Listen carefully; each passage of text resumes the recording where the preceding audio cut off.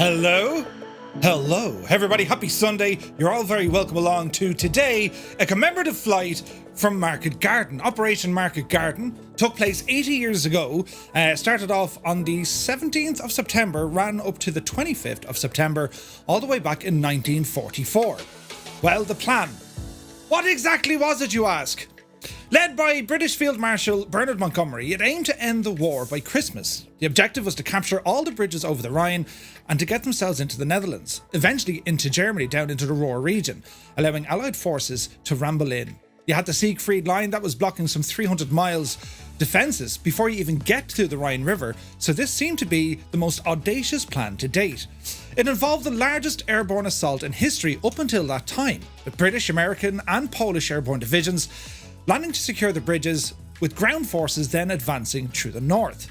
This was one of the largest airborne assaults. 35,000 troops that were dropped in drop zones, all in three major locations. We had Eindhoven, we had Nijmegen, and then of course we had Arnhem itself. And then they were met by the troops of 30 Corps. Now we saw Night Hawk earlier on said the Canadians were involved as well, of course, from the Allied Expeditionary Force, or the Expeditionary Force that were present during D-Day. And we did our D-Day commemorative flight a number of months ago. What they did, they took the 101st, the 82nd and the British 1st Airborne Divisions, pushed them all into one, and they became the 1st Airborne Army. Interesting. Now, the British Airborne, they were made up also by the Polish Brigade. Today, we're going to be retracing the exact flight that was taken by the 101st Airborne. This is the southern route of Operation Market Garden. You had Operation Market, which was the airborne element, and then you had Garden, that was the ground forces. Our mission is to check in on each of the bridges, flying over all the key locations, and then we'll return by the northern route, that of the 82nd and the British 1st, as we make our way back to England. The largest operation in history when it comes to airborne stuff was Operation Varsity. That took place a little bit later on in March 1945, and the reason it was bigger, they did it all in one day. Market Garden was spread over a number of days. And, well, spoiler alert for anyone who, didn't read up on their history, this is probably the finest example of an incredible strategy with terribly bad execution. The tactics didn't work. Ultimately, it was a failure. They underestimated the resistance when they got there. There were a number of problems, a number of issues along the way. There weren't enough troop-carrying aircraft. The people who were involved, and we'll go through them later on, we have a bit of a bio of each of the main characters involved in this. And anyone who watched the movie, the blockbuster movie, A Bridge Too Far, it's one of the best war movies there is. An amazing cast. They kept it fairly accurate, to be fair, right? So it's actually fairly good. But anyway, we're going to be flying DC-3s or C-47s or anything you would very much like to fly. We're going to be live on the Southeast Asian server, and we're here in Microsoft Flight Simulator 2020. The weather for today, I've just gone with a couple of clouds. The real world weather back then, they actually had clear skies. It was perfect weather for aircraft flying, and they flew during the day. They flew during the day, lads, which was absolutely nuts. Why are they coming up twice? It flew twice, or it flew, I don't know what buttons I'm pressing there, but sure, listen, we'll get on with it. Hi, how are you, young fella? They flew during the day, which was absolutely nuts altogether, do you know? But it's a fascinating story, and my focus is very much on the aviation side of things. How did they manage to get so many aircraft, so many gliders, so many troops into position, loaded, take off, fly, do your drops, and then get back out of there again? It's quite remarkable when you think about it. And they had the Germans on the back foot at this stage. They were retreating fast because you had Operation Overlord, D-Day, that led to the whole thing. The Americans had pushed into the west and north and then down south, while the British were pushing south from the beaches towards Caen. At this stage, they've liberated Paris, and now they were looking for a way into Germany. And as I said, you had the Siegfried Line, which is just this massive defensive position. And there was a few in the British ranks and the Allied ranks wondering, Jesus, why are we trying to attack or put an assault in on this massive defence? And then we still have the Rhine to battle. So the idea was, well, couldn't we go around it? And that's where this entire plan came from. So it is very interesting. I can use JoinFS if anyone would like to use JoinFS. If you're on another simulator, by all means, I'll fire up that. In fact, I'll do it now, lads. I'll do it now. That's a big 10-4, good buddy. Now, what's very important as I get through everything and everyone in the chat, I do have to let you all know, today's flight is possible from the man doesn't sleep. Jeppesen 2001 has created us yet again another custom scenery for one of our adventures, and he does this for free. He does this in his own time, and incredibly kind. So can we all put some pints of Guinness into the chat for our very own Jeppesen 2001? You're going to like it. It's incredible. The immersion you get, and it'll hit you when you least expect it. Do you know? So he's done incredible work. So well done, Jeppesen. You absolute ledge. And Jeppesen has made some incredible sceneries. Anything from Casement Aerodrome, which is free, but then you have like your Falcon Field over in Arizona. That is one of the best sceneries you can get. It's payware, and the attention to detail is ridiculous. He's also done Victoria Falls and so many more. So you need to check out Jeppesen's work. You'll catch most of them now over on Parallel 42. Jeppesen is their head of scenery development over there, and he's going from strength to strength. So huge thanks to Jeppesen. And he'd be, no doubt he'd be here at some stage, probably giving out to me saying, Murph, you're doing it wrong. Now, let me see. So I'm connected to JoinFS, I think. So if you're on JoinFS, just let me know. And if you don't know what JoinFS is, ! JoinFS.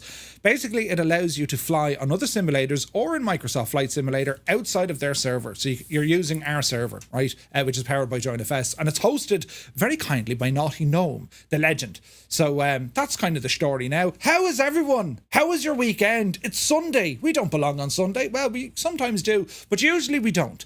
And well, today's flight, we did a great, commemorative flight for D-Day. And that was a lot of fun. It was interesting, and it's nice in a way that it's respectful, right? We kind of get a sense of, now we're sitting at a flight sim, but we get a sense at least of what was involved and what these people had to go through on both sides, be it on the Allies, the Axis, or even the civilians. It gives us that appreciation because, well, as time goes on, it'll become, distant memory. And we're at the stage in life now whereby there's very few left. There's very few of the original folks who lived during that time left. So it's important that we kind of keep, important things, make sure they're still relevant, do you know? So that's the plan. So what we'll do, we'll jump here into the chat. Welcome in, everybody. And if you've any questions along the way, just put them into the chat, right? If you want to find the flight plan, everything's over on our Discord, ! Discord. That'll get you the flight plan. It took ages. It took ages to get that flight plan. A lot of magnifying glasses on original maps, would you believe? I got my hands on. Well, I say original, but they weren't original. But they weren't necessarily used over that neck of the woods. They were original, like over here. But they're from that time. They're from the 40s. And anyway, I digress. Who's here and welcome to Sunday? Super Typhon is in the house. Larry is here. Da forget for Larry. Good man, Larry. Good to see you. Toto2495 rambles in. Fierce Wolf looking fierce and wolfy. Happy Sunday. Vacuum. Good afternoon. Dragon617 is here. Sim Tom. Good to see you, Tom. Retriever Neil. Welcome aboard. Mr. Scoo says, Operation Market Garden has descended upon us. Let us experience this with honour and, of course, let us view this with awe and pleasure. Indeed, indeed. Great to see you, man. Netminder, welcome in. Tima is here. Rambach Mord, a very good afternoon to you. Renoir joins us here in the chat. Dougal McTavish, the chairman, has arrived. He says, happy Sunday, good people. Welcome in, Dougal. Hope you're keeping well. Willow How Much is here. Who else now? Let me see. Spitfire RAF 100 has subscribed to the channel for 43 months. Thank you very, very much indeed, Spitfire. Insane generosity. Dougal having some multiplayer loading issues. 3 sim restarts, and we think it's working now. By the way, if you do see kind of, generic models, right? Aircraft model matching, it's probably because folks are using different liveries, right? And if you appear on my screen as a flying Bonanza, or as Colonel Fork affectionately made it, the Mooney Typhoon, he calls it, right? Because I used to always fly a Mooney. And the thing would be like a rocket ship if you're flying a jet. So we call it a Mooney Typhoon, right? It's only because we don't have the livery, all right? So fear not.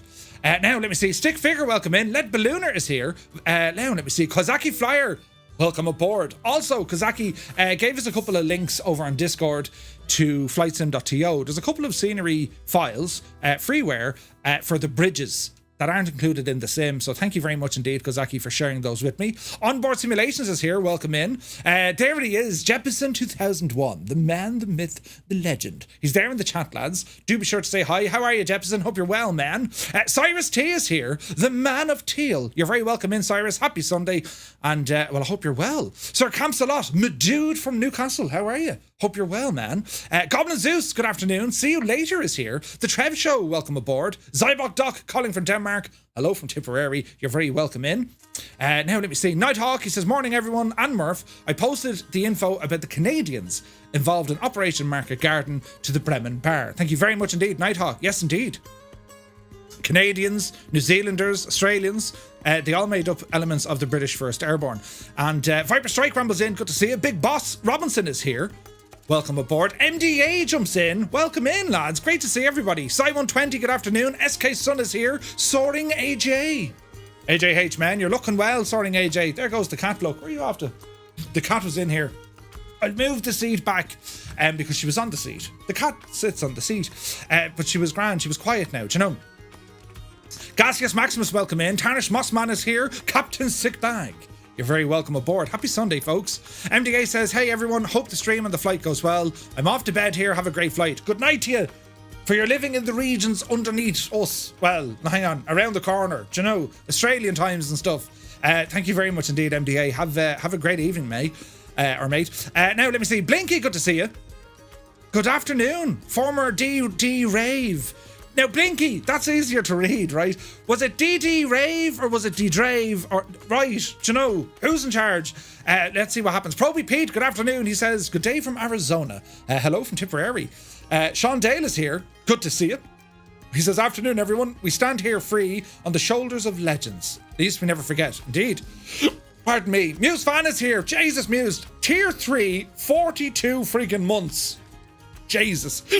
I've the hiccups now. He says, how he is his man jokes is. Happy Sunday, all. Good to see you, Muse. And thank you very, very much indeed for that insane support, man. Balut is here. Good to see you. Apocalypse, please. Southeast Asian server. Did I hear that right? Correct and right. My alerts are gone tiny. Hang on, I fixed that. Look, now you're talking. Right, now you're talking. Any bills have subscribed to the channel. Sure, welcome in, lads. Hang on now. My alerts are up in a hoop because I was making I made a video yesterday. Very productive yesterday, do you know? Made a video all on myself. It was brilliant. I was brilliant. The video wasn't. I was just brilliant. I did all my recording. You want to see me making a video? I put the car in swinger, baby. Street Lamb is suffering. Jesus, it's after kicking off early. Jesus! Any bills have broken my screen. Gifting 50 subs to the community. Mother of Jays. Lads, if you've just received a tier 1 sub with a very special thanks to Any Bills, do be sure to say thank you. What amazing support. Any Bills, yous absolute legends, yous. It's a Sunday, right? God almighty. That's insane support. Thank you also very, very much indeed. That's nuts. But yeah, I was saying, you'd want to see me here when I'm recording, right? I'll show you, look.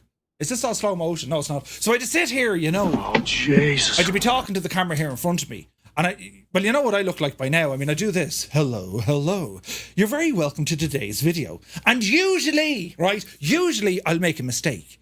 And I react I get very animated. I don't necessarily bash things or break things, but I get fierce, thick. Do you know, I must record some of them for your viewing pleasure, you know, or I'm sure there's memes that'll be made from it. Look at this guy freaking out because he mispronounced something. And you know how bad I am at mispronouncing things. I mean, you can see it, right? Is it DD, Rave, DeRave, Drave? Right? I'm really bad. I do it all the time. And that's with a friggin' prompter. I have a prompter here in front of me. Look, you show it. You might be able to see the writing going up and down on the screen, can you? I have a pedal here that works it.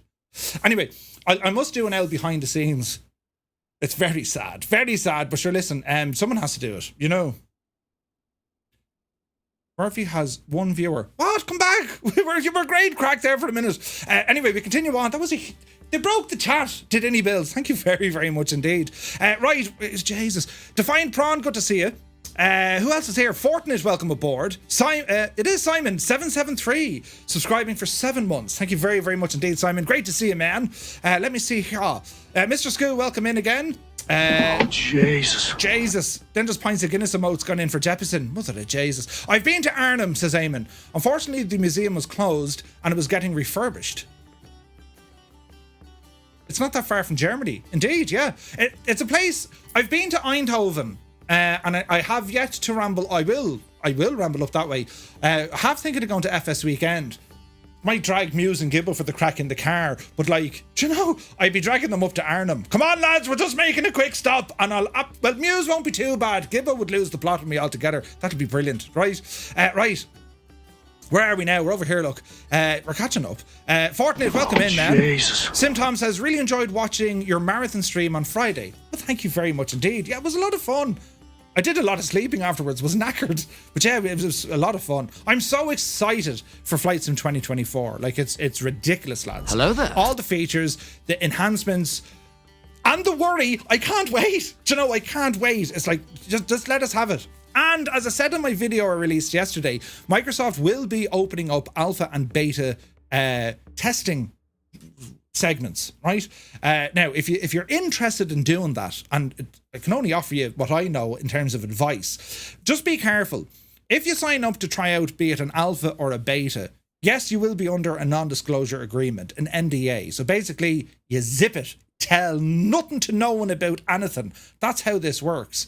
And they usually put like your username, your gamer tag, they usually plaster that all over the screen. So you can't be a muppet and try and like, oh, look at this, exclusive. They'll kick you off it and they can go legal with you, right? But that's not the point. The point I'm making is, if you are interested in doing it, you have to be aware that it mightn't run as well as you think. There could be like ridiculous bugs in there and you'd be wondering, what the hell is it? But that's what they do. They release the sim out in an unfinished state and they're looking for feedback. And sometimes they'll leave bugs there because they have to look at it. They could get a list of, let's say, 100 bugs. They'll prioritize, well, which are the worst? As in, 100 users reported this bug, 7 users reported that bug. Okay, we'll fix the 100. Do you know what I mean? That's how it works. It's a very interesting thing when you kind of look into beta or alpha or even the whole software development. As the end user, I won't say it's easy for us, but like we do get fairly, excited when we say, that isn't working. How did they not check it? It's a process. I was chatting to Raoul yesterday and he just said, Murph, flip the coin. And I flipped the coin. I was, oh yeah, Jesus, I never thought of that. Do you know, it was very interesting stuff. But anyway, I digress. We're over here, look, Proby Pete, welcome in. Olsen is here, welcome aboard. Ozymandias, how are you, man? Murph, your flag and your arm is the wrong way around. It's actually not. Where is it? Here. Oh wait, no, it's here. This is my right shoulder, it's correct. On the left shoulder, it flows behind you, right? I don't know why. This came from Normandy. They should know. I hope, right? And it has a big tattoo thingy on the back. Hooray! I love these. They're fantastic. Right, how long is the flight? It'll be a long one, I'd say. Country Flyer, good to see you. Oh, Kando is in the house. Kando, how are you, man? What time are you up at? Jesus, great to see you, my dude. Adam Prestige is here. Good morning, Adam, or good afternoon. It's afternoon, lads. Dread Metas, welcome aboard, man. You're looking well. Two Dogs is here. Download, welcome in. Right, we'll catch up here now quickly. Indie Bills, guys, thank you very, very much indeed. Insane support. Absolutely insane. Right, now, I can't see any of me chat, and then it appeared again. Pyrotech, welcome aboard. Who else is here? It's kind of busy, isn't it? Now, let me see. Tima, welcome in. PSX 747, good to see you, man. Pyrotech, yes. Fly with Stuart, welcome in. Got Z Funk, great to see you, man. You're looking well. Let me see. US Marine Corps veteran 1996. Welcome aboard. Great to see you. Now, let me see. In the Skoda. What are you talking about, Skoda? Skoda? The Skoda's grand, lads. Iron Bird, welcome in. Ozymandias again. Super Ty says probably another 6 hours. Who knows? It's 10:30 in the morning with Kando. Jesus. Kando, what's a Candonian breakfast? A Candonian breakfast. Cornflakes, I'd say, or do you know what I mean? Something along the lines of it. Now, also to all our lovely viewers watching us over on YouTube, happy Sunday, guys. You're very welcome in. There's a few of you. We have Bungalow, we have TPHI17, welcome in. Banana Dave is here. Tier 0, Shuffle Shoes is over there. White Can Yes, Zard, Bunkfoss, Monty, Lodged Potato, you're very welcome in. Jack M is here. Mrs. TPHI17. Zard, how is it going? You're looking well. Major Flaws, Dave AK, Tier Zero again. Welcome in. Tenured is here. Unsaint, welcome aboard. Andy's Vehicle History channel, welcome aboard, man. Let me see here now. Who's this now? Ivan Royer, it looks like. Hey, Ivan. Patrick Doyle, good afternoon. Big Al is here. And yeah. Welcome in, everybody. You're looking well, lads. Gav Spears, good to see you. And Flight Sim Dad VR. You're all very welcome aboard. Great to see everyone. So the plan, we're going to get this aircraft started up. We have a bit of a route to take. And, well, let's kind of get to it. So buttons here, Murphy. We'll do one of these, do one of them, and we'll appear over here. And, oh, Jesus, I'm after breaking my microphone. It's all right, lads. Don't panic. It'll be fine. It's very dark in here or something, is it? Right, anyway. Maybe it looks fine. I don't know. How's that? I sit here. Hang on. Don't mind me for a second, lads. I'm just moving everything. How's that? It's worse. Right, let's look at the flight plan. Now, as I said, this flight plan, it's available over on our Discord, and it took friggin' ages to make, right? Because, well, I didn't find any flight plans. Usually, in Flight Sim, we usually get a lot of flight plans made, and a lot of people spend so much time and accuracy building them, and for this one, no such luck, so we had to build it. So we're over on the ground here at Echo Golf Victor Alpha, known as RAF Fairford. And we're going to be flying along this corridor here. Jesus. Basically heading east. Yeah, we're heading east. And our first waypoint is a place called Hatfield, just north of London. We continue on until we get to at.z. Once we get to at.z, it's a right turn heading 136 degrees, and we're heading down here to a place called Borneo. That's the waypoint, Borneo. Dover is a little bit further south. We're going to cross over the channel, and we're heading down to a waypoint, Miami. And at this stage, we'll drop altitude. We're going to drop here to about 1,500 feet or so and ramble in. Back then, you know, the Royal Navy, they had most of this area already cordoned off. There were a number of recon aircraft, primarily the P-38 Lightning, and you would have had anything from Hurricanes, Spitfires. They would have all operated to roughly here. Spitfires and the Hurricanes, they didn't have the range. The P-51s had a much better range, and then the Lightning even further, right? And then they got into kind of like low-level reconnaissance. They got into support aircraft, bombing aircraft. All the jazz was all done here. So we get in from Miami, Catalina, down towards Ghent. This is the waypoint. Then over to Deloy. And then, friends, we're going to be turning left, heading towards Eindhoven. Now, Eindhoven is where the 101st Airborne were deployed, just south of Eindhoven, and they had to ramble up and secure a number of bridges. We'll continue on north, and once we get to, how would you pronounce that? It's not Grave, I think it's Grave, is it? Once we get up towards Nijmegen, well, this is where the 82nd Airborne Division, they're the two American divisions, that's where these guys deployed, right? And after that, then, we head up towards Arnhem. And Arnhem is where the British first deployed. Grav. Thank you, Mr. Skoo. It was Grav. Arnhem was probably the most heavily defended because it was the last bridge going over the what's the river called? Well, the Rhine, right? But there was another one. There was 3 rivers they had to cross. There's the Val, but they had like the Meuse and something else, right? So our flight plan is going to bring us up to the original kind of DZ, the drop zones near Eindhoven, but then we're just going to follow on the route as we'll inspect elements of Nijmegen, Arnhem, and when we leave Arnhem, we're going to be heading back and we'll join up with the northern route of Market Garden, and that'll start us at Colombia. We'll then head up to Antigua, and then we're just kind of, you know, we're just cutting across country until we get all the way back to our starting location. All right. So this is the flight plan. This is what they did. The only difference was they had they took off from some 24 different airfields across the UK, across southern England, and you know 2,000 aircraft.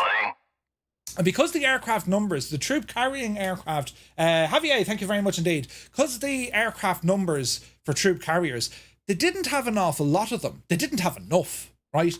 They would plan to do one drop and then leg it back and then do another drop and then leg it back. Most of them were only dropped once, as in the crews would only fly once. Some elements did 2 chocks in a day, but most of them did 1. Now, what did this mean? It meant that reinforcements for any of the divisions, in particular when it came to the British 1st Division, the Polish Brigade the brigade weren't due to arrive in Arnhem until day 3, right? And we'll learn more about the characters, as in the commanders who were in charge, who was representing who. And the Polish general, well, he was kind of fuming over this, because not only did he know that the British guys had to hold on for 3 days, he knew that the weather could change, meaning that could delay the arrival of the Polish brigade. So there was all sorts of stuff going on. The plan, from a planning perspective, it was genius. I mean, Monty came up with this idea, and at this stage, General Montgomery, he was highly sought after, because, he did all the work in Africa, he did a lot of work in Italy. Himself and Patton didn't get on. General George Patton, they did not see eye to eye, because Patton wanted to push forward the assault going into Germany directly, and Monty wanted to go up and do this maneuver, which would have brought them up to the north and then over the Rhine, right? And ultimately, they went with Montgomery's plan. The plan was a good plan. It was audacious. It was nuts. It was like, what? You want to do what? And if that sort of plan or type of planning, do the unexpected thing, that's usually what they went with, because they said, well, they'll never expect this, right?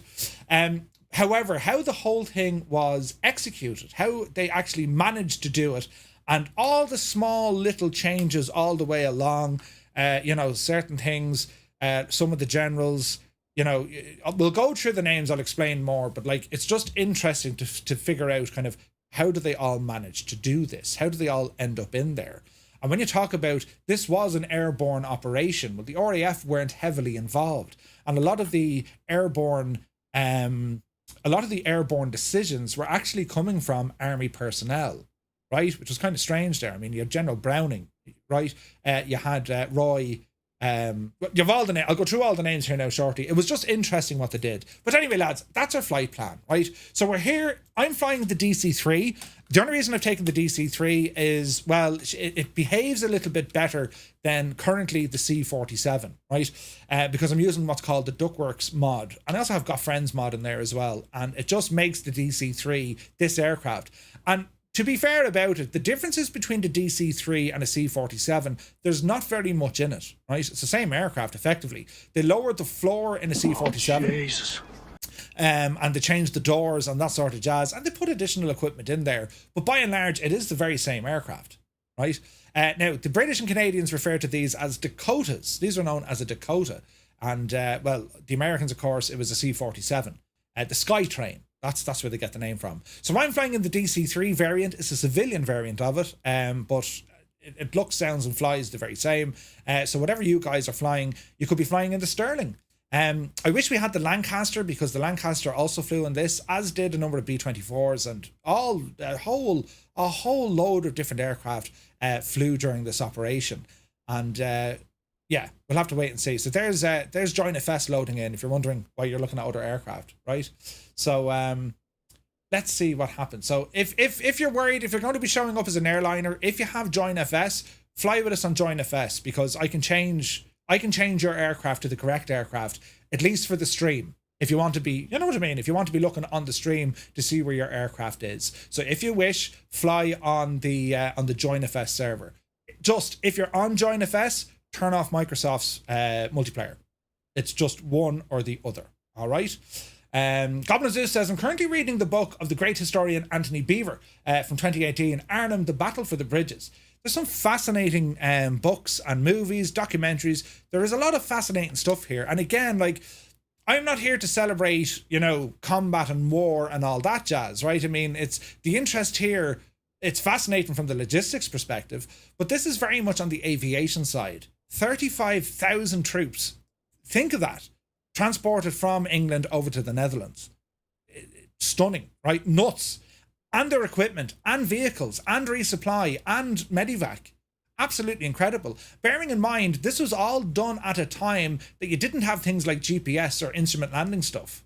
It just didn't exist, right? So when you talk about the skill of pilots and the procedures that they had to do, the communication, the training, right? And even with glider pilots, there was so many glider pilots that were just last minute, hey, we want you to fly a glider. We're going to go off and get you your wings. And they were qualified in a very short period of time, and their job is to fly the gadget, right? According to the latest data, 41,000 airborne troops are dropped, says Mr. Skoo. Well, I wasn't there. I didn't count them, do you know? But from the mission reports and all that jazz, 35,000 is what they said. There was a total of 41,000 involved, give or take. And the other elements were made up, of course, by the ground forces. But yeah, more than happy to be corrected. If we have other information that can be verified, sure, I'd be interested to look at it. But anyway, all we know is there was a lot of people, right? So this is our aircraft. We're going to get this machine into action and we're going to start our flight by getting airborne. Oh, Jesus. So we'll set some views here and get ourselves set up. This is a magnificent aircraft. So we're going to start off, just get some doors closed first. We're looking good. And before we get going, we need to make sure that we have sufficient hydraulic pressure in the system. So before we start, a couple of things we need to make sure. Landing gear handles in the down position, fuel tanks are off, throttles and props you should be in the back position, and battery master, everything else is turned off. So I'm going to start off with our hydraulic pressure, and to do this, I want to open up they're already open actually, the cowl flaps, right? Now we can open them, but there's no pressure in the system. So if you start the aircraft, your cowl flaps should be closed and you need to pump some pressure in. To do that, well, friends, we're going to open this little gadget, and where's our little yellow handle or red handle? We'll start pumping. And as I'm pumping this handle, and this happens in the real aircraft, right? Hey, Colonel Fork, good to see you. So the weather, it's like a few clouds. That'll do you, Colonel Fork. So you see that pressure coming up. We're looking for about 750 on our PSI. That'll kind of do it. It'll drop a little bit. No, open that again, Murph. Close, you devil. There we go. Is this one we want? Pumpity pumpity pumpity pump. Alright, that'll do. We'll close the valve. Like the click spot is hidden. Now put you back. Right, super. Electrical system. So battery cart, we're going to deploy that. You can see outside then, we should get a little battery cart in front of the aircraft. There is an LOD issue. This thing will just appear when you don't want it to appear. We've no idea why. Muttley is here. Good to see you. Okay, so we have battery power coming in. Nice. And up on top now. So we're going to say landing gear, that's all okay. Panel lights, bring them up. Prop, leave them alone. The battery, we're on the battery cart. Avionics, leave them off. Beacon can come on. Passing light, we don't need it just yet. Position lights, we do need. What else do we have? Engine primers, leave that alone for the minute. Booster pumps, leave that alone for the minute. And generators. So we're going to go down and have a look at our fuel. So left tank goes to left main. Right tank goes to right main. There are fuel positions. We can check our fuel here. We're going to edit our fuel. We're going to fill up the tanks as much as we can before we go overweight. There is 100%. We'll drop it back to about 90%. That'll do us.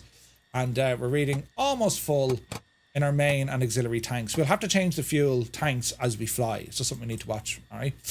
What else we need to do now? So we're going to put our prop to full. As a throttle, we'll open that just a small little bit. And let me see here now. So to get the aircraft started and up and running, well, we have a couple of things we need to do. So we're going to make sure that our ignition switch is active. So we're going to push it in. Right mags are going to be turned on. We have our engine primer. So we'll put on our booster pump for the right. We're going to put our mixture full on the right. There's other ways to start this. This is just the way it works for me. But let's see what happens now. So we're going to say mags are on both. We're going to prime the engine here for a moment. Few moments of prime.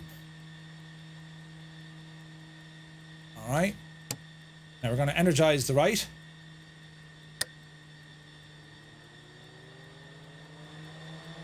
You hear that spinning up?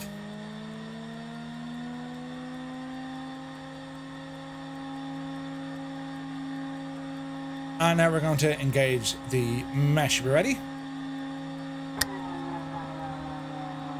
Bit of spinach.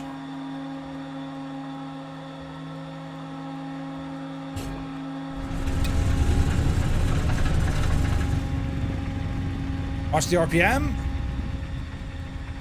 Bit of smoke clearing there. Manifold pressure's okay. RPM is coming up. Oil pressure's coming up. Ah, Betsy. Easy does it. And there's a good start on our right side.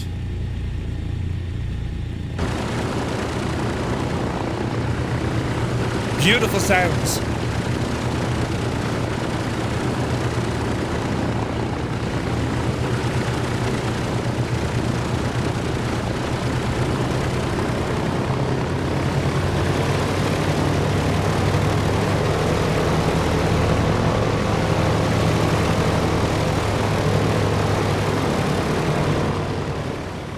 So I'm using the FT Sim pack for the DC3 sounds. You can get all access to those if you go to Patreon and follow FT Sim. They're very, very good. Right, okay, so engine 2 is running, so we're going to put on the right side generator, and that's what's looking good to me. What else do we want? Booster pump, right, come off. Left is going to come on. We'll open up the mags here on the left-hand side as well. We're going to get our mixture, throw it in. Up the road you go, all the way. So fuel pressure should be reading full, which it is. And we're going to come up to here and we're going to prime the engine here for a moment. So the flight plan, David, it's over on our Discord if you want to grab it from there. So there's a bit of prime. So left side, we're going to repeat the process. Mags are on both. Start the Energizer. That DC3 over there is still hopping along. We'll call him Hoppy. So you're effectively listening for this. The motor's going all the way up, yeah? I'm getting a mad read on fuel pressure, but let's not worry about that for the moment. Right, now we'll give it a start. Are we ready? Now, usually you'd have to wait for like 12 rotations of the prop, then you put in your mixture and your mags. This way just works for me. I don't know what it is.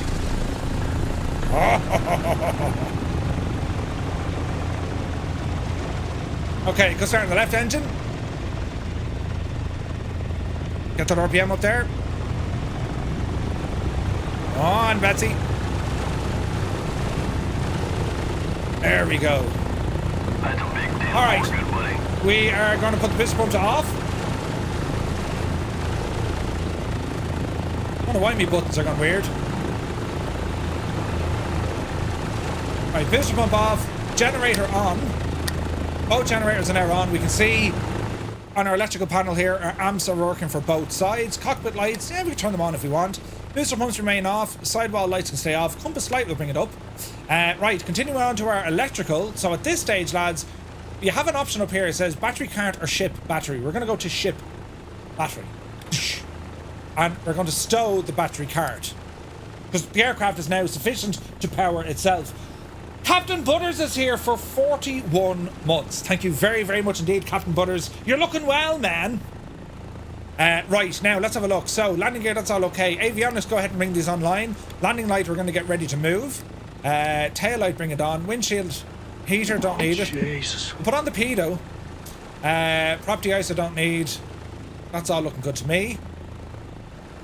And that's all looking good to me. Sweet. All right. So we're going to reset our directional indicator. We're going to reset our barrow. Now, we're facing almost south, so you just want to adjust your gyro. Yeah? You'll just want to adjust all of this. How do we move that devil there? It's this guy here. Look, there's our light.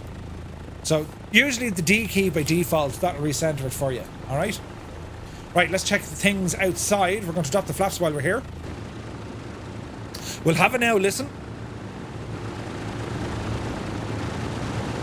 And we'll lower the flaps.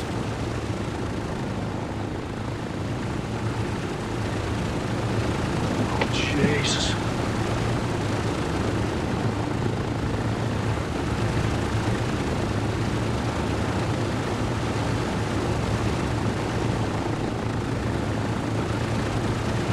I mean, look at that for the sight. Isn't it absolutely gorgeous, lads?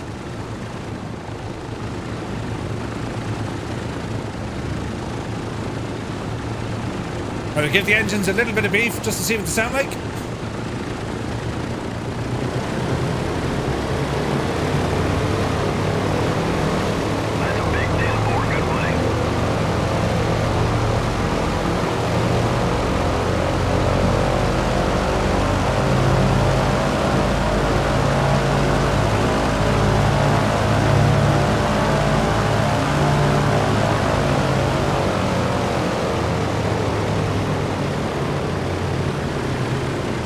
Absolutely gorgeous, isn't it? Country Flyer, thank you very much indeed. 29 months. Thank you very, very much indeed, my guy. Very kind of you. Right, before we get going here, we need to put these cowl flaps into trail mode. Or your engine cowling, effectively. They have funny names to them. They call them fish something. Close that window. In you go, you devil, you. So you can see the cowls here now in the engine. They're going to just pull back a little bit. There's a click spot behind his head. In the C-47 Dougal, if you're in the C-47, there should be a click spot around here. If you hit that, it'll disappear the other pilot, right? Now, you need to have a look at this. This is important. Left engine hydraulic, right engine hydraulic. Left engine gyro, right engine hydraulic. So you have the takeoff position. And then you'll have the gyro pilot position. So currently, see this blue handle? Our gyro pilot will not work with that handle in that position. Just remember that after you take off, you got to move this guy forward. It's basically diverting the hydraulics onto your systems rather than just on flaps and gear, right? Now, we don't need it yet. Put it back where we need it, and off she goes. But we need to remember that. We also have like an emergency gear extension. Hopefully we won't need it. In terms of trim, always trim nose down in this gadget when you want to go flying. So put the nose down a small bit. And what else do we have? That's kind of it, lads. That's kind of it. So, let me see. I'm not on live weather because live weather, I think, in the UK is a little bit hit and miss. But I'm going to taxi down to runway 09er. So that's going to be straight ahead, turn right, and then we're going to ramble down. I'm now going to turn on multiplayer. So I'm expecting to see quite a few aircraft. And if you're having bad FPS, right, if your performance is rubbish, turn off multiplayer. And then once we get airborne, once you're away from the ground, it'll totally chill out and be grand again. All right? So I just want to make sure that everything pops in the way it's supposed to. Do you know what I mean? So here's a couple of nameplates appearing. Brilliant. I can't wait to see what you guys have brought with you today. I don't know, will you have C-47s, Spitfires? I see a Tomcat down there. Freaking Maverick and Goose are flying with us, right? Fish kills, that's the one, yes. But look, you can fly this route as if it was the historic day itself, or you can fly it in today as if it's like a commemorative flight. The choice is yours, right? The choice is yours. All right. So we're going to come off the brakes. Jesus, Dougal is appearing as a Mooney Typhoon. It's a Dougal, what livery have you got? Okay, so the parking brakes are going to come off. Chocks should be gone. Chocks are gone. Bit of power.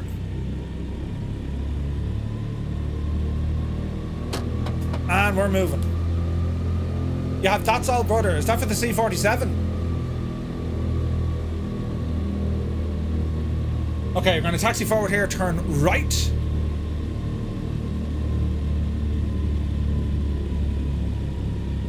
C-47 for That's All Brother. I probably don't have that. That's probably why. But fear not, Dougal. We have Join FS as well if you want to use that. And guys, listen, fly what you want. I mean, that's the thing, right? I mean, whatever you want to fly in, that's what you take. Okay. Look at this machine. Isn't it beautiful? Absolutely gorgeous. There's no question, lads. The DC-3 C-47, it is one of my absolute favourite aircraft. Absolute favourite. So we'll ramble down the taxiway. There was a NATO paratroop drop to commemorate the 80th anniversary of Operation Market Garden. Oh, nice. Cold Feet Warm Hand says, the weather in the UK is not hit and miss. It won't stop raining. Oh dear. Hello there. Oxer, welcome in. Alright. Man, the sounds of this thing are great, aren't they? There's Simon in a Spitfire. Maybe we got a lightning over there with vacuum. Oh, look at that. We got a tornado with us. Look at all of these machines. Beautiful. Absolutely beautiful. Is a Ryzen 9 and RX 7600 good for Microsoft Flight Sim? I would think so. I would certainly think so. Control Major Tom is there. Rogers RC, Banana Dave, Zard. Lord Freeze is with us. Good man yourself. Who took the short Sterling? That's a ballsy move. It's a great looking plane. Alright, let's see what happens. Red Dragon, good to see you. I heard you can run ultra settings on Microsoft Flight Sim 1440 easily FPS or 80 FPS. Well, that's all kind of a myth. Like, I'm using a 4090 with frame gen, and I can guarantee I'm not getting 80 FPS here. Right, hang it right here, Murph. Do you know what I mean? Gibbo Ireland is here. Good to see you, man. A very happy Sunday to you, Gibbo. Hope you're well. Gibbo put in an amazing shift on Friday night there, lads. Look, he was looking at us. He was looking after us all over on YouTube. Thank you very much. John DFW, good to see you. 5090, I think, in the new year. The first quarter of next year. That's my hunch. Have they officially announced it yet? No? Alright, so we're going to get ourselves into position. Test Pilot is here. Good to see you. 33 months, man. Thank you very, very much indeed. Oh, so many beautiful aircraft here. Alright, get ourselves lined up. And just be careful on takeoff with this aircraft. It's heavy. And this won't take off like a conventional kind of transport plane. Not like an airliner that you can just nose up and hope for the best. When you take off, keep the nose down, have a very shallow climb out, get that airspeed up, and then start have you to been climb. drinking? I have, Ted. I've been drinking like a mad idiot. Right, flaps. I had them on full, so we're just going to drop them down to about a quarter. Right, holding the brakes.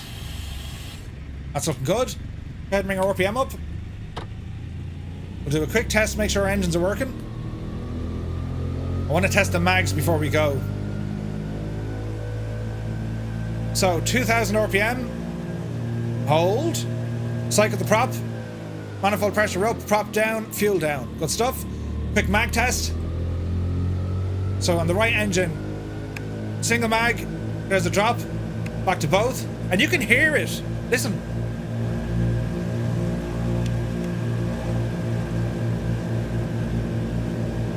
Do you ever see the button that says prop sync? So your prop sync will actually automatically lower or increase the RPM depending on the engine. Your flight engineer would be sitting there and he'd know just by the sound of them, and he'd be tweaking all the stuff, right? Hey, Av Angel is here. Good to see you, missus. How are you? Right, try the left engine. Yeah, that sound difference? And we can see it here in RPM. We've dropped about 50. Back to both.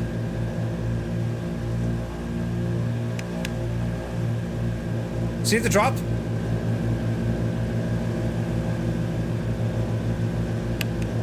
Good stuff.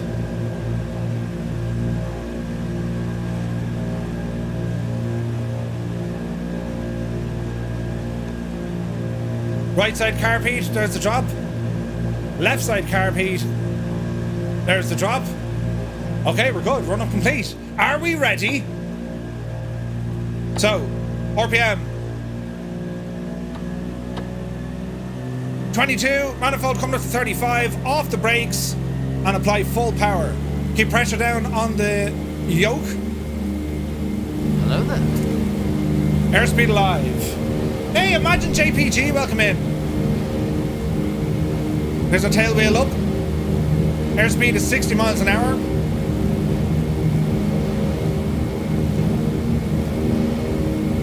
There's 80. We're getting light now. She wants to fly. Ease up on the stick. And a slight rotation. And we're flying. Positive rate of climb. Gear up.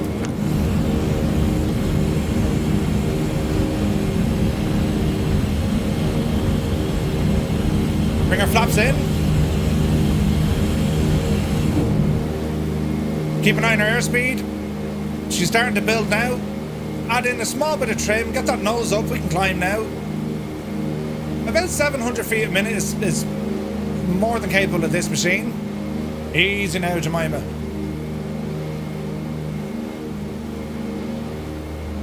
Easy, easy. Okay, we're looking good. More trim needed. Little bit more trim needed. Maintain the climb. And it'll shallow out here. Okay, remember your hydraulics. Move them now so we can use our gyro pilot. Our cowl flaps. We can now close them. All right, all right. So you want to be kind of fixed on an initial heading of about 090 degrees, give or take. Hey, Flacco, good to see you. Gotta love the DC-3, isn't it gorgeous? So small bit of right turn just coming in here now. Negative, Captain, this is Flight Sim 2020. Now the gyro pilot can help us out, so we can do a couple of things, right? We can lock in a heading. So we want to fly to roughly 090. So I'm going to use the top bar for that. Make sure these guys sync, and I'm going to turn it into roughly there. Come down here. Let me see. Autopilot is on. I didn't use the tail wheel lock. Come on, Murphy. So the gyro pilot, she's looking good there. Easy now. Okay, so we want to unlock that, engage this. We want heading mode, and we're going to try and get some elevation data thrown in here as well. That's aileron. Give her a little bit of a climb.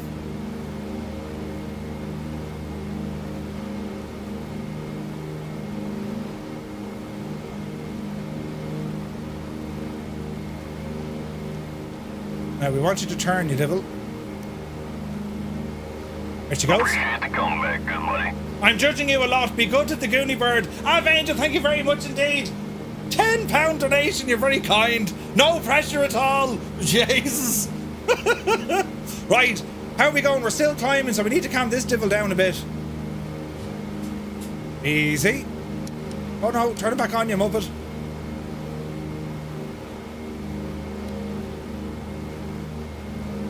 Right, stop your climbing. Easy.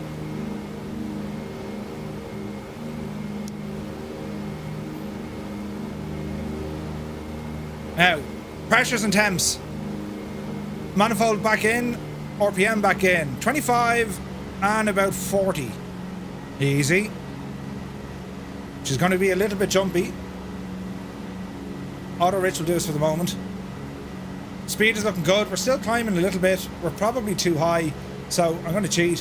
Where's my autopilot? Hello, autopilot. Give me 1,500 feet will do. Watch your speed as we do this.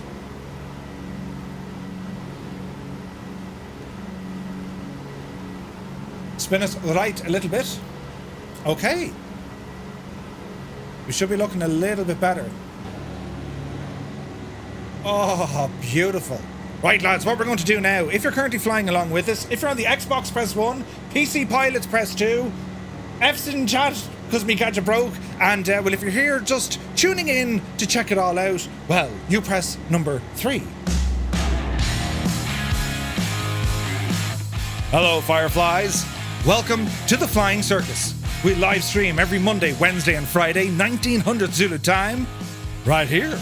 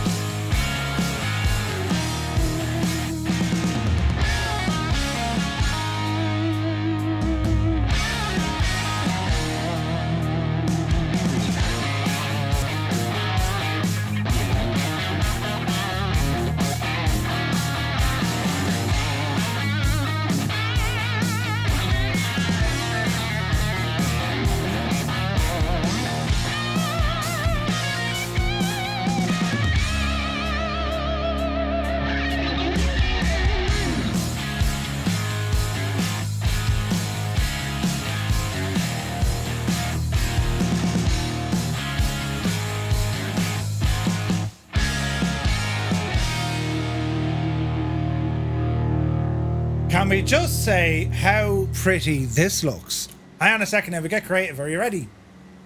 Oh shit. Look at the state.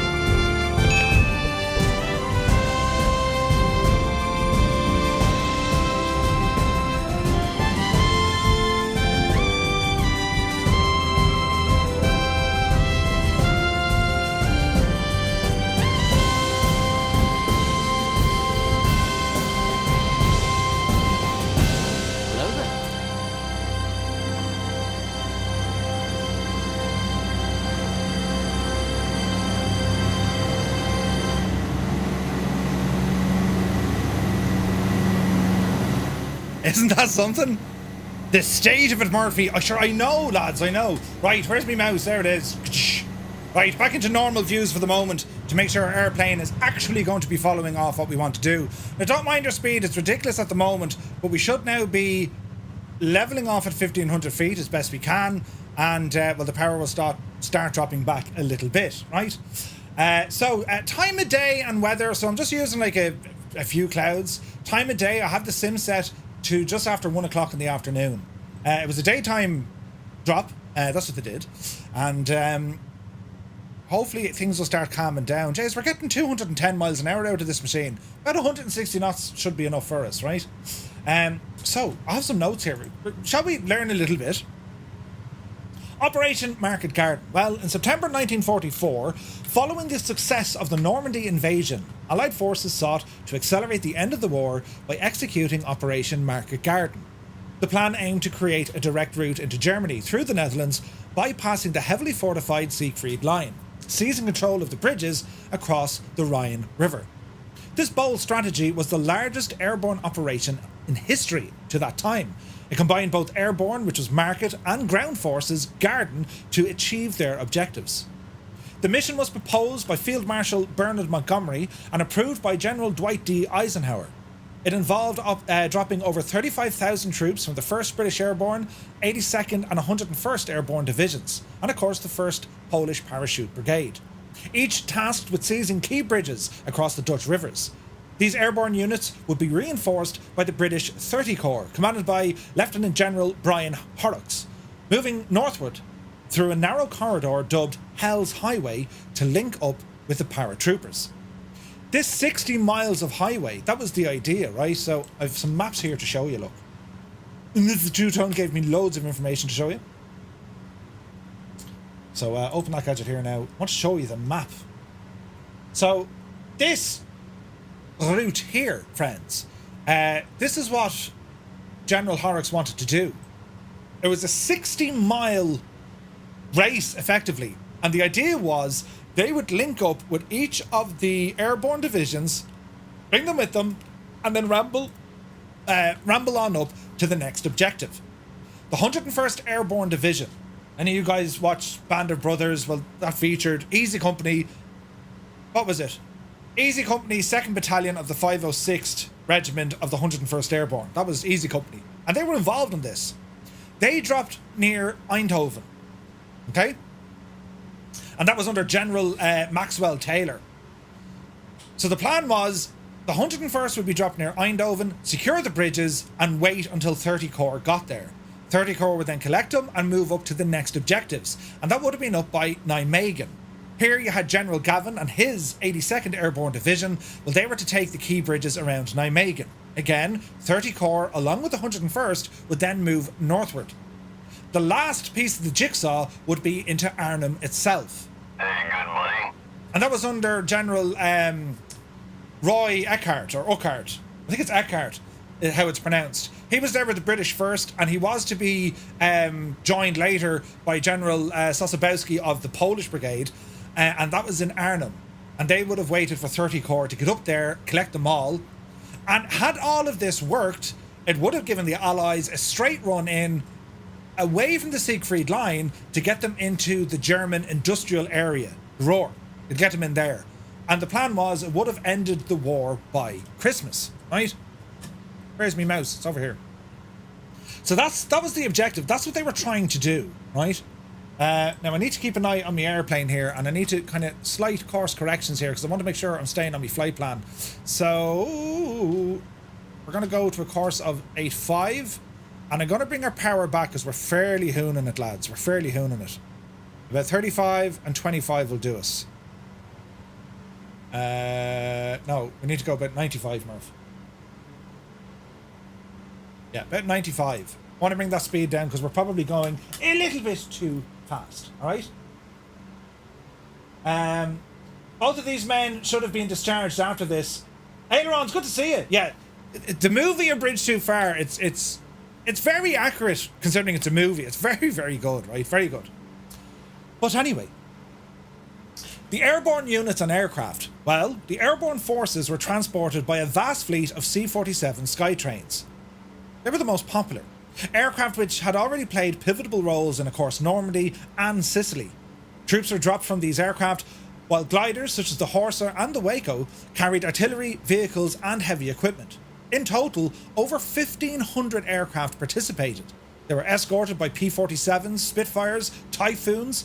They all provided air cover against the German Luftwaffe and flak as well. Now there was other aircraft.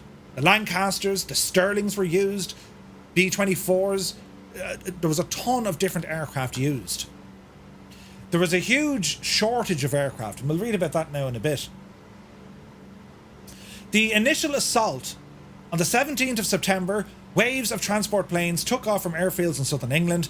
The weather was favourable, aiding to the massive formation of aircraft. Fighter escorts neutralised several German flak positions. Some gliders did crash land under fire, and there were also losses due to anti-aircraft resistance. I think on the day they reported something like 11 enemy aircraft were spotted, but German air support was very, very low.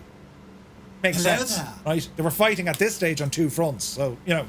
The flight from England to the Netherlands, it was about 2 to 3 hours, depending on where they took off from in England. There was intermittent flak encounters along the way. Despite some issues with drop accuracy, most of the airborne units landed near the designated zone. Now, some of the zones were not ideal because it put these divisions far away from their objective. The worst affected was the British Airborne. They had an 8-mile hike to get to their objective during the day. And the intelligence they received at the time, from low-flying aircraft, they were told, they're kind of second-rate, a lot of old men, a lot of young kids, they've no battle experience, this would be a pushover.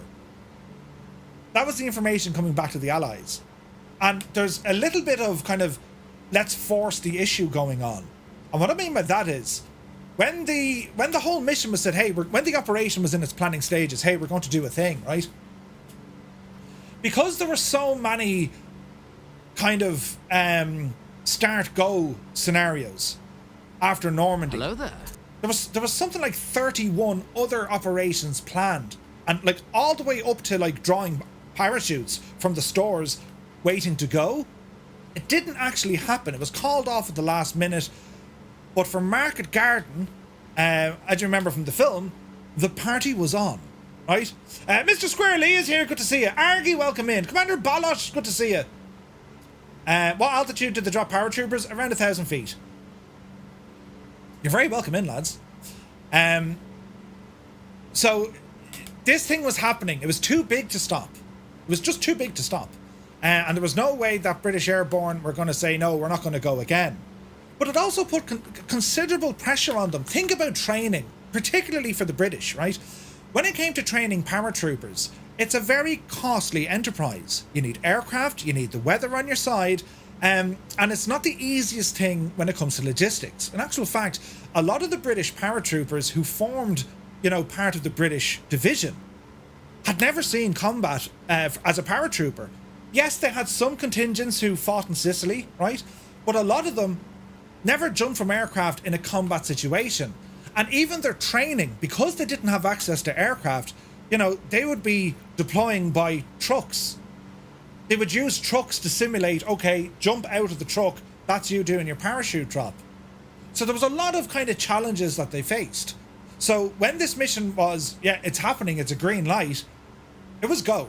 We're not turning back, we're going to do it. Now later on, as more intelligence came in, and again, a British Fire depicted this with one of the intelligence officer, one of the majors. He sent low-level reconnaissance aircraft, mainly Typhoons went over there. And they had cameras and all this. And they saw a lot more German hardware than he wanted to see. And he brought it to the attention of General Browning, who he was in charge of the whole thing. And it was very much the case of, you know, sir, there's an awful lot of Germans here. Yes, don't worry about it at all. It's going to be fine. Right? Little did they know that the 2nd SS Panzer Division were actually located up that neck of the woods. There were 2 field marshals based up there, Model being one of them. And Murphy's Law, right? The Panzer Divisions were actually out on active training. They were doing training maneuvers the day the British dropped into Arnhem. How do you plan for that? So it means they've already deployed troops, they're already armed, they're already motivated, and then the whole thing starts. Nuts. Angel 115 says, a sky full of generic jet airliners despite having the C-47 and DC-3. Yep. So Angel 15, if you have it, you're on the PC, aren't you? So here's a challenge that we have, and there's nothing we can do about it. There is nothing we can do about it, lads, right? It is what it is. However, if you have Join FS, just fly on Join FS, because you can change what other aircraft look like once they're on Join FS as well. Does that make sense? Great review 2024. Nice, Mr. Square Lee. It's great to see you, man. I hope you're well. Scotty Bob, welcome in. I don't think I've ever would have been brave enough to parachute out of a plane. I did it once, and I didn't land terribly well. I broke both my legs. What a muppet. Let's jump out of a perfectly normal airplane and break your legs. I was in a wheelchair for 6 months. I'm sound like that. Now, friends, we're just about to overfly our first waypoint, and it's known as Hatfield. And how we know we're about to overfly it? Well, London is over there. There's the city of London, just on our 2 o'clock position.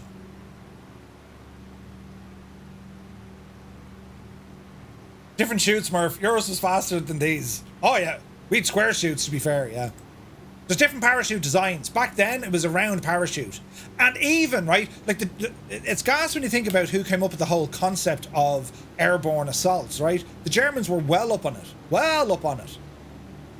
Like, if anyone ever read into, like, what the Germans did in Greece and Crete, bloody hell, right? Hatfield, the home of de Havilland, where the Comet was built. Nice! Steve and Mr. Scoot, thanks for that.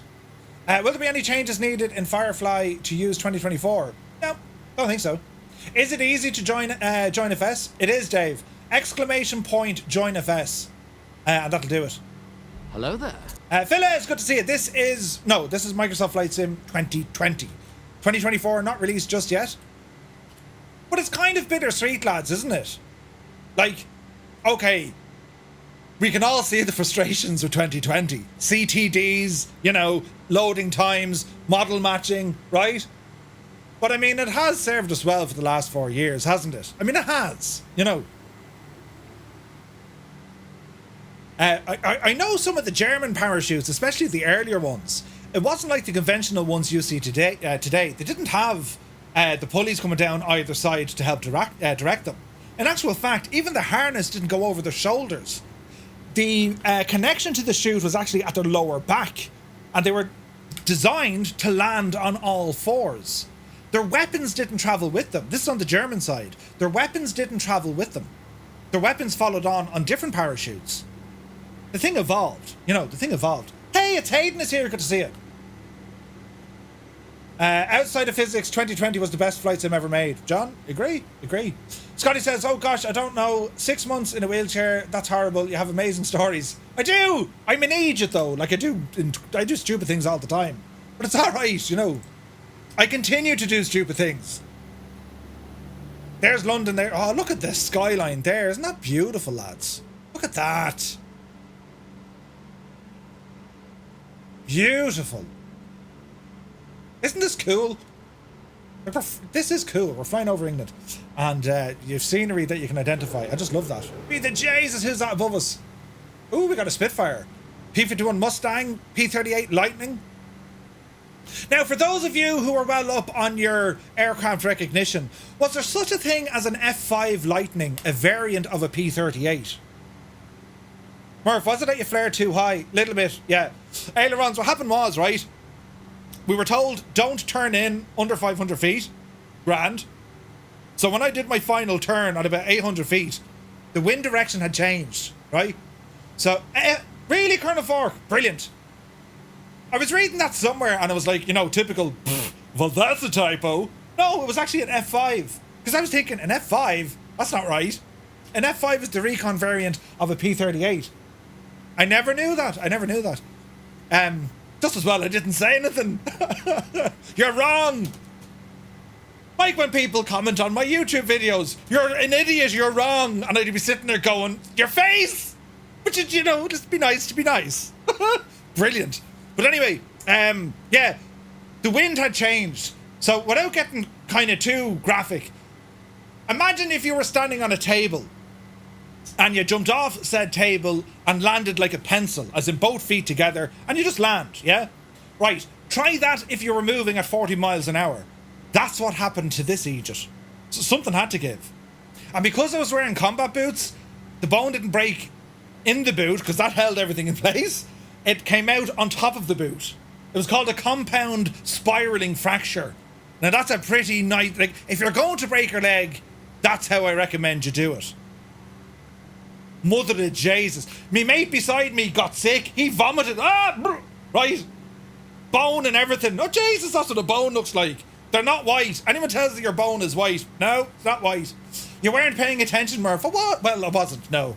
I was too busy shouting down. I think the South Park movie was only out, so I was roaring down, you know, Timmer! Timmer! And then I landed on the ground and ended up like Timmy. It's funny how that turned out, isn't it? Jesus. But anyway, I'm here now. Course correction. Bring it back to 090. at.z is our next waypoint. We're cruising along nicely, about 160 knots, and all is well in the realm. So, the aircraft, so F5, that's fascinating. Fascinating. Right, where are we? We're over here, look. Butler, bomb. Yeah, most of the airborne units landed near the designated zones. However, there were a few scattered drops from miscommunication, delayed unit assembly, and weakened their position against German forces. And just like what they did on D-Day, right?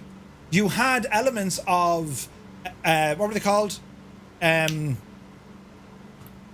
Words are hard. Ah, Jesus. How did I forget this word? Pathfinders, right?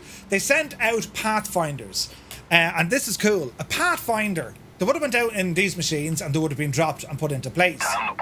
And what they were dropping in, let me see, we just got a raid. Trullaby, thank you very much indeed. welcome aboard. Good to see you. They would have been dropped in to assemble or to install. Hello there. Part of the Rebecca Eureka system. Says you. Huh? The Rebecca and Eureka system. Fascinating bit of kit, this. Considering, lads, you didn't have any of the mod cons we have today. Look at that DC-6 there. Beautiful. They didn't have any of the mod cons that we have today. You know, when it comes to like GPS and all this sort of stuff, you know?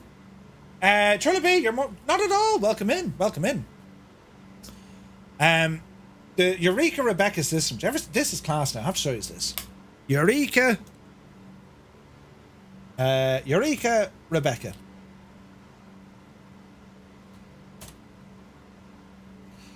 It basically worked as like a transponder, right? The ground elements, Eureka, they'd put this little machine on the ground and that was just sending out radio waves. Think of like a VOR. Think of a VOR, right? It was just transmitting, you know, this crack. Right? And the Rebecca unit in the aircraft was able to tune to its specific frequency onto the right channel. And then it would listen to... Right? But not only that, they managed to...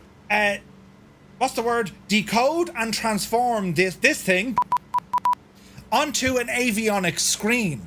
Right? So instead of having sound frequencies coming in, they're actually able to make it pin on a visualized screen. Think of like an old ECK or monitor, you know, like a heart monitor. That sort of crack. So it allowed the pilot then to hone in on his position to see was he left, right, far, up or down from that location. Isn't that amazing? But it needed, you know, the Eureka system on the ground and it needed the Rebecca system on the aircraft. I don't have it on this airplane. This is civilian. But anyone in the C-47, you'll see like a H aerial on the side of your plane. Was it small or far away? These are... Hang on, I even have that here somewhere, don't I? I do. Yes. These are small, but the ones out there are far away. But if you ever see them on the side of some aircraft and you're saying, Jesus, that's a funny looking aerial, that's part of the Rebecca system. It was usually like a H, usually bolted onto the side or the underside of an airplane, right? I'll show you some pictures here, look. So, do we have it on a C-47? Because you'll see it better. You'll see it here, look. See this gadget here on the side? See this thing? That's a Rebecca unit. That's a Rebecca, right? And then you have the Eureka, which was the ground station. So this is how it would work. Eureka would be on the ground and Rebecca would be up there and they're talking to each other. Like, this was cutting edge technology back then, lads. Cutting edge, right? Nuts. And that's how they were able to navigate. You didn't necessarily need it this much during the day. That's the unit. That's the Rebecca radar. That's what they had, look. I mean, this would have been like absolutely sci-fi back in the 1940s. This just would have been like, what is this, right? Not necessarily needed for daytime operations. But an added bonus, when you're a pilot, especially back then, and you're flying predominantly visual flight rules, you're monitoring your aircraft systems, you're following a compass heading, but you have a navigator on board, and they're looking at all the landmarks. Here's a road, here's a forest, here's a lake, here's the sea, here's a lighthouse, right? That's how they navigated. So when you're the pilot flying and you're getting flak or there's clouds or there's loads of other aircraft around you, well, this device really lightened the load when it came to navigation. It was genius. Now, the Germans had a similar system, right? Again, using radio waves. And it was developed, I think, before the war.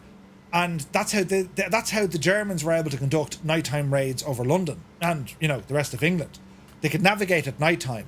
And this is, as I said, this is before you have VOR. This is before you have airways and all this jazz, right? So it's fascinating to see, but where did this all come from, you know? It was the advanced as using a wire coat hanger as a it was miles ahead, do you know? But fascinating stuff. So that's pretty much what they were using. Major flaws, lightning strike and no power. Oh, Jesus. So that's kind of the navigation of where they were all set up. And daytime, well, it was great in one regards because you can actually see what you're doing. It must have been terrifying because as they were flying over, I mean, they were all told the story. Jesus, close your window. We don't expect much resistance, right? So as they're flying along, they're thinking, this is going to be easy, you know. I'll be back at 5 o'clock, have the dinner ready for me, you know. I'll meet you for pints. Nope, wasn't the case. Right, quick check on our aircraft. How are we doing here, lads? So, left-hand main. Right-hand main. So see the way we're dropping them? Auxiliary tanks are still good. So we're going to let these guys go down to about 90 gallons on each tank. And then we'll jump onto our auxiliary tanks. And we can change those from using our tank selector. Alright? So we'll continue flying as is for the moment. We're coming up to our second waypoint. This is at 2. It's going to be a right turn down to a heading of 136 degrees. And we're very, very shortly going to be crossing the channel. Person Chris, good to see you. We're in DC-3s, C-47s. There's Colonel Fork in the short Sterling. I built one of those when I was a kid, a model, an Airfix model of a short Sterling. And it was friggin' huge. In many ways, it was like a predecessor to the Lancaster. Everything that was wrong with the Sterling, which wasn't much, but everything that was wrong with it, you know, enhanced everything that was good about the Lancaster. Beautiful aircraft, 4-engine behemoth. We got a DC-6 just over our heads, look. Now the DC-6, they didn't actually see action in the Second World War. They came a little bit after it, 1946. But again, the heritage of the DC-6, well, it came from the DC-3, which actually came from the DC-1. And the DC-1 was almost a carbon copy of the Boeing 247. In many ways, they had very similar designs. The wings are different though. See this wing design here? It's a sweeping kind of a... just a sweeping wing. Okay, so we're getting ready to turn right here in a moment. Did you get it for Christmas, Murph? I got mine as a joint birthday and Christmas present. I can't remember when I got it. I still have... I have a B-17. I think I have a Lancaster to build as well. I've loads of models. Going back to the time when I broke my legs. They're in boxes and they're ancient at this stage. Because, you know, the lads are like, well, you're going to be on your arse for the next while. I'll do something for you. And they bought me a whole load of models, Airfix stuff, right? Yeah, we got a lot of aircraft with us. This is super. Now, I don't know if anyone's on the main map. We can definitely check it out on our VF4 map. How do we do this now, Murph? Right. We'll do a bit of jiggery pokery here. So if we get up the old menu and we turn it on the ye old VF4 map, this will give us some indication of the amount of aircraft that we have, I think. There it is. Now, hang on a second. It's a little bit difficult to see. So these are the aircraft in the sim. Jesus. These are the aircraft in the sim around our proximity. Can we get even a rough number? 2, 3, 4, 5, 6, 7, 8, 9, 10, 11, 12, 13, 14, 15, 16, 17, 18, 19, 20, 21, 22, 23, 24, 25, 26, 27, 28. 28 there. I think we have a few more behind us. So yeah, what have we got? About 30 people flying? He also has his Vegas models. Does it? Good to see you, man. They're not Airfix though. Do you know? Right, what are we not using? We're not using... Well, I'm not using the Avionics, even though it's great. Well, it's better. And I'm not going to be using VF4. Always turn off stuff you're not using, lads. You'll be amazed how it can actually impact your FPS. Do you know what I mean? And you might be saying, rubbish. I'm telling you now, it makes a difference. Firefly Airline. Oh yeah, I forgot to mention that. We're also live on Firefly Air. 6 Knots did an amazing achievement for today's flight. So let's go on over to Firefly Air and have a gawk. Let's see here now. Firefly Air. Let's go in and have a look at the radar. Nice. So this is everyone connected to Firefly Air. This is our virtual airline. And look at this, lads. Ah, that's incredible, isn't it? Isn't that incredible? I'd love to see it. On your system, do you even need to worry about FPS? I do. You'd be surprised. Yeah, that's awesome. We got 34 pilots flying on our Firefly Air virtual airline. It's free to join, by the way. Great crack. We're very laid back. You know, we're not too serious. So yeah, if you ever want to fly for a virtual airline, jump on into Firefly Air. Ramble over to twotonemurphy.com. You'll see Firefly Air. Click on it and then go down and have an old cock. Okay, friends. Right turn coming in. Down to 136 degrees. And let's see how we handle this one. Now we're holding 1,500 feet. This is fine. Right? Look at the view, look. This is beautiful.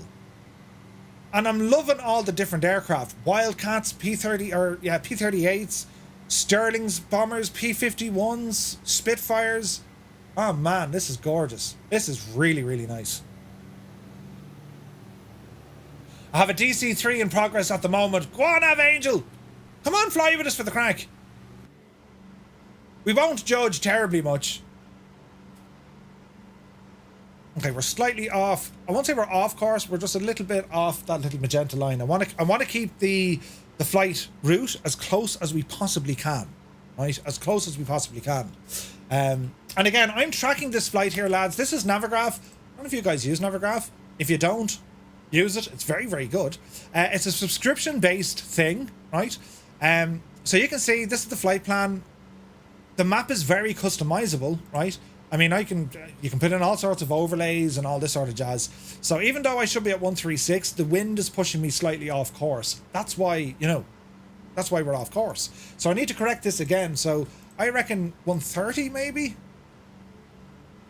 No, I reckon 145, I'd say, roughly.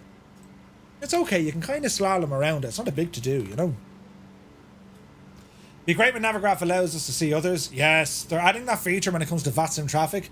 Whether or not we can get it to work with, multiplayer, but it'd be friggin' great. Let's go 155.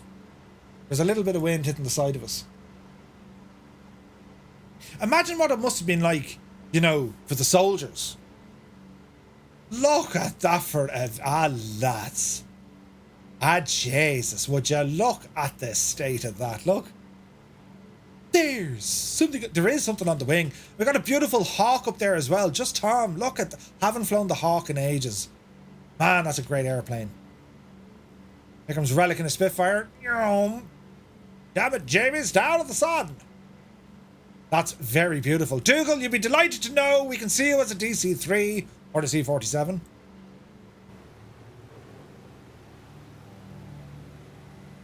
This is only gorgeous, isn't it? Stunning. Absolutely stunning. Right, where are we at now? You had exams, what to do? What, in the IT sector? Dazza, are you going into IT? Mother of God, help us all. Dazza, lesson number 1 in IT. Did you try turning it off and turning it back on? Yes. Well done. You have passed. Welcome to IT. Right? Brilliant. Right, where was I? I was over here, lads. So, let's talk about some of the key figures in all of this, shall we? And we're not mentioning like the highest of the high. We know who the major players were. But what about the key commanders? Well, we had Lieutenant General Frederick Boy Browning, commander of the airborne elements. He expressed early concerns about the mission, famously remarking later, it was he who said they were going a bridge too far. Then you had Major General Roy Uckart. He led the 1st British Airborne Division to Arnhem. He was new to airborne warfare. He faced overwhelming German forces and communication breakdowns. Not only that, he was prone to air sickness. That was actually real, and they got that in the movie. They've actually done that quite well. He was played by Sean Connery. And he played the part, as you could have imagined, only Sean Connery could, brilliantly. So poor old Roy actually was prone to air sickness, right? Then we have Major General James Gavin, commander of the 82nd Airborne Division, tasked with capturing the bridge at Nijmegen. Gavin's division performed a daring river crossing under fire to secure the bridge, which contributed to the success of what the 82nd had to do. He also injured himself during the paradrop, or the troop drop. He broke a bone in his back. He had a broken back running around. an incredible leader. Incredible leader. Then we had Major General Maxwell Taylor. He led the 101st Airborne, responsible for securing the bridges near Eindhoven. Although the division accomplished much of its missions, the destruction of the bridge at the Sun Bridge, we're going to be flying over the Sun Bridge, well, that slowed down 30 Corps' advance. And again, if you watch the movie A Bridge Too Far, you'll remember that they needed to get the British engineers up to build a bridge, right? Then we had Brigadier General Stanislaw Sosabowski, commander of the 1st Polish Parachute Brigade. He was quite sceptical of the plan from the outset. His troops were deployed by poor weather, and when they eventually did arrive, they were unable to reinforce the beleaguered British at Arnhem. He was played by Gene Hackman in the movie. Now, I like Gene Hackman. You know, he's a great bunch of lads, but I wasn't mad on the Polish accent that he did. General, the Germans. What? No, sit down beside someone from Poland and listen to how they talk. And maybe they did talk like that. But anyone I know from Poland, the only way I know they're Polish, I get them to say gearbox and actually say gearbox. It's beside the gearbox. Huh? A gearbox. Do you know? Rambach says, every time we do these flights, I start wondering why I never fly the DC-3. It's so good to hand fly. Rambach, the DC-3 is a beautiful plane to fly. And like, even on Vatsin, man. Granted, you're going to be under pressure doing any of the modern procedures, but VF4? Oh yeah. It's a beautiful plane to hand fly, especially with the Duckworks mod. You'll find that mod over on flightsim.to. It's a freeware mod. You pop it into your DC3 or into your community folder. It's just incredible. It's just incredible. This and the DC6, they're very, very good. I've seen quite a few VF4 DC3s. Yeah. I've flown a few times myself on VATSIM with a DC3. And it's usually followed by the words, "Oh, Jesus!" Because I get something wrong, you know. I bust through an altitude or, you know, I do something stupid. But yeah, they're a lot of fun, right? Next up we have Lieutenant General Brian Horrocks. He was the commander of 30 Corps, tasked with advancing up Hell's Highway to relieve the airborne troops. Horrocks faced fierce German counterattacks, and his progress was significantly slower than anticipated. Now here's the thing, Lieutenant General, and you might say Lieutenant, well over here we call them Lieutenant. Why, we don't know. The British came up with the whole concept. The word lieutenant, it's French, as is colonel or colonel or corporal. They're all French. The French came up with it. Napoleon, I suppose, you know. But yeah, I don't know why the British decided to call them lieutenant, but we do the same in Ireland. We call them lieutenant. Lieutenant? No, lieutenant. Lieutenant Dan. Lieutenant. It's just one of those things, isn't it? Right, left a bit, Murph, left a bit. Our next waypoint is Borneo. Basically, all we want to do, we want to fly just to the tip of the coast. Just the tip of the coast. That's where we want to go. Now, Lieutenant General Horrocks of 30 Corps, and he actually, it was rumoured that he wasn't well. In actual fact, he was quite ill. And these are all little things, right? You know, Gavin with his broken back, Roy because, you know, he got airsick, right? Browning, he came from the army. Do you know? Maxwell Taylor, no issue there. General Taylor, right? I mean, the 101st were very prominent throughout the Second World War. So no issues there.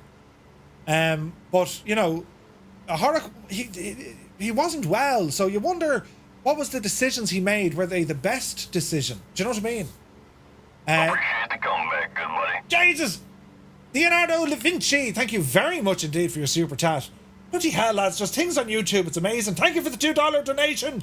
Very kind of you, sir. Hope you're well.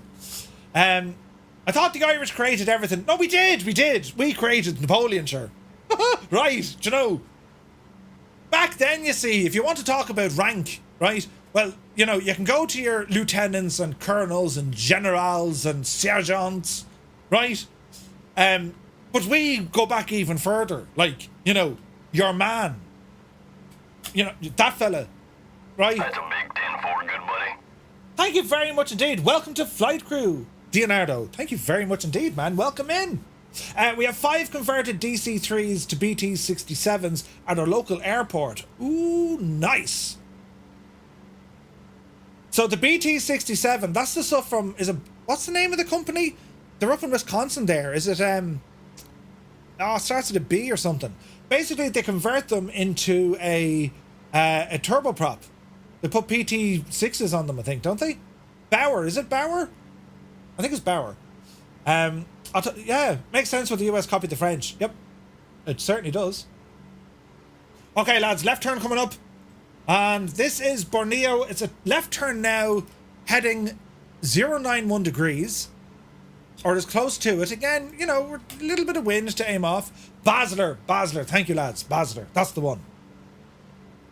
Did you watch that documentary on, it was on Netflix, all about, well, this very aircraft? That's all, brother. It's incredible. I got to meet the lads from the Commemorative Air Force. They were at Flights of Expo back in Houston. I got to meet the lads who actually worked on this aircraft. Fascinating stuff. So it is at this stage, friends, we bid farewell to England. There's no turning back. The party is on. We are about to fly across the channel. Next up will be the Netherlands. As we fly across, prepare yourselves. Use the jacks if you have to, you know, and find a button that works, Murphy. This works. And if we can get some formation flyers in, let's tighten up the formation.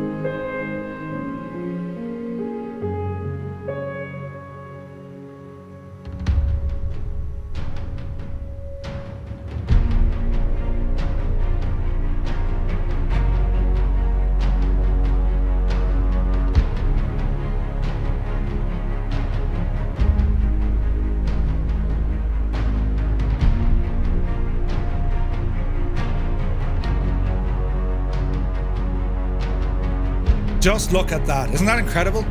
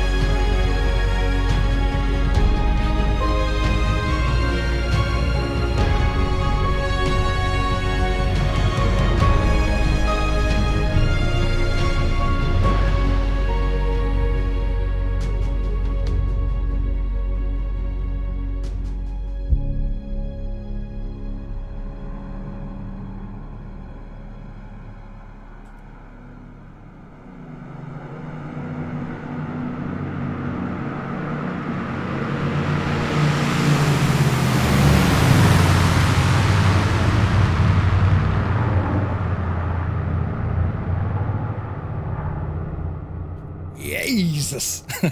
It's very good, isn't it? Right. Bloody hell. Where was I? I was over here, look. We're kind of off course. It's alright. Don't follow me. Right turn a little bit, Murph. On you devil, you can do it. There we go. That'll correct it. What music is... I forget what it's called. That'll give you goosebumps, wouldn't it? Right? It'll give you goosebumps in places you didn't know you had places. Right, now.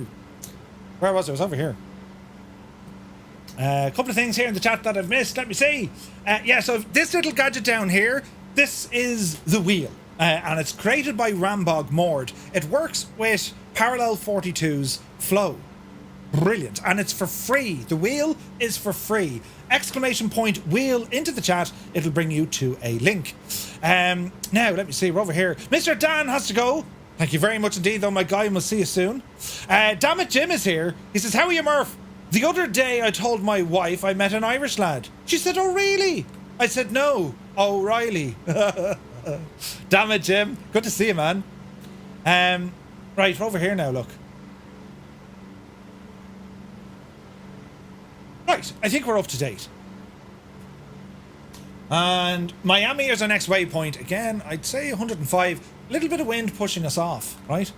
And have they fixed the flaps issue with the P-51? I'm afraid not.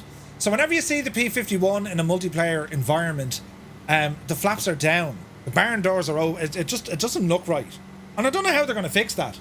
You need airplane heaven to fix it. But God forbid you say anything to airplane heaven that isn't like, I love your work. They get a little bit kind of right. Which is understandable because, Jesus, they have to deal with some amount of crap. But, yeah, they're, right. Reread it.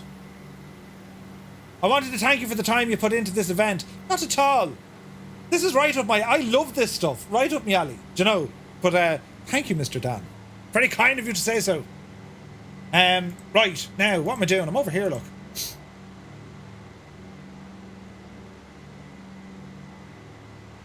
Yeah. How do I do this now? Tenured. Buttons, Murph. I need to do a thing. Tenured. There we are. And we shall add you to some roles. So we have a channel there for Join FS pilots on our Discord, right? And if you've never been on our Discord, lads, it's great crack, right? It's great crack. I'll show you here now while, you know, we're flying at the minute. This is Discord. I don't know if many of you guys use Discord. It can be a little bit... I don't have time for this. You're not alone when you say, how does this work, right? However, there is a little Discord video I put together. It's old, but it's still kind of half relevant. Basically what it is, all this stuff here on the left-hand side, these are like different channels that I'm members of, right? And you can be members of hundreds of different Discords. They're all communities, or some are from developers. You know, you have loads of that stuff. But on our Discord specifically, well, we have a very vibrant and a very diverse community. It's quite incredible. And this is where all the information and all the chat, and basically this is where we hang out when there's not a live stream on. And the crack is quite good. So we have, like, you know, the Bremen Bar. This is kind of like your general chat area. And people post stuff in here all the time. In, you know, flight sim photos. There are many channels. Look at these photos. That looks amazing. Look, Nighthawk, great pictures, man. Muse, that's gorgeous. And it's all, look at the state of these. There's Colonel Fork, look. Look at the state of that screenshot, except for the pink fella back there. Let's not mention the pink fella. But do you know what I mean? There's loads of stuff that goes on here. We've voice channels, there's stuff there for truck sim, other games. It's a very active community, and I'm blown away. You know, we've 2,500 people on our Discord. It's nuts. And I regularly have to prune that, as in folks who may not be on it for more than like 30 days, but we tend to say good luck to you. So it's quite mad. But if you've never used Discord before, I highly recommend it. You know, it can be on your phone. We do voice chat, you know, when we're doing trucking. It's free, right? And it's a great way to connect to other people. And it can be a little bit like, holy crap, there's a lot going on here, but you can keep it kind of simple as well. Do you know what I mean? So exclamation point Discord, Discord, into the chat. That links you to our Discord channel. There's like an onboarding thing. It'll ask you a couple of questions. You know, what did you have for breakfast? What's your favorite shoe size? And what's your favorite wrapping on a Christmas cracker? Things like that, you know. And it'll kind of just customize the Discord experience for you, right? So there's questions there like, if, you know, do you like DCS, for example? If you like DCS, well, we have a DCS channel. if you like terrible jokes, as Damn It Jim says, you can jump in and appreciate those. You know what I mean? So that's where all that stuff lives. Now, I did say we were going to change our fuel tanks at 90. We're not there just yet, right? But here's the thing. As pilots, well, we need to plan. So, I'm expecting, at Miami, I'm going to change onto our auxiliary tanks. And the reason why I'm doing that, we should get from Miami all the way up to Deloy on our auxiliary tanks. Then we'll switch them back to main. Okay? Because I don't want to be messing around changing fuel tanks when we're coming up over the objectives. I mean, why give yourself something extra to do? Doesn't make sense, does it? Pineapple and Pizza's question, if you can come in or not, right? So, once we get to our next waypoint, Miami, we're going to jump onto the auxiliary tanks. Now, a bit of a procedure. What we're going to do, we're going to turn on the booster pumps. Because the last thing we want to do is starve an engine of fuel for whatever reason. Could be airlocked, could be the way they're switching and swashing in the tanks, assimilated. So booster pumps will be turned on, right? Now, what else is running here? We're also going to be entering, you know, a tactical kind of situation. So that means landing lights, position lights, and basically everything. All your lights will be off. Now, it's a daytime flight. You don't need to worry about it. But when we were flying in D-Day, that was nighttime, lights were off. And they do have a passing light, that's what they call it. It's usually on the left wing, and that's usually to indicate if you're moving toward or away from traffic. All right?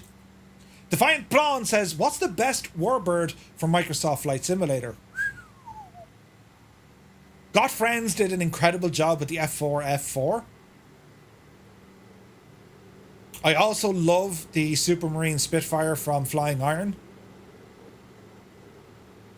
Anything from Flying Iron is brilliant, right? Blackbird Simulations did a great Corsair. But yeah, I think Got Friends, they did a remarkable job. I know Inibills did the P40 as well. I'd love to see that updated. You know, we also saw a big Radials P40. That was fun as well. But like, the Inibills one isn't bad. I'd love to see it updated though. Because I know it gets better. I know they can do better. Do you know what I mean? But yeah, the F4F4, that's the Wildcat. That's Got Friends from Colonel Fork, isn't it? That to me, that gives you the best warbird experience and functionality of a warbird in Microsoft Flight Sim.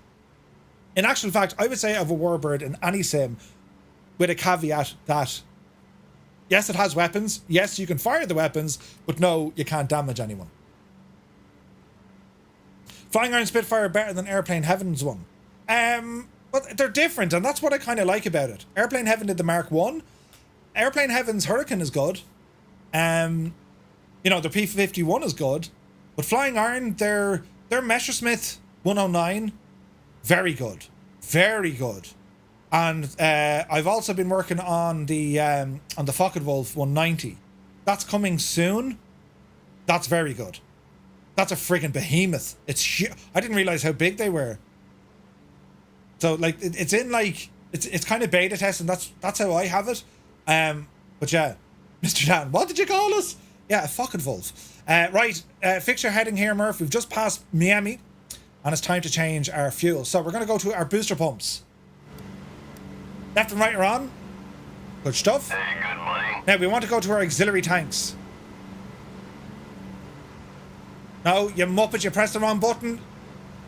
Did that kill the engine completely? No, we're okay. I pressed the wrong button. There's buttons being pressed. Steve, welcome in. Right, I need you. Jesus. I'm getting loads of smoke because the engine had to restart mid-air. Brilliant. Left auxiliary. There we go. Bloody hell. Right. Auxiliary tanks are now in action. Fuel pumps off. Trust me to break it, right? Where are we heading to? Mark, jump on in. We're reflying Operation Market Garden. That's why my heading was off. You have a gyro drift. The gyro drifts. That's why my heading has been off. So what happens is your gyro instruments, right? You ever see a gyro? Do you ever hear people talking about a gyro and you're saying, what are they talking about?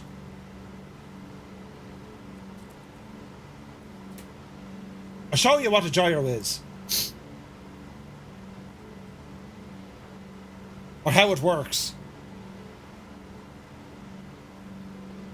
What's the best way to show you this?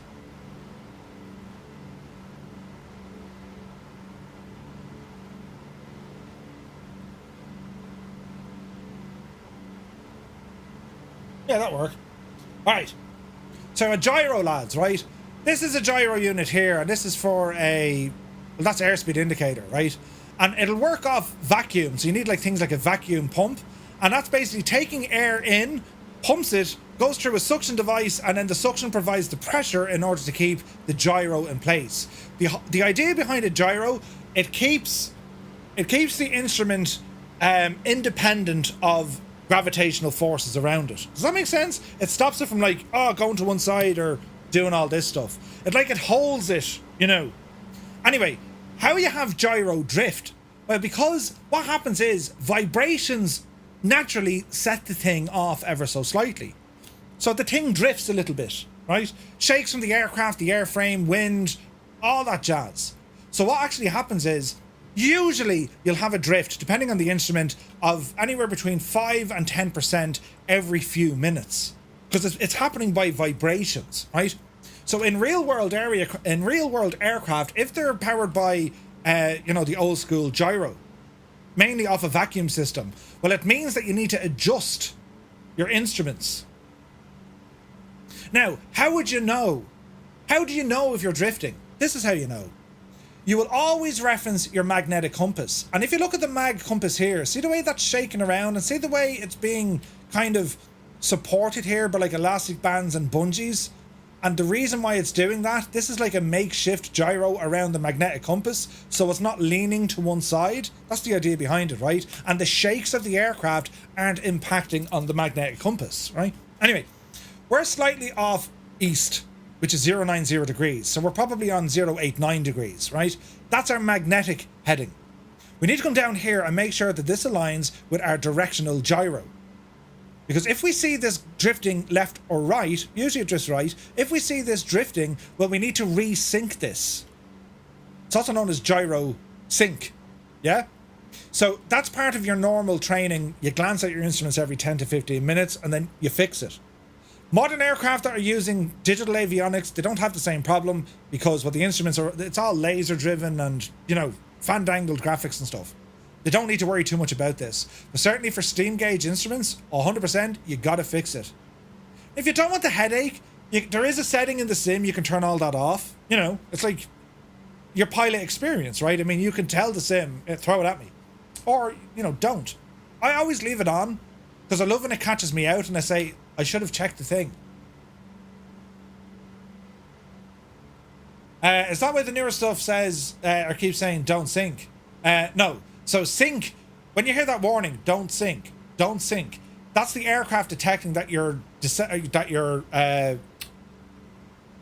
descending too fast, and the pressure it's detecting, you're going too low, and you're also underneath the approach descent angle.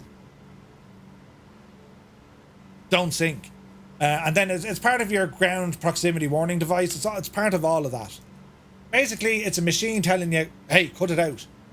You're going to break something. Do you know what I mean? Right, let's have a gawk here. Slight left turn. Catalina is our next waypoint. Hey, Cowrath is here. Good to see you. Passing Bruges with Colin Farrell. Brilliant. Don't sink is about pitch. Yeah, it's up or down motion as opposed to left or right. Your gyro is very much on left and right. Now, for instance, if you had an issue with your airspeed, that's also on a gyro. Your airspeed is primarily being fed from your pitot. Pitot. It's French. Pitot, right? If you ever had an issue with your airspeed indicator, check your pitot heater. Because there's a little element on the aircraft. Here's your pitot tubes here on this plane. These are little elements allowing the air to rush in. But what happens if they get blocked, or what happens if it's very cold and there's moisture? It freezes. It'll block your pitot. Your airspeed indicator just won't work.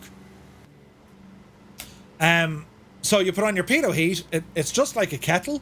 It heats it, right? It's like an element, and that'll melt any ice that's in there, and then you should get that working. When it comes to your altitude and other gyro instruments, well, they use static ports for sensing the air pressure, and the static ports are usually kept out of the way of things like prop wash. Otherwise they wouldn't work. You know what I mean? So there's a method to their madness, do you know? But they're all the little components of aircraft that make the things work and how we read them. And, you know, you look at the cockpit here of a DC-3, which was, funny enough, a very easy aircraft to fly in terms of what was required. They were built to be easy to fly. And you might look at them going, mother of Jesus, there's a lot to it, right? If you were to compare, you know, a more comprehensive or complex aircraft, look at the DC-6, for example. There's a lot more going on inside that airplane. And then you compare that to something like a 737 or an A320. Instead of having, you know, 10 gauges indicating all different things, well, all that information is now automated, and it probably puts it on one screen. One little screen will now show you everything that all these things are showing me here now. It's mad, isn't it? Now, my oil temperature is high, but she always runs high in this thing, so I'm not worried too much. Carb heat isn't great, see that? So our carburetor air is low. So let's see, will that come up a bit? It is, here we go. So watch, we're going to do a bit of science here, look. Because we want the engines running as sweet as possible. So I'm going to increase, don't lock it. Oh, balls. Hang on. Back up there, you. I want to increase the heat in the carbs because I want them in the green zone. That's important, yeah? So I'm just moving these dials here, and I'm looking over here, lads, look. So we want them in the green. Then we know that our engines are running optimum. Absolutely optimum.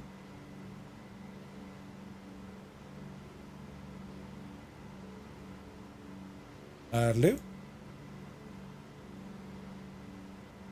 them up a little bit. Now, what's going on over here? Heating systems warning. Open spill valve in radio compartment when red light goes on. What's this? Left and right heat systems warning. Open spill valve in the radio compartment when the red light goes on. Yeah, no, it's okay. That should be okay. Murph, I was thinking about what York said about trains and the train sim lads. What would stop Microsoft and Asobo from taking the same stance for collaborating with truck sim, farming sim, or something with boats? Colonel Fork, I agree with you 100%. And that's York's thinking. That's York's thinking. Like, why not? Why not? His objective at the moment, or his goals at the moment, he said it in the interview I have with him, the focus right now is on flight sim. It's on aircraft and, you know, airplanes and the air. That's the focus right now. But who knows what they can do? Like, they've built this whole world. You know what I mean? They've built this whole world. Okay, Catalina's coming up next. Now, we will be dropping to 1,000 feet shortly. Not just yet, though. So, before we need to start worrying about it, lads, now is a good time to keep an eye on all our instruments. Fuel, RPM, airspeed, everything. Make sure everything is tickety-boo. Because our focus will be on the flying element more so. Never thought about that. I'd only ever use the carb heat to avoid icing. Yeah, so like, if the carb temperature, if your carburetor temperature is low, your engine is working harder, you're burning more fuel. And you're probably causing pressure where pressure isn't needed. Think of, you know, not really on the manifold. Well, it could on the manifold, but like, it's more to do with kind of RPM and fuel efficiency and all that jazz. So you keep them in the green as best you can. Everything should be in the green. The oil temperature is off the chart. Now, I can fix that by dropping the RPM, because we're high on RPM. So if I start bringing down the RPM ever so slightly, let's call it 24. You can already hear the difference. And now let's keep a look on this. If we open our cowl flaps, that shouldn't affect oil temperature, but let's see what happens. So the cowls are going to go on to trailing mode, allowing some air in, but it's also going to add a little bit of drag to our airspeed. Because we're, you know, think of being inside a car and you've the window rolled down. Don't try this at home, kids. But when the car is driving and you have your hand out the window and you're feeling that force fit your hand, put your hand like that. It's not too bad. Put your hand like that and you really feel the force pushing your hand back, right? You see it in a car. the very same in an aircraft. You put a surface that's now hitting the wind more, it adds drag. That drag has to go somewhere. It's one of the main forces of flight. Pretty cool. Imagine managing a farm. You hire someone in flight sim to crop it, then contract someone in truck sim to haul it to a train, who then puts it on a boat. Colonel Fork, if that ever happens, we will never leave our houses again. Bell bro, good to see you. Yes, we're very close to Zeebrugge. Right lads, right turn coming in, 128 degrees. And we're heading towards Ghent. Right turn coming in, speed is looking good. How's my temperatures going now after opening the cowl flaps? Look at that, back in the green. The right engine is a little bit hotter. It makes sense, we start at the right engine first. But let's see if that temperature drops. The left engine is now coming into the green.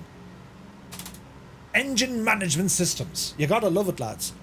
Talk about simulation, right? And then you get in your race car at the track, right? And then, you know, you paratroop into somewhere and you go shooting. We'll never leave home again. How about you build your own city with an airport and then you can walk around that? That'd be nuts. Okay, we are now over the Netherlands. Small course corrections. Now let's look at our gyro. Are we bang on 13 degrees? No. Our magnetic compass is actually 12, 13, 14. But we should be on 13, look. So if we resync this, now we're bang on the money, and now we're going to turn ever so slightly. You gotta love it, right? Oh wait, it is Belgium. It is Belgium, sorry. We're over Belgium. Great bunch of lads, the Belgians. Yeah, we're still in Belgium. Yeah. We're in Belgium, lads, yeah. I'll edit that bit out where I said the Netherlands, in case I come across as some sort of an idiot. I mean, no one here thinks I'm an idiot, right? Bloody hell. What's going on here, look? There's a Vulcan flying with us. Imagine if they had Vulcans back then, though. Jesus. This is pretty. Look at the countryside, isn't it stunning? Good beer and chocolate, what more do you need? And waffles. And people. The Belgians, a great bunch of lads. Okay, how's our fuel situation? Good. How's our temperature? It's getting better, look.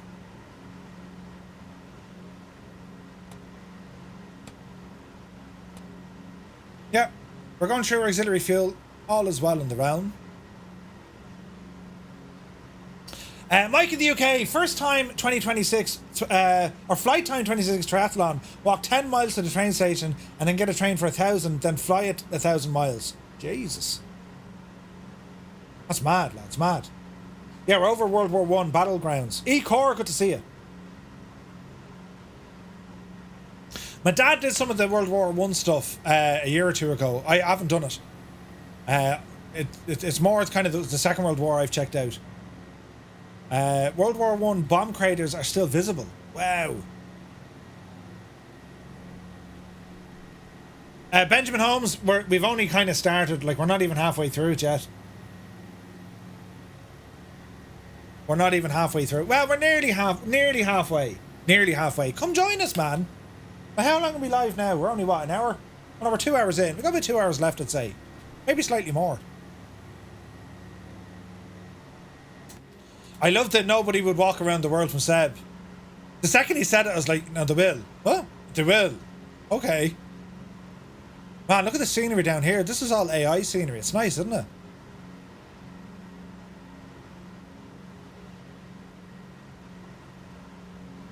Now, on the day, I mean, you would have had fighter escorts. There would have been fighters that already did the work ahead of them. I also think we have a lot of photogrammetry here as well, lads. President Corps over the UK. That's all right. You'll catch us. All right.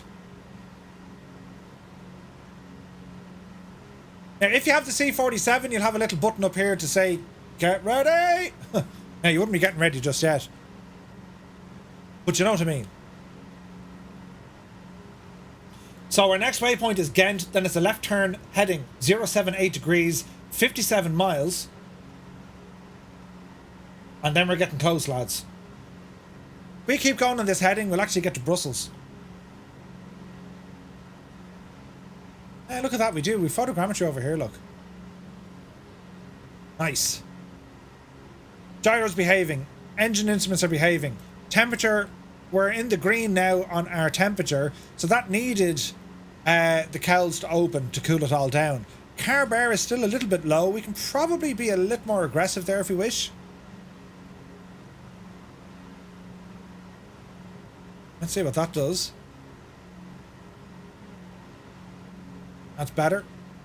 Cylinder head temperatures are fine. Oil temperature, as I said, it's a little bit hot on the right, but nothing to worry about. Hydraulic pressure is fine. Electrical is doing good. Up to our overhead here. All looking good. Gens are already on. Cockpit lighting is out. That's all grand. Don't need to worry about that. Transponder, back then, it'd be push a button for a certain channel. This was part of your communication and your transmitters. And because, like, it's a relatively small aircraft. Yes, there are seats in this one. If you're in the C-47, you have the, you have the paratroop version, right?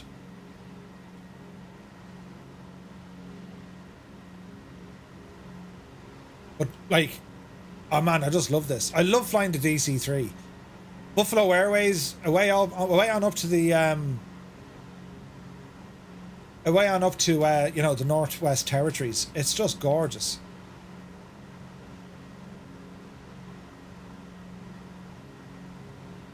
All is looking good. We're cruising nicely, lads. Look at this, though. Isn't it stunning, isn't it? Kozaki turning left now. Now. We're not there just yet. We're close, though.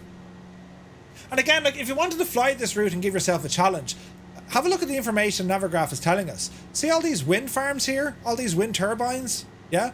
Well, we know we're going to see them on our left-hand side. And if we look closely, we can also see, well, hang on, there's a river there and there's a dock. Yeah? There's a harbour. So we're going to use that as a visual reference point. Once we're down at the bottom of this harbour, well, that's going to be a left-hand turn. So we got to be looking out for wind turbines, right? Okay. Jump in. There's wind turbines. See them there? I mean, we can see them, right? And then we're looking for the base of the harbour, so we can see the river rolling in this way. So it's roughly down here. And this area has photogrammetry as well. So there's the wind turbines off in the distance. See that? And then they come all the way down. So this is VF4 flying.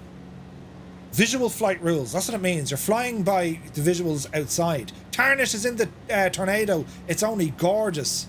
Man, look at the scenery here. Photogrammetry for the win. Look at it. The sweet spot is about, 1,000 to 3,000 feet for photogrammetry. It looks insane.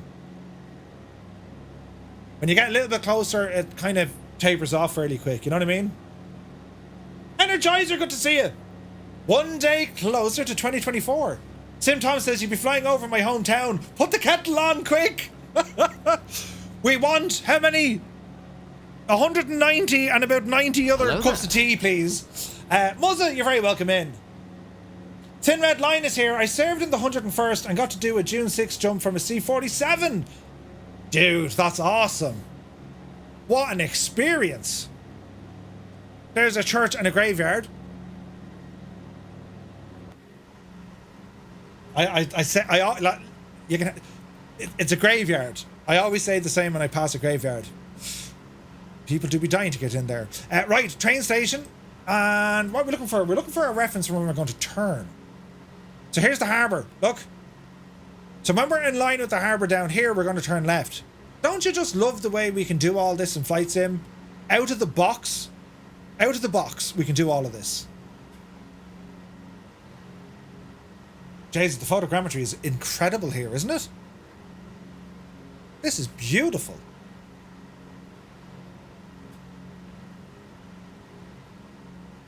We're getting close. When we're in line with this cookie, we're turning hard left. And it's a heading of, what did we say it was? 178 degrees. Alright, that'll do me. Left turn. 078 degrees. We'll go a little bit hard on this because I just want to make sure we're perfectly on that flight plan. We'll call it 068 for the moment. Watch your turn. Speed is good. Look at this. See the harbour there? That's why we're looking at a Naviggraph. We're going to turn on the base of that harbour. You gotta love it.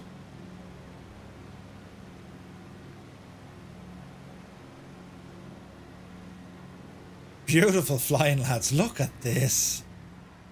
You gotta love it, right? Stunning. Absolutely stunning, lads.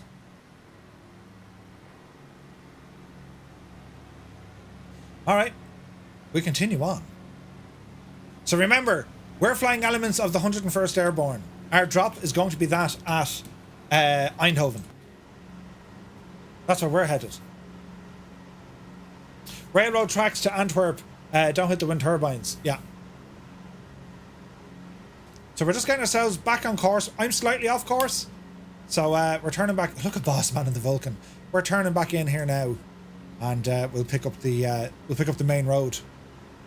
Mud Dog says, I hadn't looked as much at the C-47 because I have multiple liveries for the DC-3. Very nice aircraft. I'm kind of the same, Mud Dog. Like, I prefer the DC-3 only because you have that Duckworks mod. It makes it incredible. They've added a ton of functionality and I think it's just better. And then, you know, you couple that with the FT sound pack.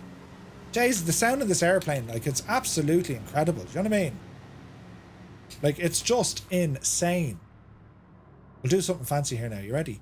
Mind your ears, lads, but I just love doing this, right? Ready now. Hang on. Press a few buttons. Oh, behave.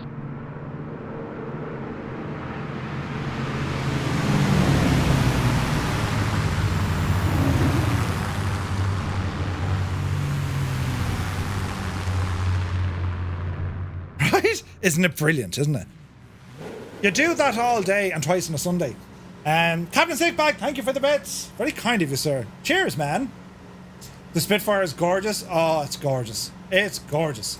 Want to do a big flight like this when Flight Sim drops on Xbox? Flight Sim 24? Can't wait. Now, I'd say we can follow this road here, lads.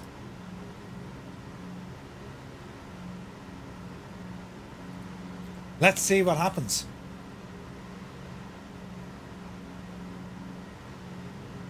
Look at the views, though. Hey, good money. It's gorgeous, isn't it? Because US Marine Corps. Welcome in. The C-47 sounds are pretty bad. I think so. I kind of like the glider that comes with the C-47. It's on sale now for $9.99. You can't beat that. I really hope they're able to mod the C-47. They're probably saying to themselves, you know, there's probably no point yet. You know? Mr. Dan, you take care. Enjoy your dinner, my dude. Okay, slight right turn. So again, I'm just using Naviggraph here to help coordinate. I want to stay, like, this is the flight route or the flight path. I need to stay as close to this as possible. Now you can use like the retrofit version of a DC-3. There's a GPS in there, you know. Set it to nav mode and it'll follow this exactly. Coming up on Antwerp next.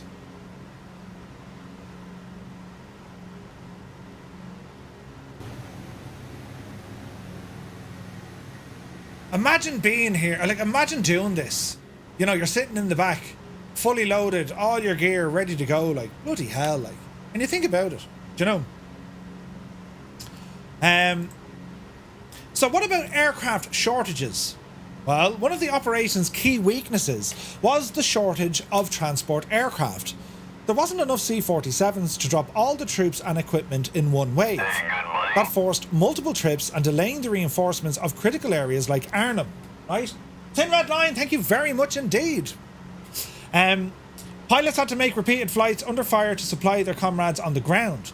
The resupply missions, vital for the survival of the airborne forces, were severely hampered by German anti-aircraft and then difficulty coordinating airdrops. And also the time delay. Because you just didn't have enough aircraft, the British had to plan this conservatively.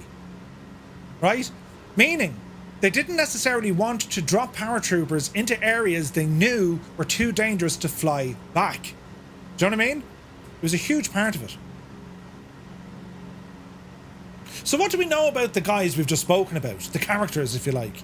Well, Lieutenant General Frederick Browning, a pioneer of airborne operations when he got into it, right? He'd been involved in operations in Sicily and Normandy. He was very kind of aristocratic, and he was portrayed, I forget the actor, he was portrayed brilliantly in the movie, but he was very much of kind of like an army sort of doctrine on how things should happen. He didn't, like, you know, like the RAF were telling him one thing, the American divisions were telling him another thing, you know, the Polish were telling him another thing. He didn't really listen. No, it's this way. Tell you how, it's this way, man. But he was an interesting character. Roy Eckhardt, his experience was primarily traditional infantry before he was assigned to airborne forces. His leadership at Arnhem was marked by calm resilience under pressure, despite being cut off from headquarters for much of the battle. But that's putting it nicely. Like, we don't want to give Sean Connery a bad rep, but like, in terms of military performance, you know, poor old Roy didn't get it done right. He didn't have the right radios. His whole mission was to get in, secure the drop zones, and then wait out for further reinforcements. Why he wanted to do that, I don't know. He should have moved on the ground immediately to carry on with the assault. There was nothing next door near them. But it's only when he started moving, then problems happened. They'd no communication. They couldn't talk to any other units. They couldn't contact, you know, brigade headquarters. It was a complete and utter mess. And he was the man at the top, so like, you know what I mean? Major General James Gavin, nicknamed Slim Jim for his wiry frame, Gavin was one of the youngest generals in the US Army. His aggressive tactics and willingness to lead from the front earned him a sterling reputation among his troops. He was in charge, he was the commander in charge of the 82nd Airborne Division. And as I said, when he landed, he hurt himself. I think he broke his back, but he carried on. He was some piece of work. He was a very, very good combatant. Major General Maxwell Taylor of the 101st Airborne Division, instrumental during D-Day, his cool head leadership during Market Garden. He had the experience from D-Day, as did the 82nd, but the 101st kind of prevailed in other areas. And of course, you have the stories, like Easy Company were legendary. All elements were. But like, you know, when you consider some of the battles that they were engaged in, amazing, do you know? Taylor even helped stabilising the situation, even when bridges were destroyed, like right in front of them. Stanislaw Sosabowski, Brigadier General, Polish exile and an outspoken critic of operational planning of Market Garden, his brigade's late arrival compounded the difficulties faced at by the British at Arnhem, but his men fought bravely despite the odds. And then Lieutenant General Brian Horrocks, a charismatic and respected commander, he led forces in North Africa and Italy before Market Garden. He was kind of like a protege of Monty. His leadership of 30 Corps was widely praised.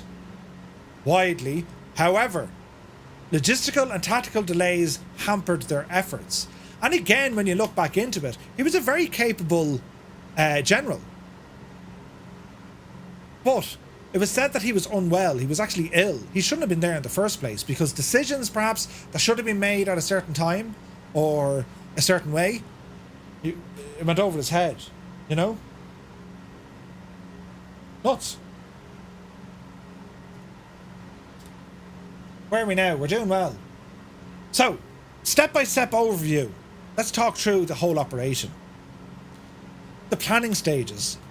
Early September, Hello there. Field Marshal Bernard Montgomery proposed a bold plan to rapidly advance into the Netherlands, bypassing the Siegfried Line and enter Germany.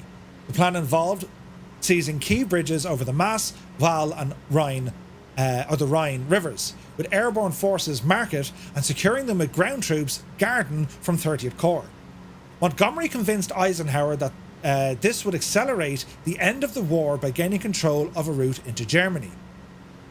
The whole idea was this was to end the war by Christmas. That's what they were aiming for, right? Allied intelligence, however, underestimated the strength of the German forces, particularly around Arnhem. There were two SS Panzer divisions. Despite concerns from leaders like Frederick Browning, who famously warned we may be going a bridge too far, the operation was approved.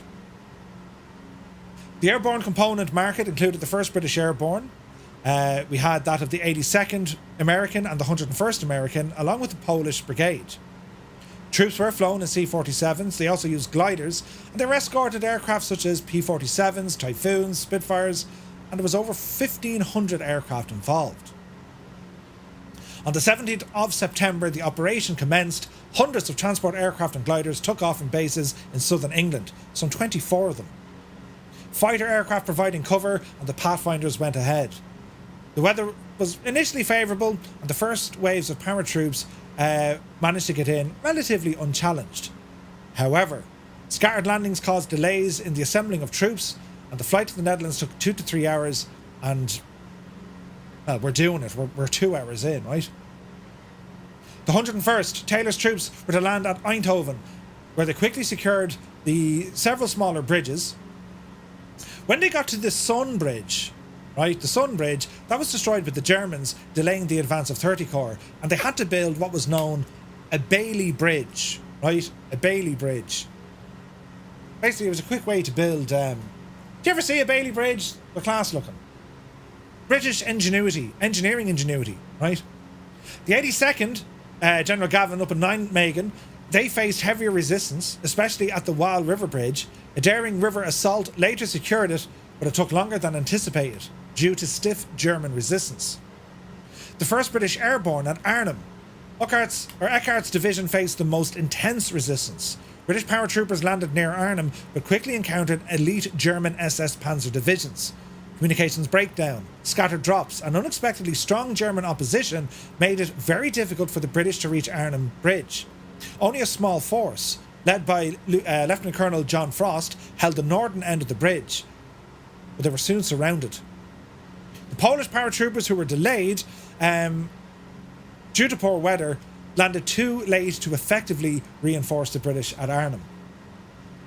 The Germans reacted swiftly to all of this.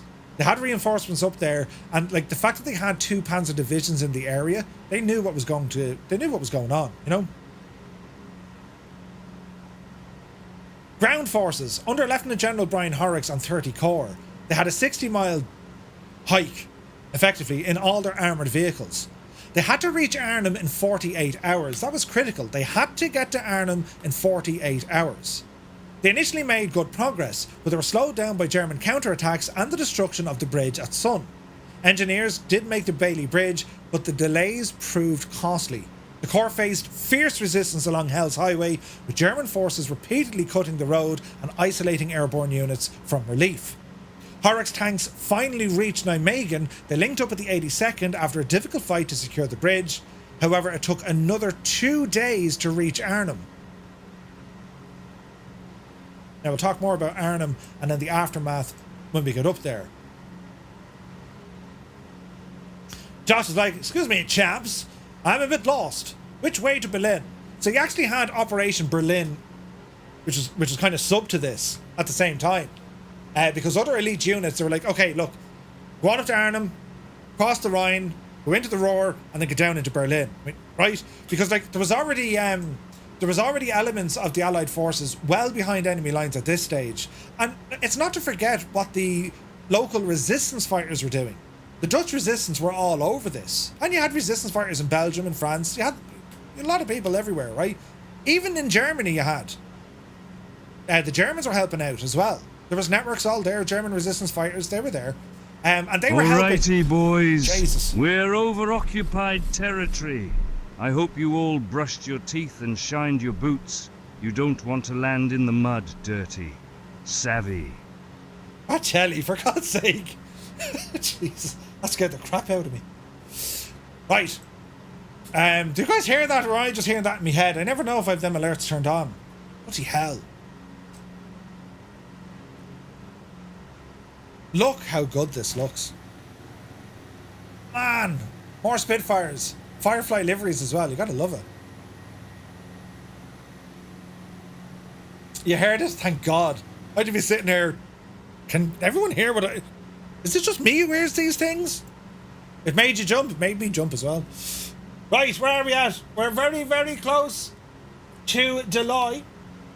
And then, friends, we're heading to Eindhoven. Has everyone here...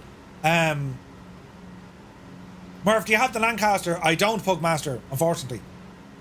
I was never mad on importing FSX stuff. They have a terrible habit of breaking things. Or at least that's my experience. Has everyone watched A Bridge Too Far? Have y'all seen it? Have y'all watched it?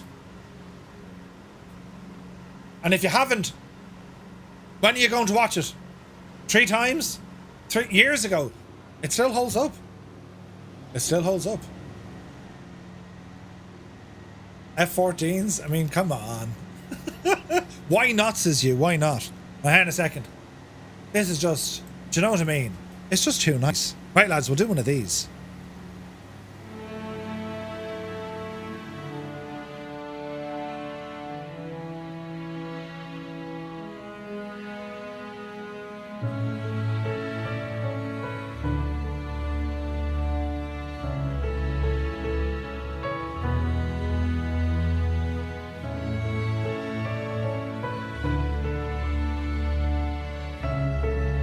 Nice, we have a condor with us. Chopper Josh, nicely done.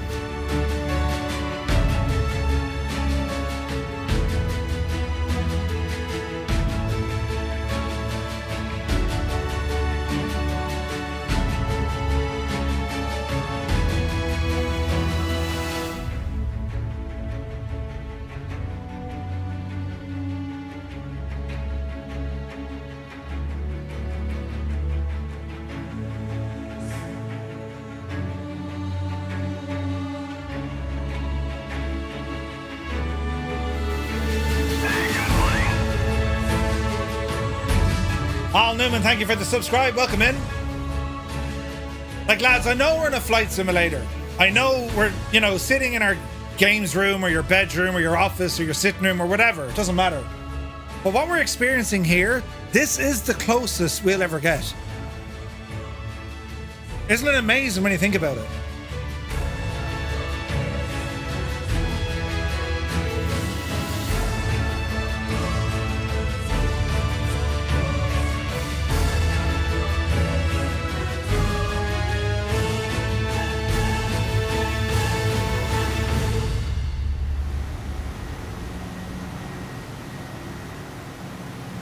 Gibbo only went on VATSIM for the first time in about 3 months, refreshed myself and everything. I got set up for coverage.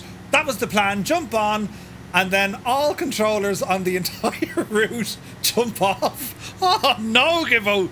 The poor old devil. Lads, F's in chat for Gibbo. The poor devil.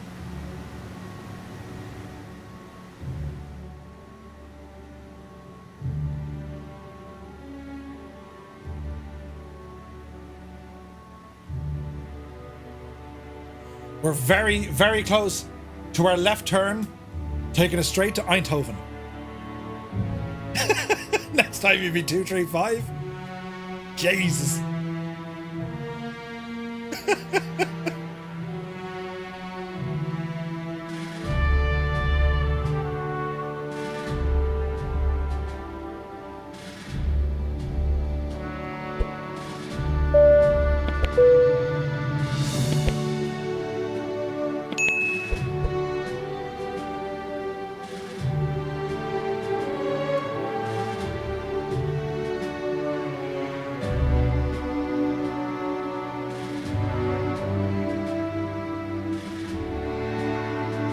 Frankenstein, good to see you, my guy.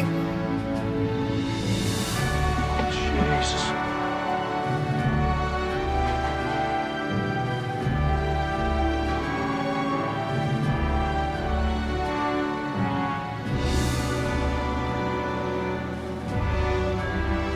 Okay, chaps. Left turn coming in.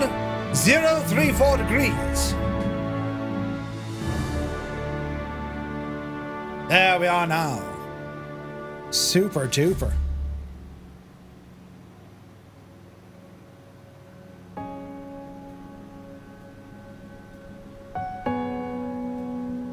Next stop, Eindhoven.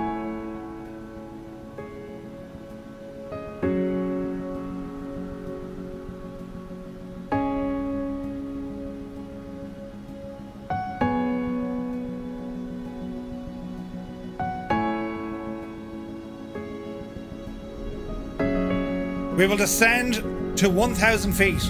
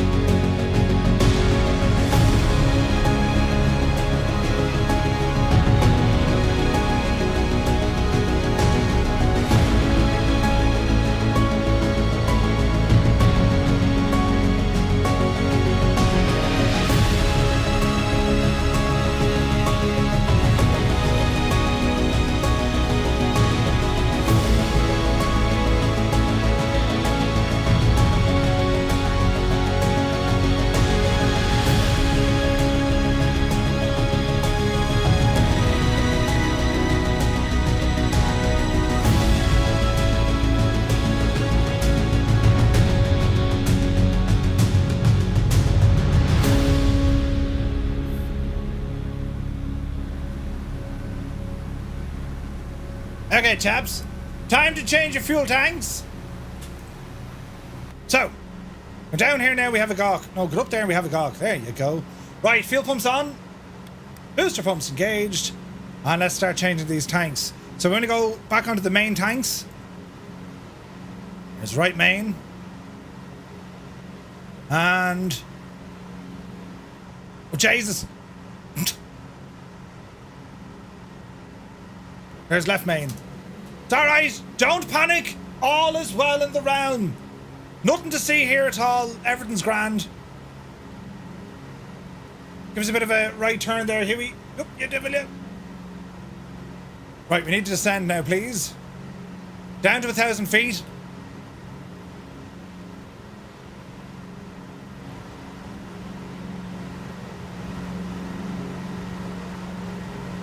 Avalanche, come on in. We're only hitting Eindhoven now. Now make sure we're bang on that magenta line. We got plenty of aircraft around us. Right, lads, start tightening up.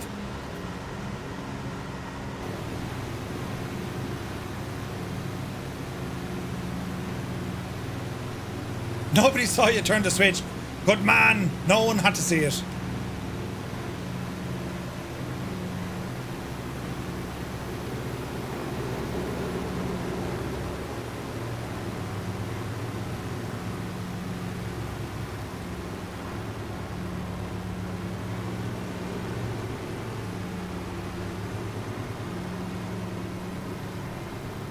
So far, so good, lads. So far, so good.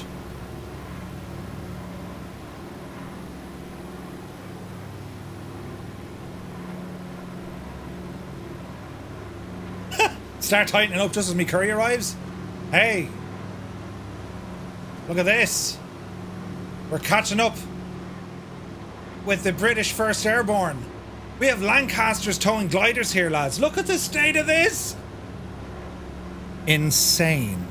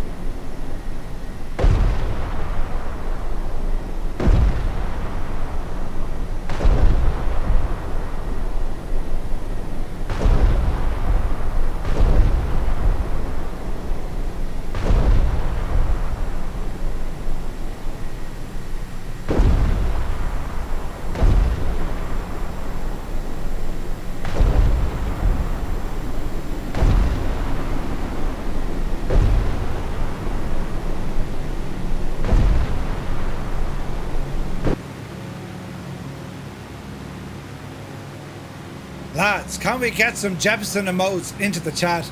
This is all thanks to Jefferson 2001. He's made all of this scenery for us. The sound effects, the paratroopers, horse gliders. There's flak on the ground. Absolutely incredible. And we're only getting started, look. Right turn coming in, 035 degrees.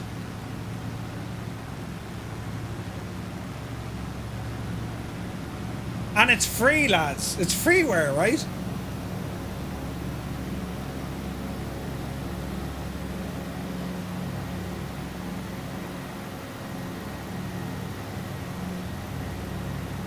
So this is the Vettel Bridge. We just passed the Sun Bridge. And now we're heading up to Nijmegen.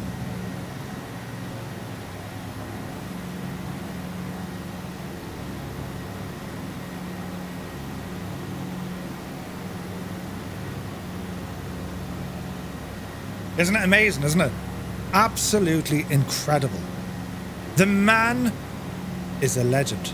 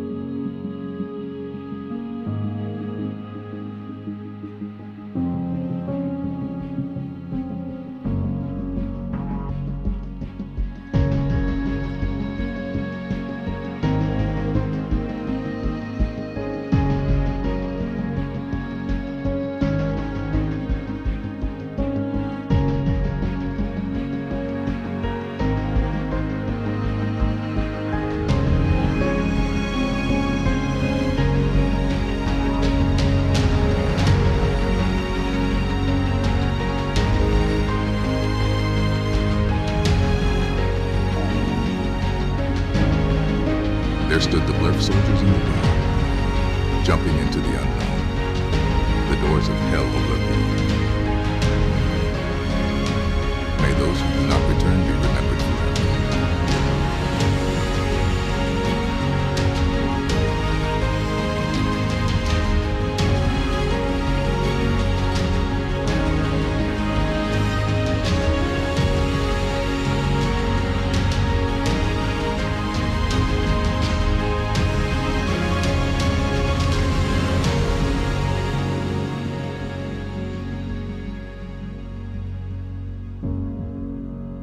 Isn't that incredible? So here's the thing, right? Not only did Jeppesen just create scenery and he put the aircraft in, he did all this jazz, he actually measured the distance of the towing cable. That's the level of accuracy that we see here. Like, it is absolutely incredible. Bloody hell, it's getting kind of busy up here again, isn't it? Isn't it just incredible? We're right in the middle of flak, bloody hell. Right, how's our little plane doing? Jesus. Passing over the, was it Grav Bridge?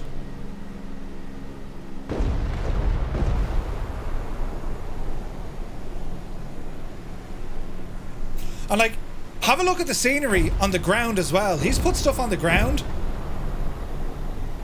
He's put artillery pieces, he's put explosions, there's all sorts happening. Like, grandfather of my ex was a glider pilot, one of those. Wow. Ah, Dougal, anytime. Anytime. Like, the idea is relatively simple. It's amazing when communities come together. When you have people in a community working together, you can achieve absolute awesome things. Do you know what I mean? And like, what Jeppesen has made here, and you guys flying along, and everyone who's like turned out to watch the stuff, that's everyone getting involved. It's incredible. It really, really is. A little bit on the right. They landed behind enemy lines for this. Yeah, it was nuts, right?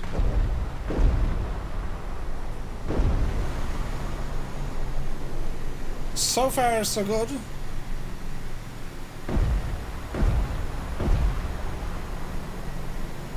So we're headed straight now to Nijmegen. And there's more flak. Jesus. There's a lot more flak up here. As we get closer and closer, you know, it looks incredible at night as well. I'd well believe it.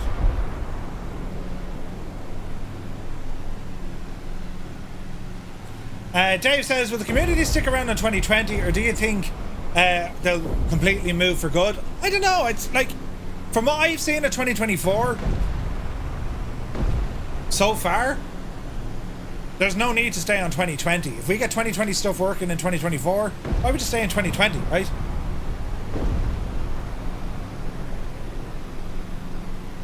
Leonardo, take care, man. Avalak, yeah, great, isn't it? He put artillery on Dutch soil. He's creating simulated stuff. Hey, good morning. Alright, left turn, here's a bridge. Think of the bridge, and it'll be that.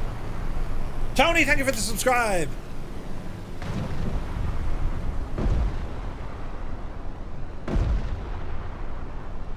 There's a bridge at Nijmegen. Oh, Jesus.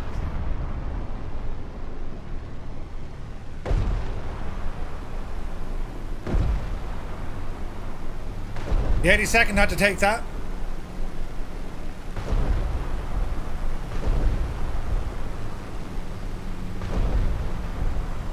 How's our escort flying going? Oh man, look at that. That's just awesome looking, isn't it? That's just awesome looking. I love it. Here's us, a whole group of us going exploring together. I love it. Right, left turn coming in, 009er. Call it 8 for the moment. It's absolutely incredible, isn't it? It's called, it's Rambog Mord's wheel, exclamation point wheel into the chat. It works with Parallel 42's Flow Pro. Stephen, good to see you. This is Flight Sim 2020. Left turn, I meant left turn! Don't listen to me, Sean, I haven't a clue what I'm doing. I meant see, I'd have been no good. Right lads, we're turning right. No, Murphy, should have been left. Huh? Jesus, there's more paratroopers being dropped, look. There's the 82nd boys going in. Oh, right beside us.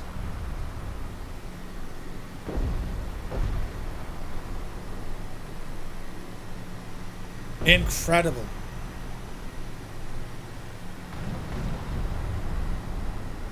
And we have photogrammetry here as well.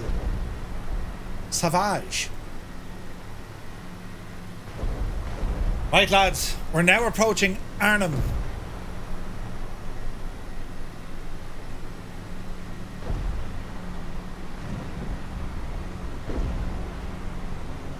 Yeah, we're going the wrong way. Yeah, for like a split second, right? Jesus, look at this. That's the British first going in, look. And we're having resistance with flak. Bloody hell.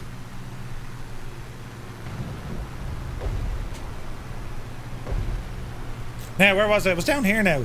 So, the collapse at Arnhem. At Arnhem, Frost's small contingent continued to hold out, eventually forced to surrender after running out of ammunition and supplies. The remaining British paratroopers retreated to a place called Oosterbeek, and they established a defensive perimeter. Despite repeated attempts to break through, 30 Corps were unable to relieve them.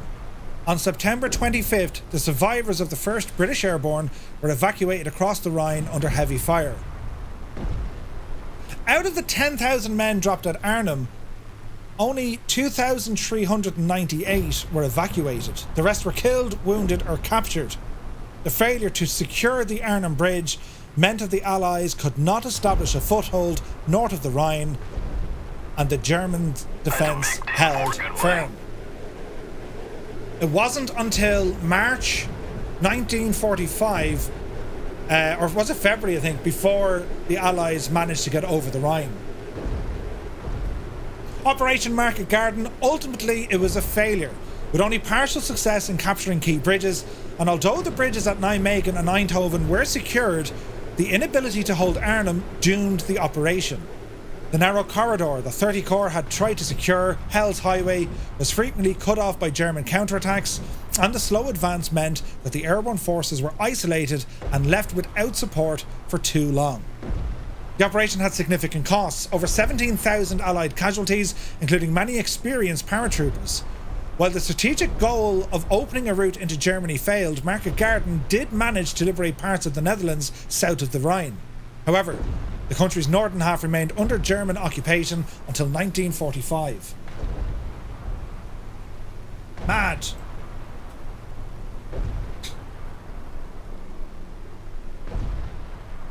Let's go back to Arnhem here for a sec. We need to make a left turn anyway, by the way. Oh, Jesus. Hard left now. Hard left. All the way over to... call it 240.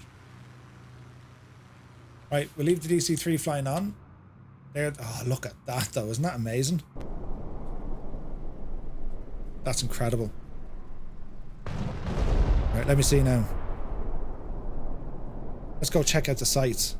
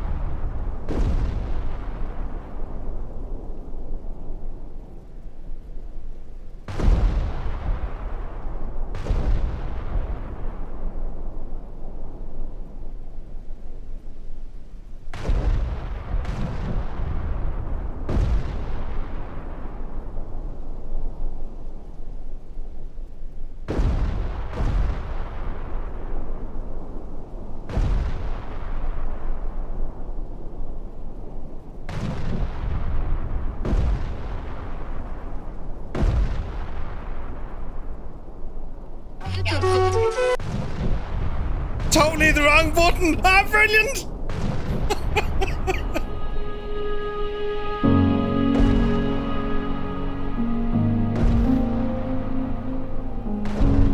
I pressed the wrong button. It's grand. Shh. We'll edit that bit out.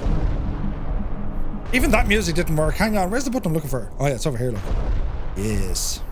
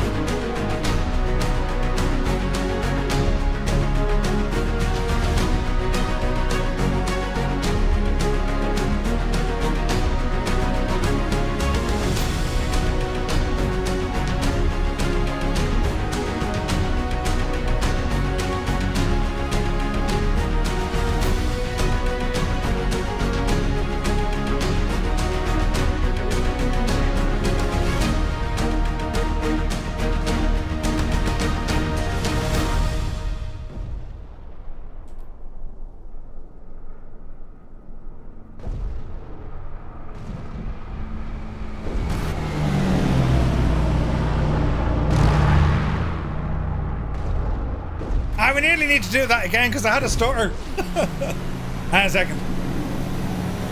Now you're talking, lads. Bloody hell, isn't it class looking? Right.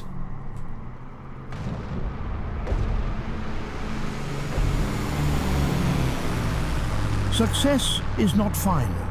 Failure is not fatal. It is the courage to continue that counts. Good man, Batelli. Winston Churchill. Okay, slight right turn. Our drop is complete. Paratroopers have been deployed. Once we get down to about 50 on the main tanks, we jump back onto our... whatchamacallit? Auxiliary tanks.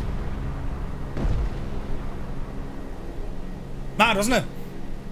Yeah, it works in VR, yeah. My wife just asked, what is the booming noise? Lads, it's all thanks to Jeppesen, isn't it incredible? The man's a genius. The man's a genius. Okay, we're on the return leg. What did you think of that, lads? Did you enjoy it? Like, we now have D-Day and we have Market Garden as add-on scenery thanks to Jeppesen. Incredible. I like, if you haven't seen the D-Day scenery, like bloody hell, there's searchlights and everything in it. It's unbelievable. Jeppesen, you're a legend, man, a legend. Don't know how you do it.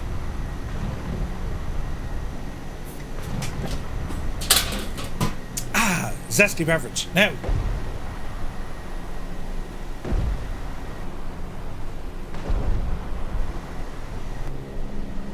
how's all our engines and stuff? Like, imagine, right? And this is the thing, lads. If this was day one of Market Garden, you had to come back here for another 7 days? 7 days to fly. Like, imagine coming out with this, like, holy crap, like, do you know what I mean?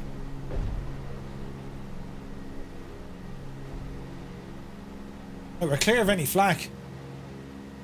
I don't know why it's acting like I'm out of fuel with 40% left. Check your fuel tanks.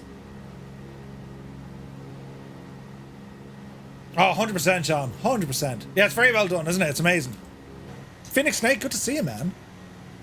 And lads, your flying is absolutely incredible with formation stuff going on. And I love seeing all the different variants of aircraft. I love it.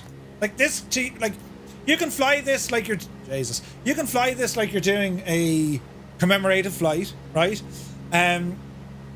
Is this payware or freeware? It's freeware. This is all for free. You can get this over on the twotonmurphy.com website. Look, I'll show you, look. Welcome to the website. Get into downloads and you'll find it here. Operation Market Garden. And it's all thanks to Jeppesen 2001.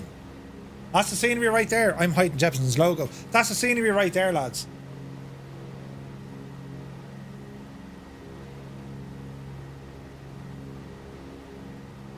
And if you do like this stuff, Jeppesen also made a scenery for D-Day, which I'll show you now. Go back into... Right. We've loads of downloads. We've a very awesome community who make stuff. Liveries, add-ons, sceneries. It's nuts. This is the D-Day stuff. So if you're interested in D-Day, well, you can grab this as well. Need I say any more, lads? Look at the cut of that.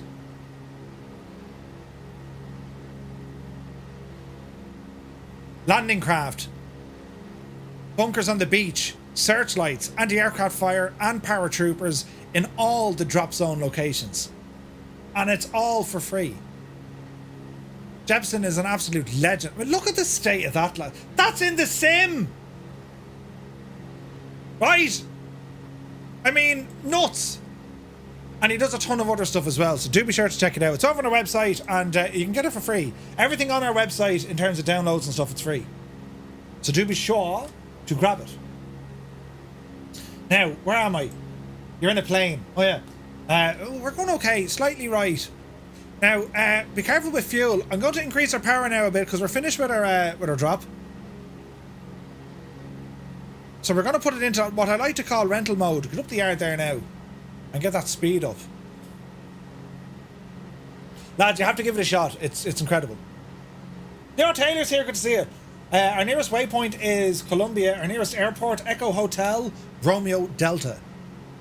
Echo Hotel, Romeo Delta. Rotterdam. Yes, it's flying here in the Netherlands. The Dutch. There's Jan Moorkamp, look. Good to see you.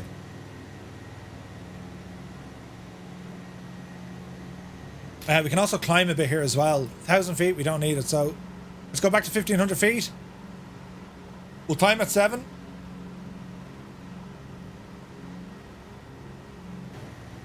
Look at that, though. Isn't it class? Makes you wonder why it's so, but Microsoft don't do more of these.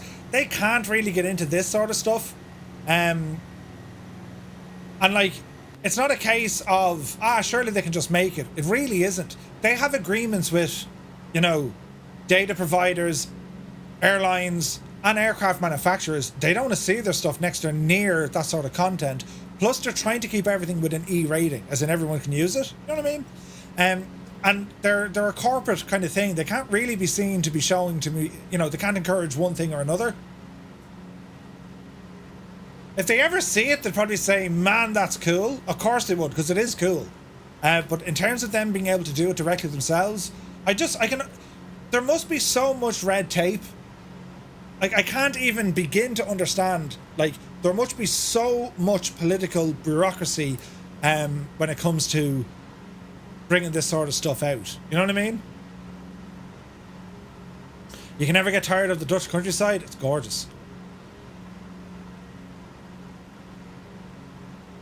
Avalat says, I'd love to learn how to do things like this. I've not seen anything this interactive in Microsoft Flight Sim yet. Closest has been High Performance Group and Neofly, but neither of those compared to this. Thanks to the dev. Yep. Jeppesen has done incredible work here. And it always starts off usually with, Jeppesen, you busy? Yeah, I'm very busy, Murph. Oh, listen, I'm thinking of doing a thing. Yeah? Yeah. Gibbo, right? I'm thinking of doing a thing. You wouldn't mind maybe having a look of it. And that's it. That's all you have to say, because if you say to Jepson, air a chance, can you put like a statue in a sim for me? Yeah, I can do that. But he won't just do a statue. No, Jesus, no. He'll do everything. It's nuts. It's absolutely nuts. And I can tell you this, our next Monday night series, which is not this Monday we're in a flying car. Tomorrow, what? Flying car, right? As we finish up our Wing It series, that's following the Grand Tour's Eurocrash. Tomorrow night is our final flight of Wing It. And then the following Monday, on Monday what Monday is that? On Monday the 30th of September, we start a brand new series. Jefferson, will I give him a taste of it? Will I show him the thing?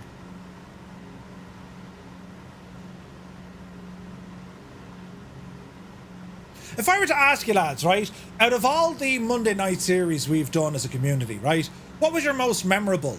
What one did you most enjoy? Of all our Monday night series, and we've done a lot, right? We've done a lot. What was your most favourite? No, it's not Harry Potter. I'm not really into Harry Potter. Do you know what I mean? We know Gibbo's favourite is whatchamacallit? The Roman stuff.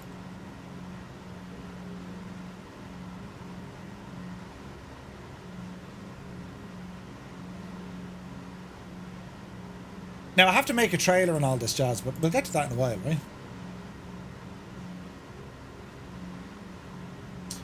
Bum, bum, bum, bum. What's that now? I'm pressing buttons here.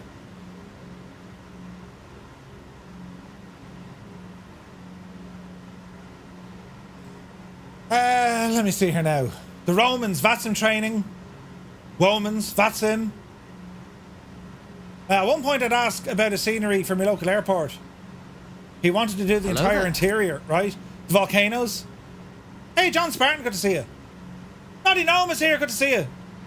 VATSIM IF4, Gibbo loved. Gibbo, we need to do the American stuff soon.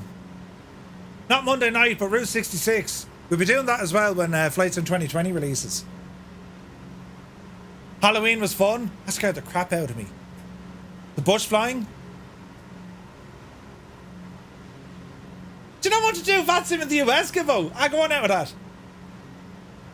The Seven Wonders was pretty awesome, especially with Jefferson scenery. Yep. So we've done the 7 wonders of the world. Then we did the 7 wonders of, then we did the 7 natural wonders of the world. All the work involved. We shall go on. Oh, Jesus. We'll do the thing. We'll do the thing. We'll do VATSIM. We'll do a bit of US stuff for the crack, you know. You're grand. Right, so I'm going to show you a screenshot and you have to guess what we're doing. And don't take the piss now, right? Because I know what you lads are like. He's ready now. I'll give you a hint.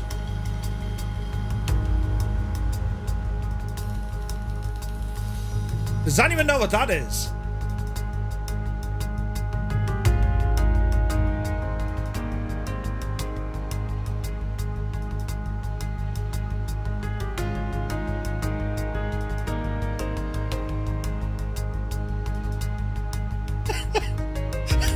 David Beckham golden balls.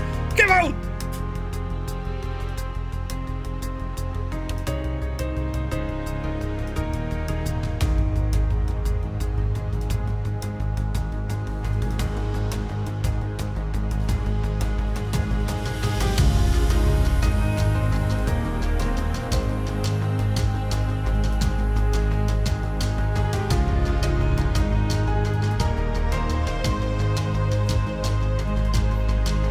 It's a man without pants. So our next Monday night series features this.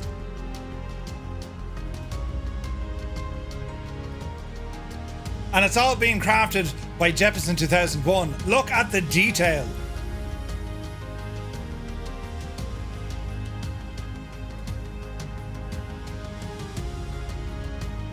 Like, the detail, lads. Nuts. Yeah, there's going to be like an achievement, you know. So this is like work in progress stuff that Jepson has done, which is friggin' nuts, by the way, right? It's not you. Yeah, it doesn't have Crocs. Yeah. It's nuts, right? So yeah, it's going to be the paparazzi. Good to see you. Greetings on the road, he says. Good, buddy. Tier 2 for 38 months. Thank you very much indeed. Cheers, man. Yeah, so our next Monday night series that's going to start on the 30th of September. It covers the 7 wonders of the ancient world. A lot of them aren't there today, as you can imagine. It's the ancient world. So, can anyone tell me the 7 wonders of the ancient world? Do you know what they are? So that was the Colossus of Rhodes, right? Murph's World. Yeah, right. When we need sunscreen, yes. So that's the Colossus of Rhodes, right? Did you need a 3D scan of your body for that, Murph? Oh, me, hey, baby. That's brilliant, Gibbo. Jesus, it brings an all new meaning to, like, you know, balls of steel. Pyramids, but I want to see the Hanging Gardens. The Ballymun Flats. Yes, we need to make those. RD. So you have the pyramids, the Great Pyramids. Hello there. You have the Hanging Gardens of Babylon, the Temple of Artemis, the Statue of Zeus, the Mausoleum of Jesus Halicarnassus, I think it's pronounced, the Colossus of Rhodes, and then the Lighthouse of Alexandria. And Jepson has made them all because he's nuts and he's brilliant. And we'll be making all of that available. I have to put together a trailer, but that's going to be Monday week. That's when we start that one. And friends, here's the thing, right? Here is the thing. That Monday night series, starting on the 30th, will run for 7 weeks. 1, 2, 3, 4, 5, 6, 7. It finishes on the 11th of November. Meaning the Monday after that, well, that's the day before Flight Sim 2024 releases. I mean, could you think of the timing? Do you know what I mean? Brilliant. We can't forget the Towers of Ballymun, yeah. So everything will be on the Two-Tone Murphy website, Avalanche. We'll have it all there. We'll have Guinness on that Monday night, Ian Fisher. We absolutely will. It's good to see you, Ian. Happy Sunday to you, man. Right, where are we now? We're heading down to the waypoint Columbia. Then it's going to be a right turn as we go back out over the channel. Look at that, though. Look at the cut of this. It's gorgeous. It releases on your birthday. Nice. Murph, are they going to let you stream 24 beta the week before? I've no idea. Will you not be sick? Will you be sick from work for week 24 releases? Oh, God, yeah. Oh, Jesus, Gibbo. Did you not? Oh, I'm not feeling... No, hang on. It has to be something that, you know... What were you doing streaming? Do you know what I mean?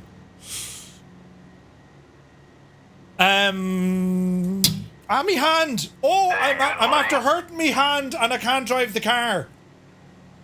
Right?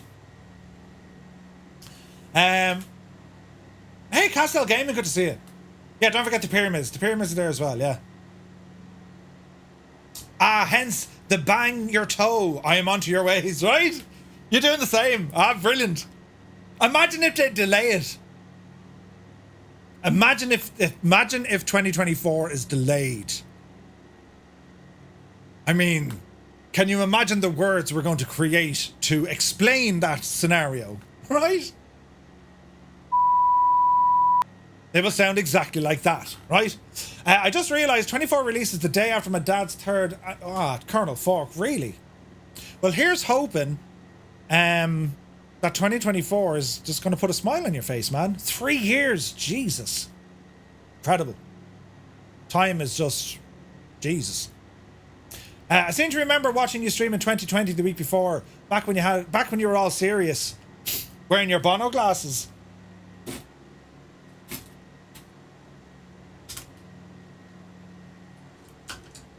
What are you talking about? Hello and welcome to the stream. We're flying in Microsoft Flight Simulator. I used to say a lot. Hey, good buddy. That's what right! Brilliant. I don't wear glasses. These are actually anti-glare glasses because my eyes get fierce tired. And then people see me in the real world when I don't have headphones or glasses and they're like, you look weird, Murph. Yeah, I know, right? Do you know what I mean? You just need a donkey accent. Oh, come on, Finton. Mad. Where's this now? We'll drink a pint together in the first flight. Yes. Boom, it's good to see you.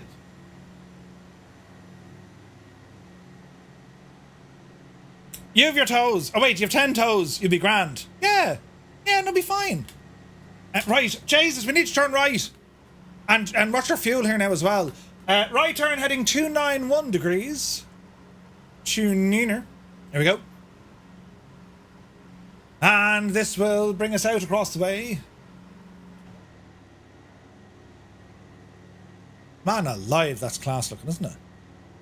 So yeah, it's busy, lads. It's busy, which is a good thing, right? I love doing this. It's more than a hobby to me. Do you know what I mean? Which is mad because like I have the 9 to 5 job. Don't get me wrong, but like this is I'm so immersed with, you know, the community element that kind of just created itself, I suppose, from flight simulation. And I'm an avid flight simmer. I love aviation. There are times where I'll try and go very, very seriously and like learn add-ons correctly and fly them correctly. And I've done ground school, real world stuff. I have a couple of hours flying in real aircraft and that, but like the sim is just fun.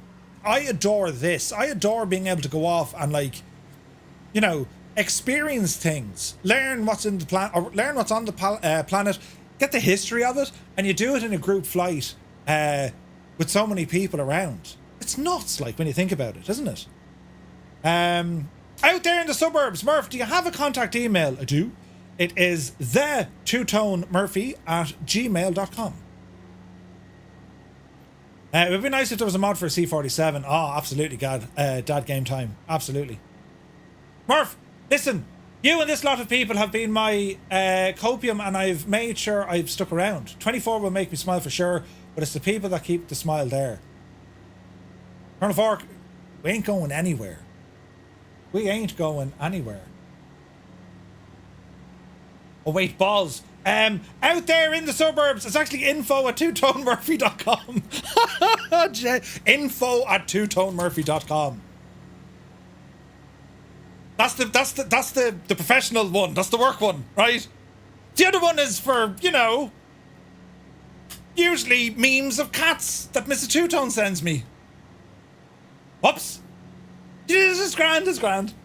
But anyway, going back to what Colonel Fork said, Jesus, that's why I should not be in charge, right? But yeah, going back to what Colonel Fork says, like, Flight Sim 2024 is like, lads, it's a continuation. And it's going to allow us to experience new things in the sim. The community is still here. We're not going anywhere. And it's gas, right? It's getting bigger. Is that 221 Murphy? Bloody hell. Two-towing. A B-17 bomber would be nice. There's one on the way, Dad game time. Micropose are making a B-17. How fast do you think they'll take to update Join FS? I think it'll work out of the box, Kozaki, because it's using the same code for SimConnect. So it should work out of the box. Flight to Joel is here! There's a new flight sim! No way, man! Good to see you, Joel. How are you, mate? I thought Micropose were doing a standalone bomber game. Nope. But they are. What's that called? I forget what that's called. But no, they're bringing a B-17 into... they're bringing a B-17 into Microsoft Flight Simulator, and Flying Iron are working on one as... Colonel Fork has it. Flying Iron are doing the same. Do you know? Yeah, that's going to be nuts, lads. It's going to be nuts. But like, of all the adventures, of all the things, tutorials, allow myself lessons, to introduce myself. Lads, if you don't follow Flights with Joel, have a serious word with yourself. Go over and click on that link. That's a link to Flights with Joel's channel. A lot of helicopter content with Joel. Couldn't meet a nicer man. And he's a lovely hat. I'll never forget that hat. It's a beautiful hat. But yeah, I'll for next, not even next year, for this year and next year, like there's so much, and there's new things, but there's also a lot of familiarity that we'll have as well. You know what I mean?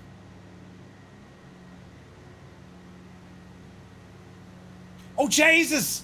Yeah, that's right, Givo. I have many things to be doing, but yeah, no, yeah, I need, yeah. Yeah, I need to get on that fairly quick. Well, you probably know why I didn't jump at it. Goal's got some great tunes. Yes, he has. There's 90 planes I want to try out at least once. Yep. But that's the thing, lads. We're going to learn all the aircraft, right? There's a whole career mode we got to figure out. There's a whole load of stuff. Pull the big switch, good buddy. Viper Strike, you're very welcome in. Welcome in, Raiders. Hope you had a great stream. There's a whole load of... Jesus, someone shoot me. Cut it out. Define Pranish. Am I going the right way? Super 6-4, there is smoke coming out of your tail rotor. There's a career mode we want to figure out. There's all of our Firefly Air stuff and how we're going to actually get that to fit Allow in myself to the to sim. introduce You know what I mean? myself. 98 Vulcan.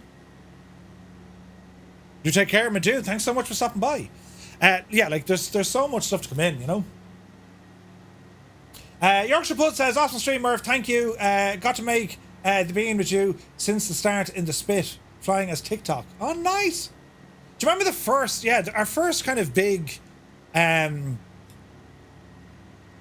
We've done tons of group flights, but I think our first kind of big event, we flew Spitfires, and we flew with Ford to Learn to Fly, with CDL, the Flying Fabio, and myself. And I think we had over 80 Spitfires. And then this year, when we flew D-Day, 757 pilot, or Dave 757, Spy, he flew the northern route, the Boston route, and we flew the southern route into D-Day for Normandy. And we had over 100. If any of the FFA stuff needs updating because of 2024, it's no problem. I'll get Muse right on it. Brilliant! Gibbo, I love to see delegation. Brilliant. I think Firefly Air would be a great complement to the career mode. It'll be more than that if I have my way. Chox says, I miss Fabio. I'd love to know what he'll make of 2024. Yeah. I don't. He was doing flight training. He was getting instrument rated. He was going the CFI route, and then he was going commercial. That was Fabio's mission. But yeah,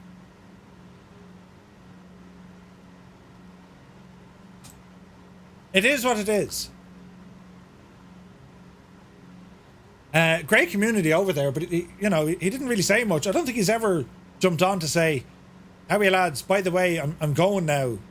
Right, do you know, or I'll be back in a year, or I'll be back in 2 years, or whatever. I don't think he didn't say anything, which is unfortunate because some great people over in his community.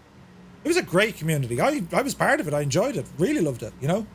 Big Al says, thanks more for a great flight. Off to bed, Melbourne 0330. Jesus. Thank you very, very much indeed, Big Al. Last I heard he was teaching at a flight school. Yeah, no, that was kind of the early-ish plan. He was doing lessons, and that was to build up his currency for flight time. Then he was going... Fabio was a pilot before, you see. He flew before, but he never went the CFI route. And he could have. He had the experience to do it, and he did all the training for it. But I think ultimately, Fabio wants to go the commercial route because there's not enough pilots in the world. Like, they are dangerously low on pilot numbers. You know what I mean? So, Fabio, he was involved in aviation. He was in the aviation sector prior to COVID. I mean, he worked for, what's the crowd? Flight safety, do you know? But yeah, look at lads. People will always kind of come and go in the flight sim space. I think it's still great though because there are so many content creators. There's tons of us. There's loads of us, and it's great that you'll always find people on your level, if you know what I mean. As in, you like their style, or you just get on.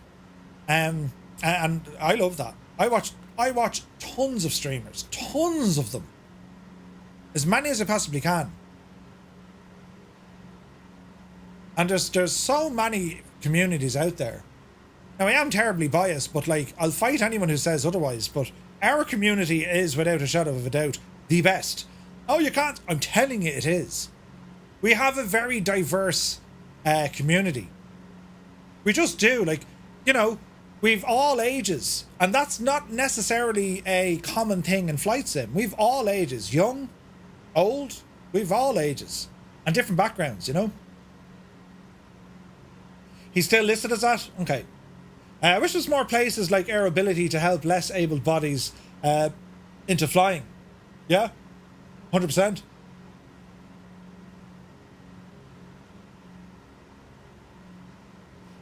Dave, yeah, you take care of my dude. Gibbo says, to drop a community that was such a support to him, just like that, it kind of speaks volumes, unfortunately, as I did like him. Yeah. Andrew says, if you keep up doing events like this and growing the community, you'll probably have the chance to do streaming full time. That'd be insane. That'd be insane. Could you imagine though? Ah, Jesus, you get sick of me very quick. Imagine if I was on every day. Oh, bloody hell, it's your man again. Do you know what I mean? Murphy is great crack, but in relatively small portions. You know what I mean?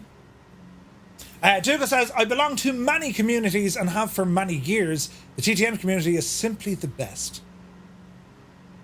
We are what we are because of the people who's in it. Simple as that. That's as simple as it is. Do you know? I told Gibbo a few days ago, our Discord, or the Discord server is highly regarded outside the rest.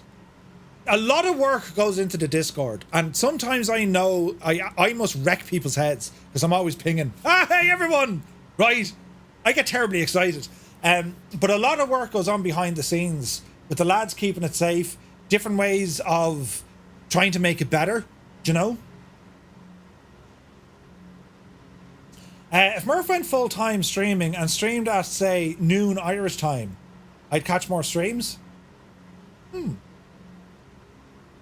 don't know. If I went full-time, I would do double streams. You know? So I'd stream afternoon, take a break for a few hours, and then come back at my normal time. That's what you know. I don't know what I stream every day, I don't know. Andrew Cully, thank you very much indeed for becoming a member of the channel. Jesus, lads, the support today has been friggin' nuts. Welcome to Flight Crew. Thanks a million. Big Al, you take care of my dude. Thanks for flying with us. But yeah, I don't think... oh, look, it's a pipe dream, really, isn't it? Like, live streaming is an element. And yeah, a lot of work goes on in the background. It has to. But like, I've never considered it a chore. Some videos I work on, I kind of set myself stupid targets and I try and do things, and I don't necessarily be happy with the result considering the amount of time I've put in, right? That's, I won't say it's a burden, but there's an element that I'm not mad about doing that. And the only way to kind of work through that is be extremely stubborn. Only do what you want to do. And it might sound incredibly selfish, and it kind of is. But it's the only thing that works. Do you know what I mean? It's the only thing that works. Just do what you want to do. If you're happy, most of the time, most others are going to be happy. You know what I mean? I still catch more. You stream while I'm at work, unless you stream on the weekend or have a day off. Yeah. Jason, when we first started out, myself and Colonel Fork, we'd like, I'd stream, then he'd stream, then he'd stream, then I'd stream. Do you know? And we often used to carry on in each other's flights. I'd fly us to here and Colonel Fork would fly us to there. It used to be brilliant. But like, kind of life gets in the way, doesn't it? I keep doing silly things in Discord, and Muse always helps me out and straightens it all up. Yeah, we have a great team there. Muse, all veteran, Gibbo, incredible work by the lads. Incredible work. Gaseous has the same time zone. Yeah. That is very good advice. Got to be fun for the streamer. 100%, Joel. The second you're doing something that you're not entirely happy with, you'd be amazed how quickly that can come across on the stream, and people pick up on that vibe. I'd pick up on it. You know, if I'm sitting on someone's stream and I know they're having a bad day at the office, yeah, you're going to be there to try and support them. But like, if I've had a bad day at the office and now I've joined someone else and they're having a bad day at the office, yeah, I'll watch something else. That's what happens, you know? And it's okay that you don't It's okay that you don't stream necessarily what people in your community want you to stream, and that can be difficult. That can be very difficult, right? Because you don't want to upset people, or you don't want to let them down, and you kind of develop kind of thicker skin to deal with that, but you have to do that. You know what I mean?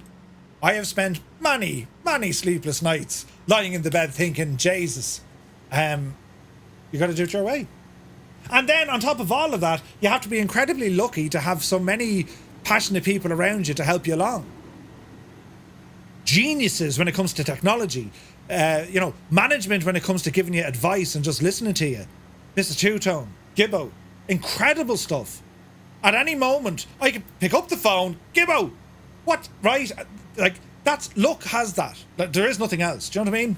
It's incredible. Aviation Apollo, good to see you. Yeah, man, the excitement for 24. Can't wait. Can't wait. Can't beat a good old stream from Murph scoffing down me beef roasties, peas and gravy with a sprinkle of mint sauce. DJ Seamus, what do you wash it all down with? What is the tasty beverage? Usually the advice is to do the opposite of what you suggested. That is not untrue. Gibbo, I've a great idea. Oh yeah, Murph? Yeah, I'm going to do this. Okay. Would you not maybe do it this way? No. Are you sure? Well. Old Veteran 965, good to see you. He says, good morning from San Jose. Getting ready to head to the airport. As far as your streaming goes, no matter what you decide to do, you always bring the fun to it. Ah, Scott, thank you very much. What's San Jose like? Scott, were you actually at TwitchCon? I mean, let's be fair about it. Were you up on the stage, moonwalking? Murph calls Gibbo at 2 a.m. confirmed. Gregor, San Jose, my town. There you go. Jesus! We're getting shot at. Can I do a flyby? Yes, of course we'll do a flyby. Are we ready, friends? We'll do a flyby. Now mind your ears on this one. I'll make sure this is loud, right? Behave now. No messing at all. Sit down there in the back. Right. Are you ready now? 50th reunion, your old school classmates. Ah, that's awesome. That's awesome, Scott. Right. Are we ready, sports fans? Let us do the thing. Mind your ears now. Time to pull the big switch, good buddy. Gaharia, look at that for timing.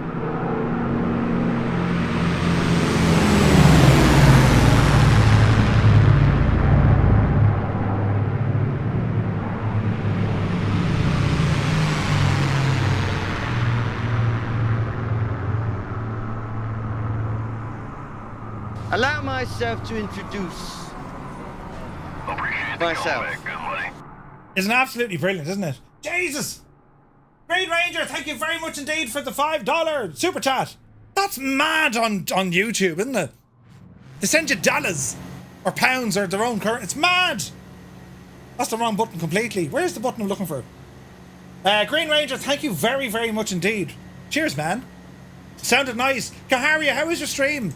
We don't belong at this time on Sunday, but we were doing a thing with the yoke. Do you know? But yes, everyone over on YouTube as well. I started out on YouTube, and then I jumped to Twitch. Because at the time it just worked better, right? Owa Tana Siam. Owa Tana Siam. What? Who?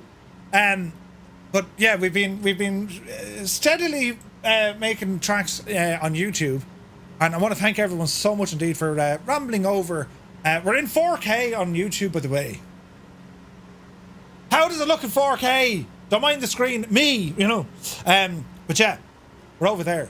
So, well, thank you also very much indeed. And well, if you are over on YouTube, do be sure to hit the little like button. That does savage things to the channel. It helps,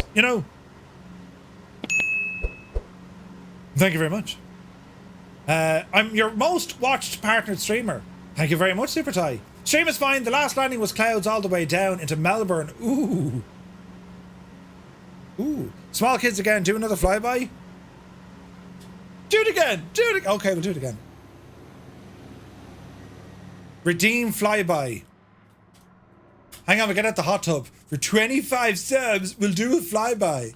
You know, for the 1,000 subs, we'll do a flyby in the nip. Wait, what? Hang on, watch this now. Yes. Are we ready?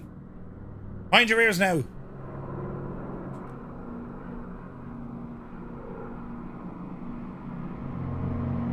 Yeah, baby.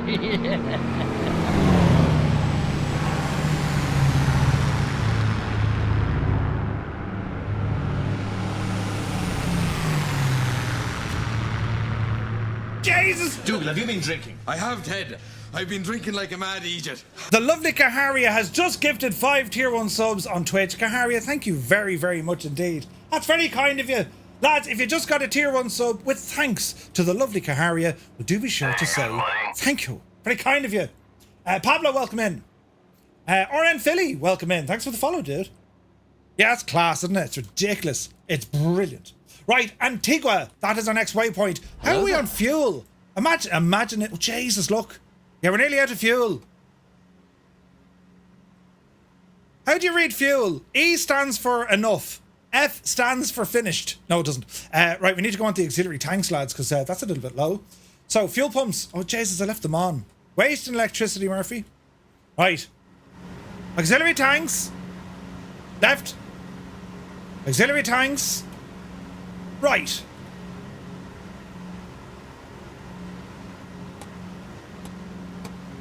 $130 and $130. Yeah, we're grand. We're okay for fuel. That's a big 10-4, good buddy. Jesus, there's more stuff happening. Green Ranger again. Thank you very much indeed. Welcome to Flight Crew, my guy. Thank you very much indeed. Where are we at? We're actually crossing out over the channel at the moment. Now, lads, if you didn't get the chance to fly this route, don't worry. The flight plan, it's still there on our Discord. The scenery is not going anywhere. You can download that, and you can do this flight plan entirely whenever you want. As many times as you like, right? It's all on our Discord, so do be sure you'll pick it up on Discord, right? So, we're now on the northern route of Market Garden. 10-4, good buddy. We flew over the Netherlands. We got flak. We saw paratroopers. We saw a whole load of stuff, right? Desert disaster, or is it desert disaster? I don't know who's pressing buttons. 6 months in advance. Jesus, the man has optimism. Thank you very, very much indeed. And then over on YouTube, Green Ranger gifted 5. That's a big 10-4, good buddy. He gifted 5 friggin' memberships on YouTube. What's going on? Where's me hype train bell?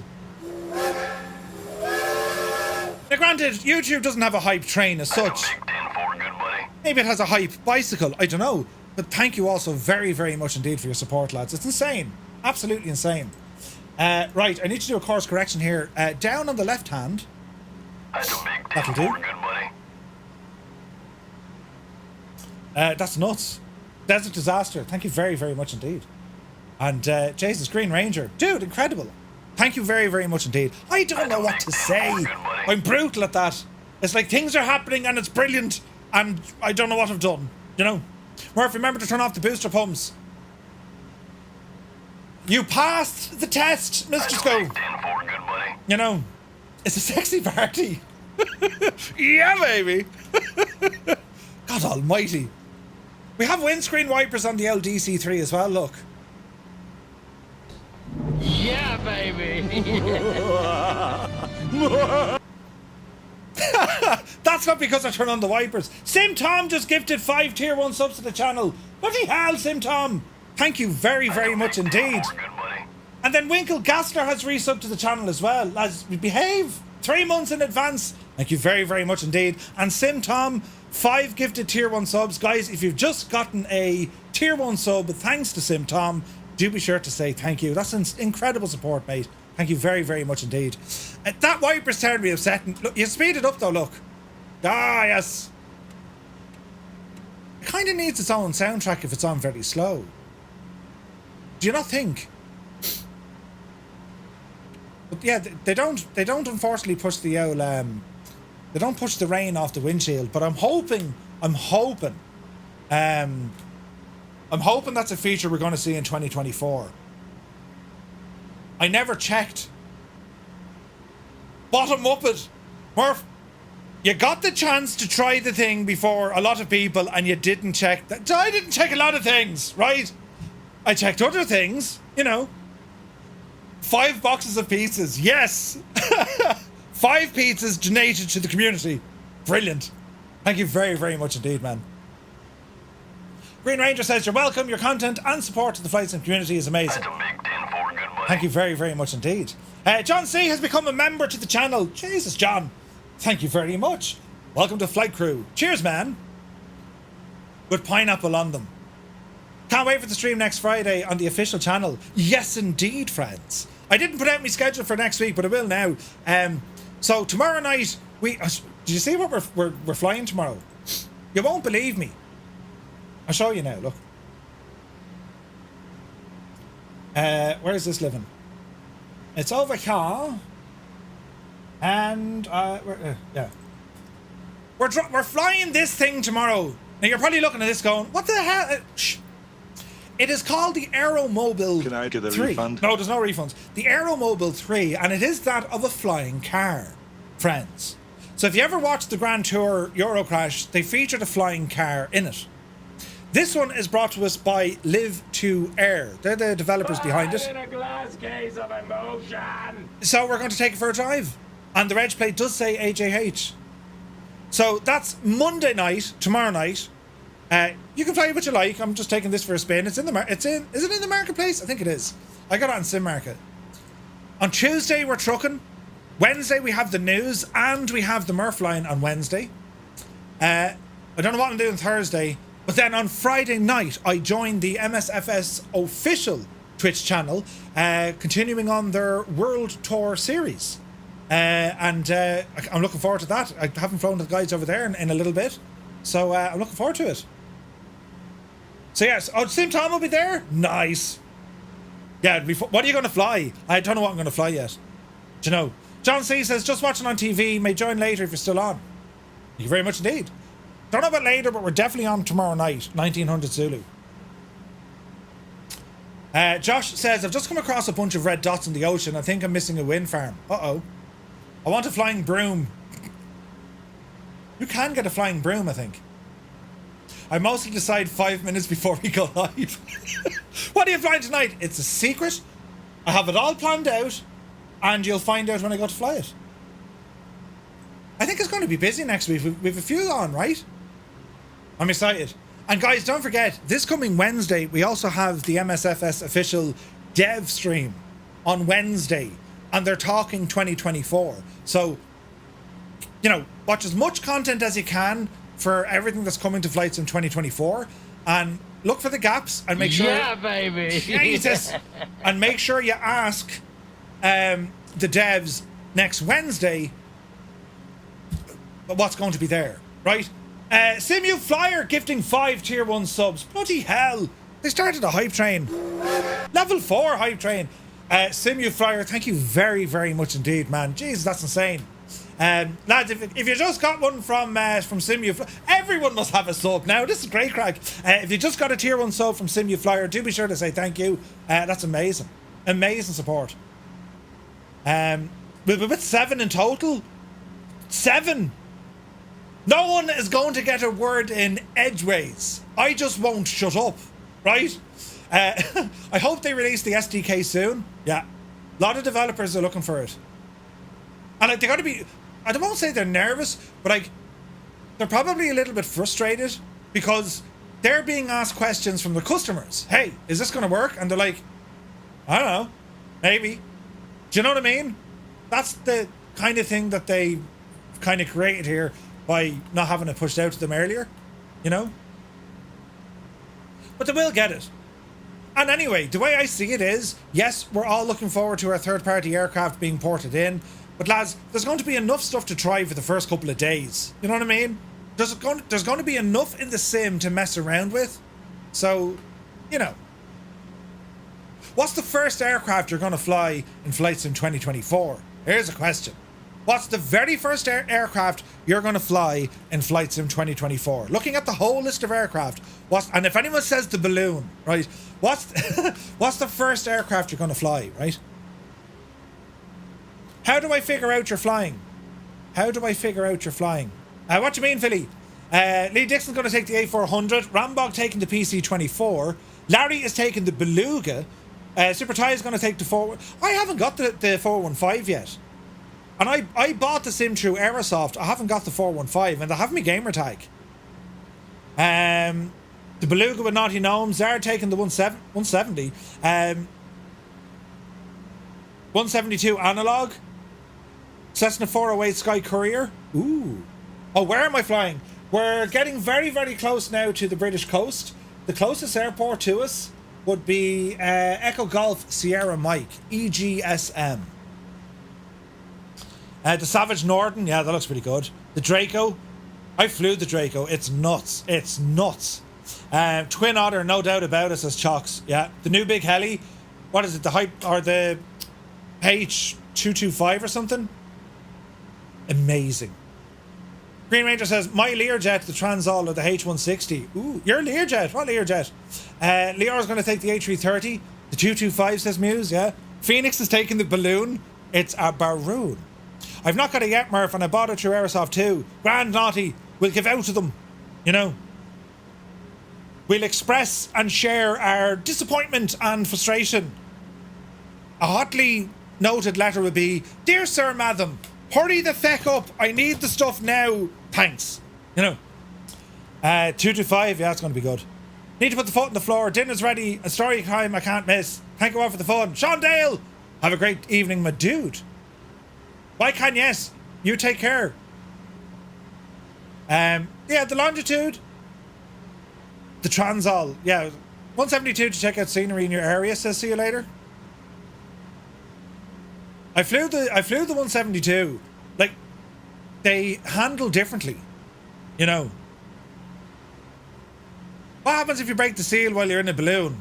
Gravity, I would imagine, hopefully takes over, you know. Kaharia goes into lurk mode. That dinner is ready when you arrive at the final destination. Thank you very much, Kaharia. Lord Gracious, good to see you, man. I also ordered the limited collector, says Josh. Yeah. The A400, well, I tell you, right, the first aircraft, probably a Cessna 172.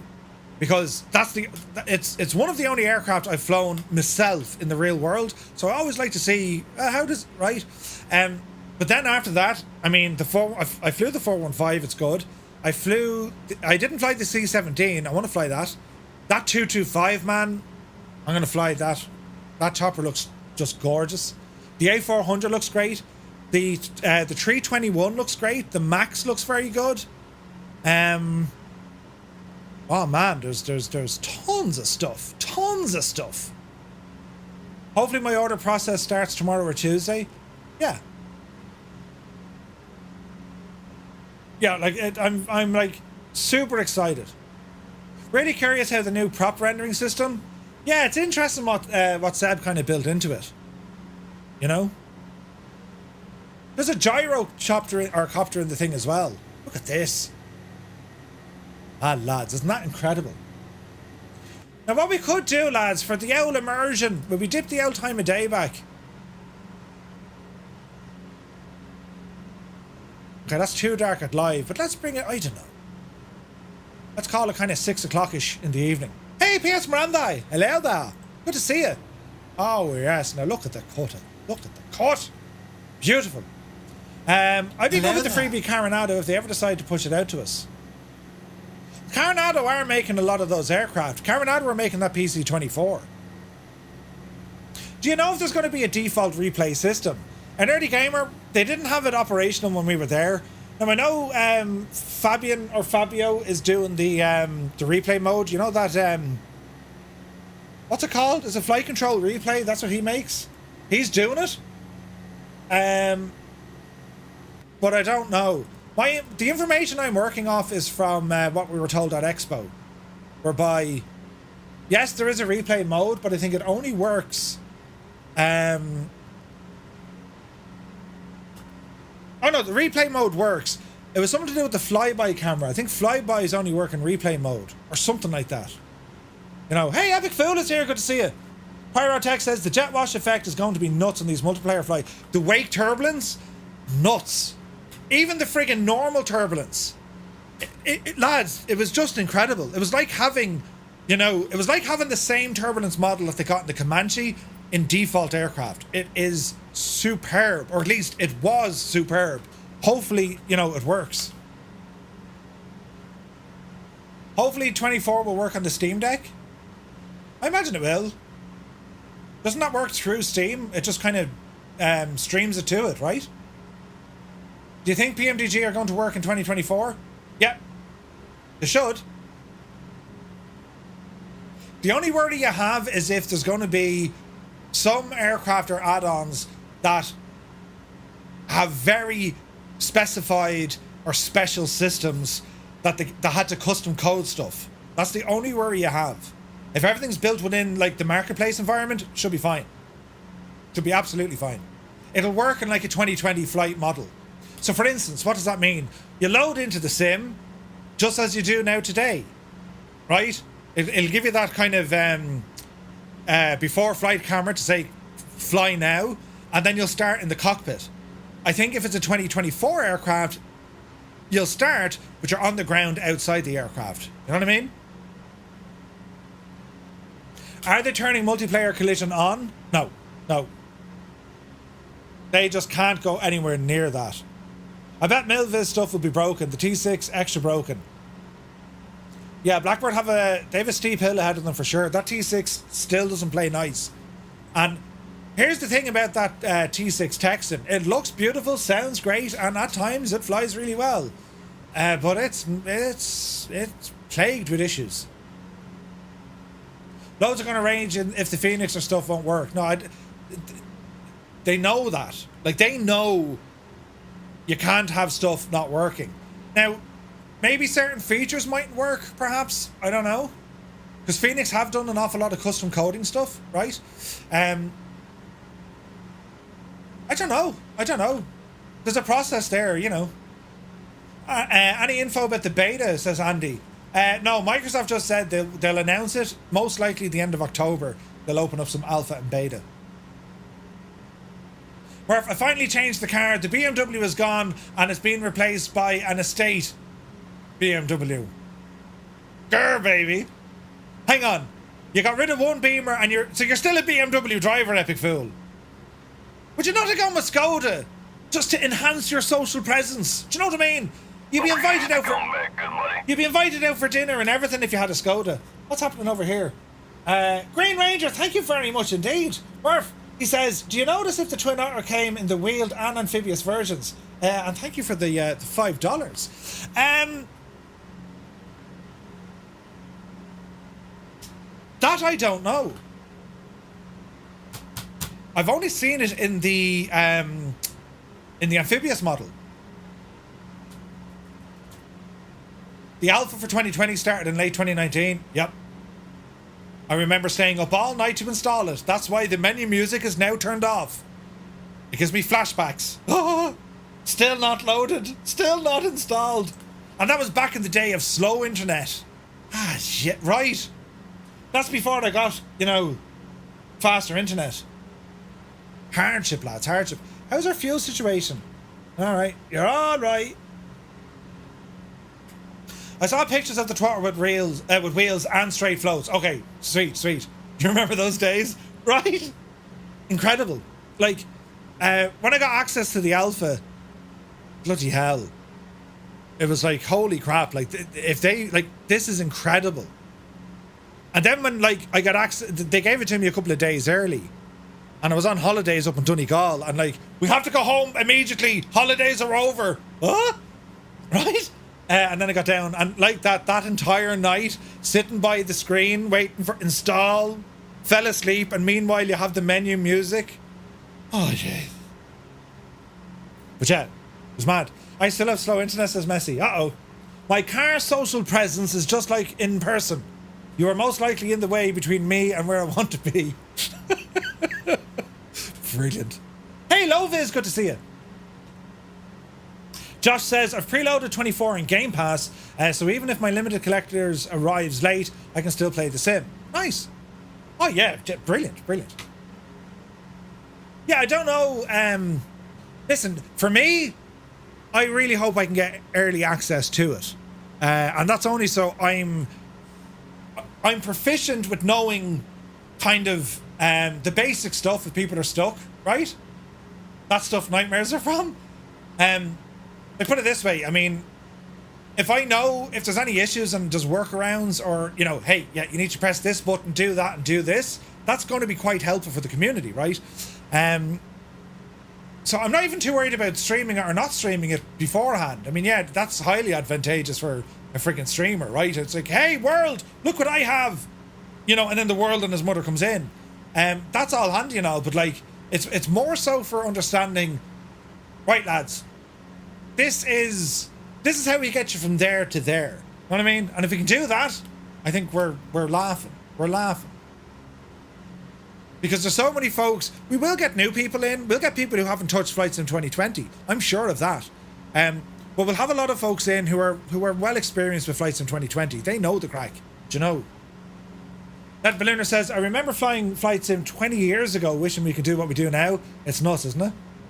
That way, Murph, we can learn how to really screw 2024 up, right? Are you going to check out the new Super Decathlon from Hangar Studios? I need to ask the question. I can't remember. I don't know if I'm allowed to show the thing. There's other things. And here's the thing as well. And this is what's kind of, I won't say kind of, you know, scared us, but it's kind of scared us, right? We're looking at aircraft being released now. And we're saying to ourselves, Jesus, is there any point buying this aircraft now so close to the release of 2024? Well, here's my advice and here's my opinion.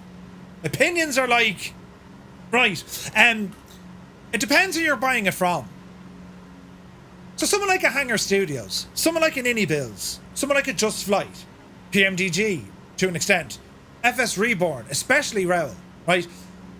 We know these developers because they're active in the community and they give you plenty of information.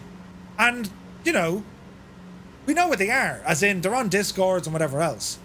There's no way they're going to release an aircraft, or if they've developed an aircraft in 2020, there's no way they're now not going to release it and wait to 24 because they need to change it, right? They need to change it to make it work inside the 2024 flight model.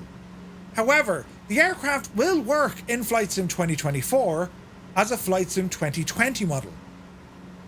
So if you're worried about, oh, I'm not going to buy this, and like when you have developers saying, listen, it's a free upgrade, we'll get to it, why would you not buy it then? Because if you're waiting for 2024, by the time the developer has it ready for 2024, you could be months waiting. Do you know what I mean? So I just wouldn't worry too much about not purchasing aircraft this close to 2024. Do your due diligence. You know, you stick with developers who you know deliver, right? You know these guys will deliver. So if there's new aircraft coming out for 2020, they will work on 24. And, you know, developers, especially the ones I've listed, and there are more, SWS are included in that, they're not going to shoot themselves in the foot. Think about it. Hey, here's a brand new plane for 2020, but it won't work whatsoever in 24, and it's going to be 2 years before they update it. You know what I mean? If something that bad happens, you know you're dealing with good, reputable developers. They'll probably refund you. Do you know what I'm not saying they will, but they might. Do you know? So try not worry too much about that. You know? Hey, Flockstrot is here. Good to see you. He says, morning, Murph and chat. Thanks for the recent vids on 2024 stuff. You're very welcome. You're very welcome. Thank you, Flockstrot. Adam Controls is here. Top of the evening to you, Adam. Hope you're well, my dude. Welcome in, Raiders. Hope you guys had a great stream. I don't belong here at this time on a Sunday, but we were doing an event today. And thank you also very much for coming in. Hope you had a great stream. You're looking well. You can show it now. It's just not on sale on the marketplace. Okay. Thank you, TPHI. Once I keep my grandkids off the internet, I'll be fine, says Pyrotech. Yep, stay off the internet. No one even look at the telly. I need all the bandwidth. Gareth B, good to see you. Avalanche says, Murph, have to run. I'll try to make it for your stream tomorrow and fly with you. Wisdom Tooth coming out. Oh, Jesus. Best of luck with that. You take care, my dude. Have a great day. Yeah. Wisdom Tooth. Oof. That's going to be funny, like, you know. Richie Ricardo says, literally the only thing money can't buy is internet bandwidth. Have you looked at Starlink or stuff? Presume you can see other people walking in 2024. Hopla, I don't know, man. That's a great question. That's a great question. I imagine you will, right? But I don't know. That's a very good question, right? Defiant Prawn says, I'm hoping an RTX 3080 will do well. It'll do fine. It will do fine. You'll have frame gen and all that as well. Super Ty has 3 wisdom teeth. Ouch. Old Veteran says, time to hit the road. If I have time, if you're still on, I'll join from the terminal. Safe travels, my dude. Yeah, that's a great question. If you're walking around, will you see other people's walking around? I don't want to say I assume so. Never assume. It'd be really cool for air shows. I never even thought of that. Yeah, think about it. Hey, we're doing an air show. Leave your plane and walk up to the ramp and watch from there. I don't know, man. From what I saw, well, no, they did. They did 3D model them from a third-person thing. But you can't walk around in third-person mode from what I can see, you know? It's a great idea, isn't it? Yeah, that's a great idea. Captain Sickback says, thanks, Murph. Great stream. Have to get some food now. Chat to you soon. Bon appetit, my dude. We'll see you soon, Captain Sickbag. Could you imagine if you, like, imagine doing, like, a virtual air show? And, like, imagine Oshkosh. Like, bloody hell. Imagine doing something like Oshkosh. You land, you break out your tents. Parallel 42 will have this off to a fine art. And then you walk, get into your tent, and you're watching airplane. Like, could you imagine if that works? Jesus. Hornetville, thank you for the follow. Welcome aboard, man. Happy Sunday. Walking Simulator 2024. Someone is going to walk around the planet. It's not going to be me, but someone is going to.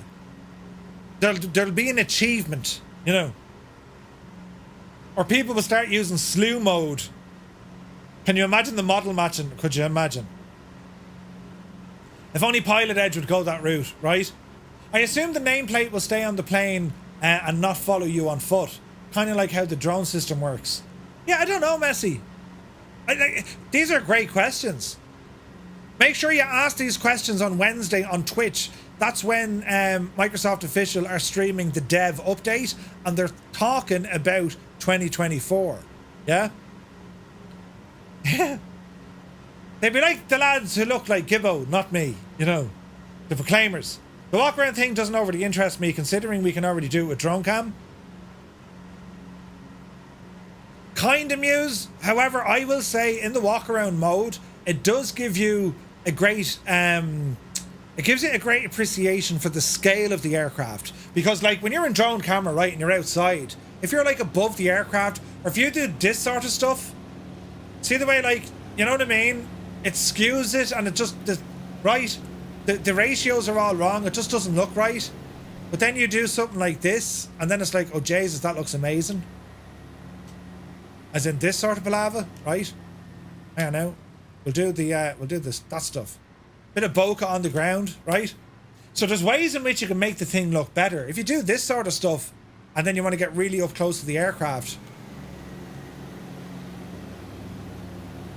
it's amazing what camera angles can do. That's the point I'm trying to make. You know what I mean?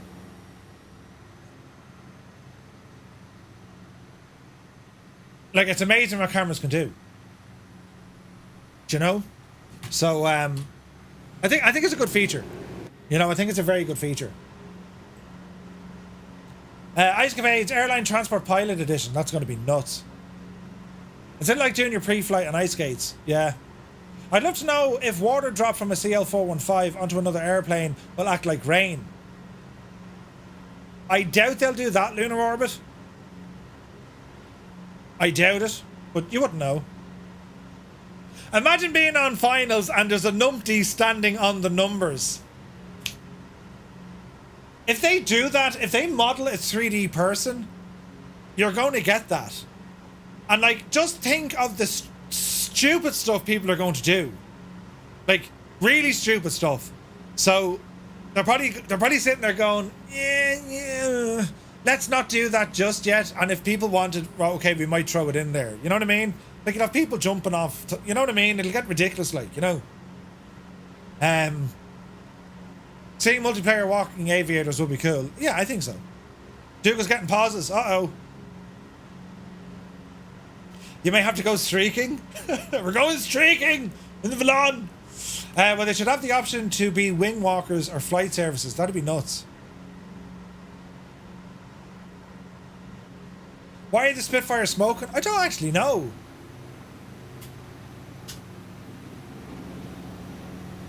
I don't know why there's smoke coming out of that machine. Now, I don't know, is that SimFX doing stuff? Or is it the aircraft itself? I really don't know. It's doing it on both of them, so like, it's doing it on all of them. Let's find out together. SimFX?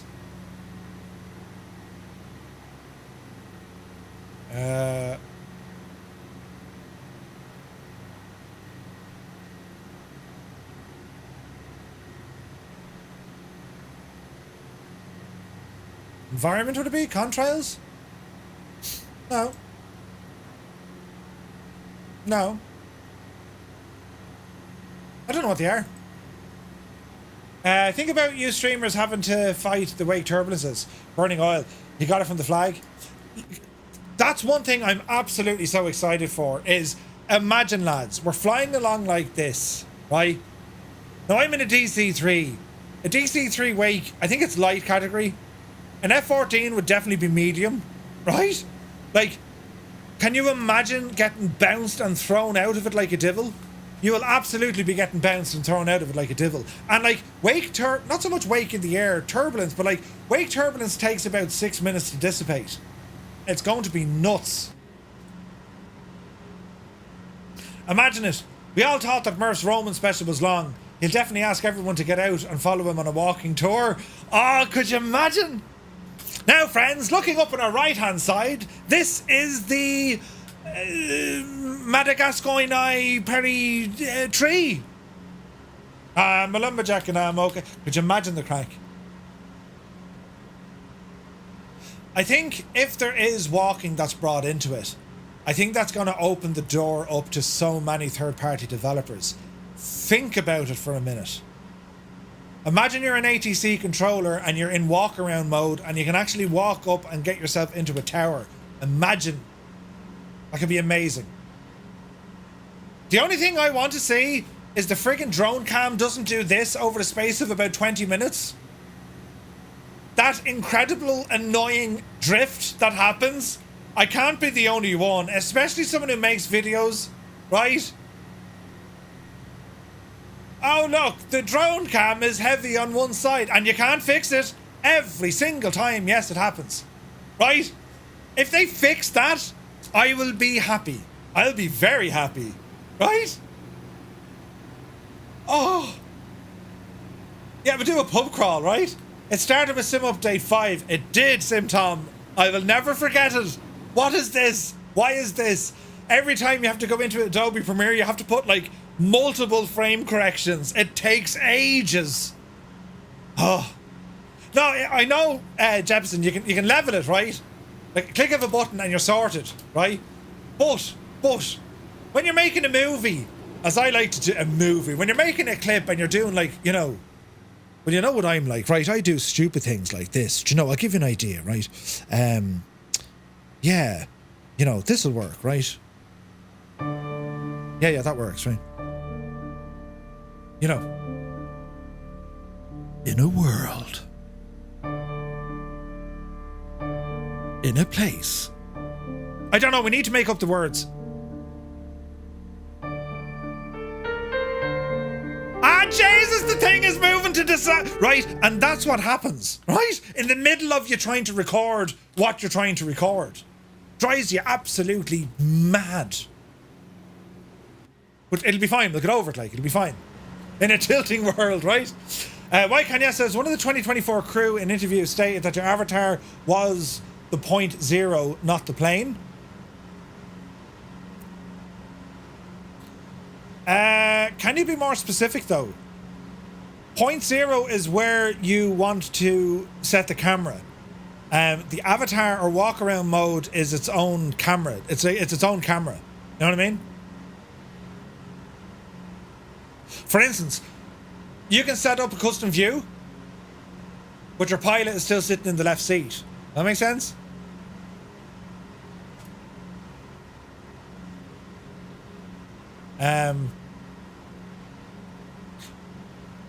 Yeah.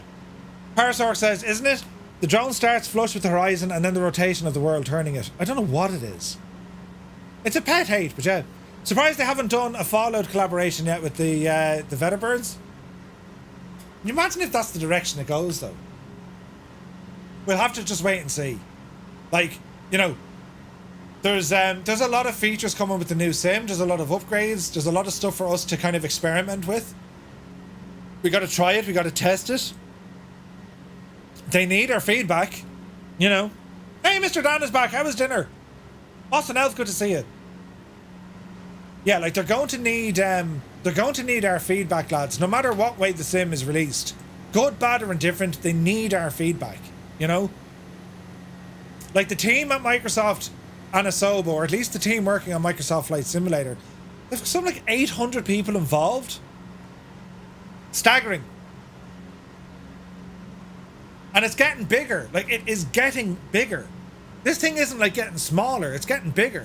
And again, like, you're going to see more folks try out this sim for the first time. Because you have these new elements. A progressive career mode, it's awesome.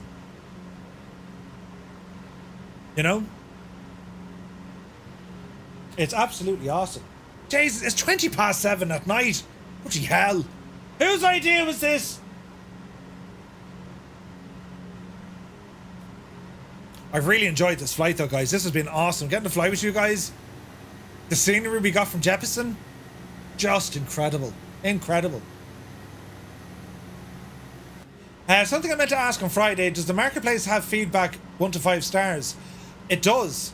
But not only that. The marketplace will also feature a recent score. So you'll see the overall score. And that's like the rating system. But then you'll see a recent score.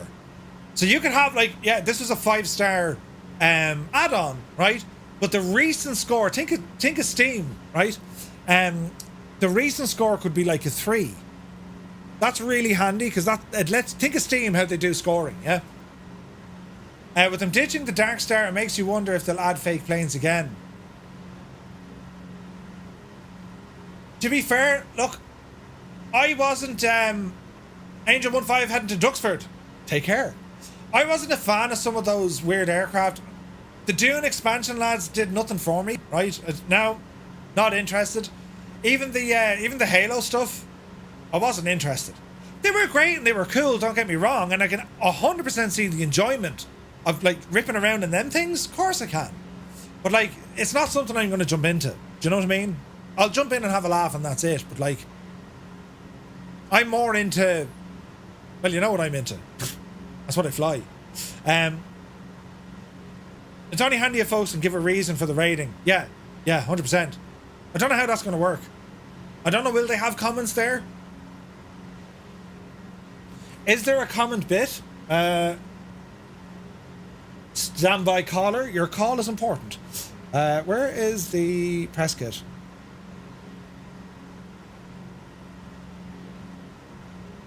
Right. Is it in here?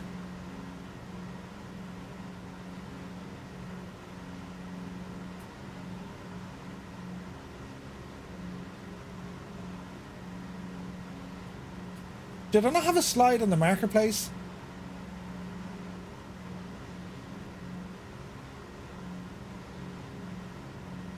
Google intensifies.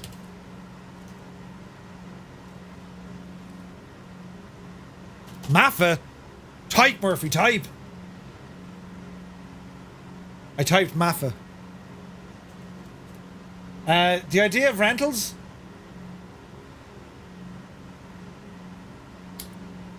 Rentals are interesting. I think they're a great idea. I just think they're a great idea. I think Vasco did a good... Yeah, here we go.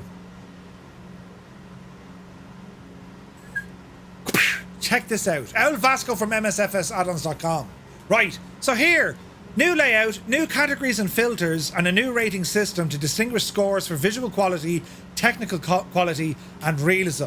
So it doesn't look like you're going to be able to do comments. It's more to do with score the thing out of 5 for its visuals, its systems, and its technical quality. Bungalow, you take care of my dude.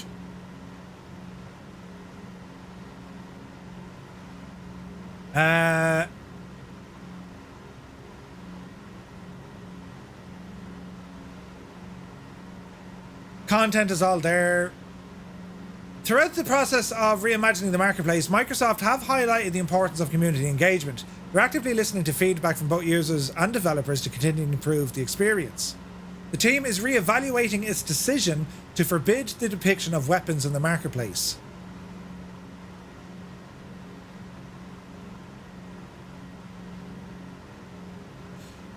York spoke to Aaron Rains. The choice not to depict weapons on aircraft is currently under review. He mentioned that some partners like Airplane Heaven, who make World War II warbirds, have looked at the issue and felt that the aircraft doesn't look right without it. Many other military developers are in the same. York revealed that the choice not to depict weapons was made by the development team and there's been no other external factor forcing them to do that. So, they're currently reconsidering this stance and while not a definite decision, there might be some hope that 2024 will show weaponry. That's pretty cool. Aaron Rain, yeah, Mr. Dan, yeah, I agree. Rest in peace, Microsoft or MS Scenery. Yes. I have no time for those at all. Like, I get it. They're selling skins effectively, but like, for me, no. Like, not on a next level sim. If that's the road they're gonna go, well then they should have, you know, simulator add-ons or arcade add-ons, if that makes sense. Because what the fear is, folks who want a certain fidelity of an aircraft, but they, you know, they make a terrible mistake getting an M Scenery product because it doesn't feature any of that. Do you know what I mean? So I'm not saying they shouldn't be there. I'm just saying if they're going to be there, maybe give like an arcade category, so at least folks know, they're informed. If that makes sense. It does make sense, but yeah. We get the idea. Richard says, Murph, I enjoy everything you do and the community. Don't get me wrong. I saw the discussion on Discord regarding data link. You probably know I'm pretty obsessed with Microsoft Flight Sim. However, if I have to buy a product to use 2024, I don't think it's going to happen. Starlink. Yeah, but like, Richie, it kind of comes down to this, Richie, right? York said in an interview to me, he said, look, he knows people who have high-end machines. Their computers are very high spec, but they live in an area that the internet isn't. What do you do? Genuinely, what do you do? You're going to look around for other providers, and if you look at something like Starlink, I mean, it's like Tesla. I don't care who the personality is. That means nothing to me. Do you know what I mean? The people who make that equipment or the people who are working for that person doesn't necessarily mean they're very much like the same person. That's all. You know? But again, it's absolutely your decision and it's your opinion, dude. I mean, if you don't want to use that equipment because you know, their goals don't match or whatever, 100%, you don't go near it. But until we get more Starlinks, and it doesn't have to be Starlink. I don't know who else does like that sort of product. Not too many people have their own satellites up there. You know what I'm saying? But who knows? Who knows? There's got to be ways around it though. Like like an internet connection is required. Full stop. You need the internet to use Microsoft Flight Sim 2024. Full stop. You know?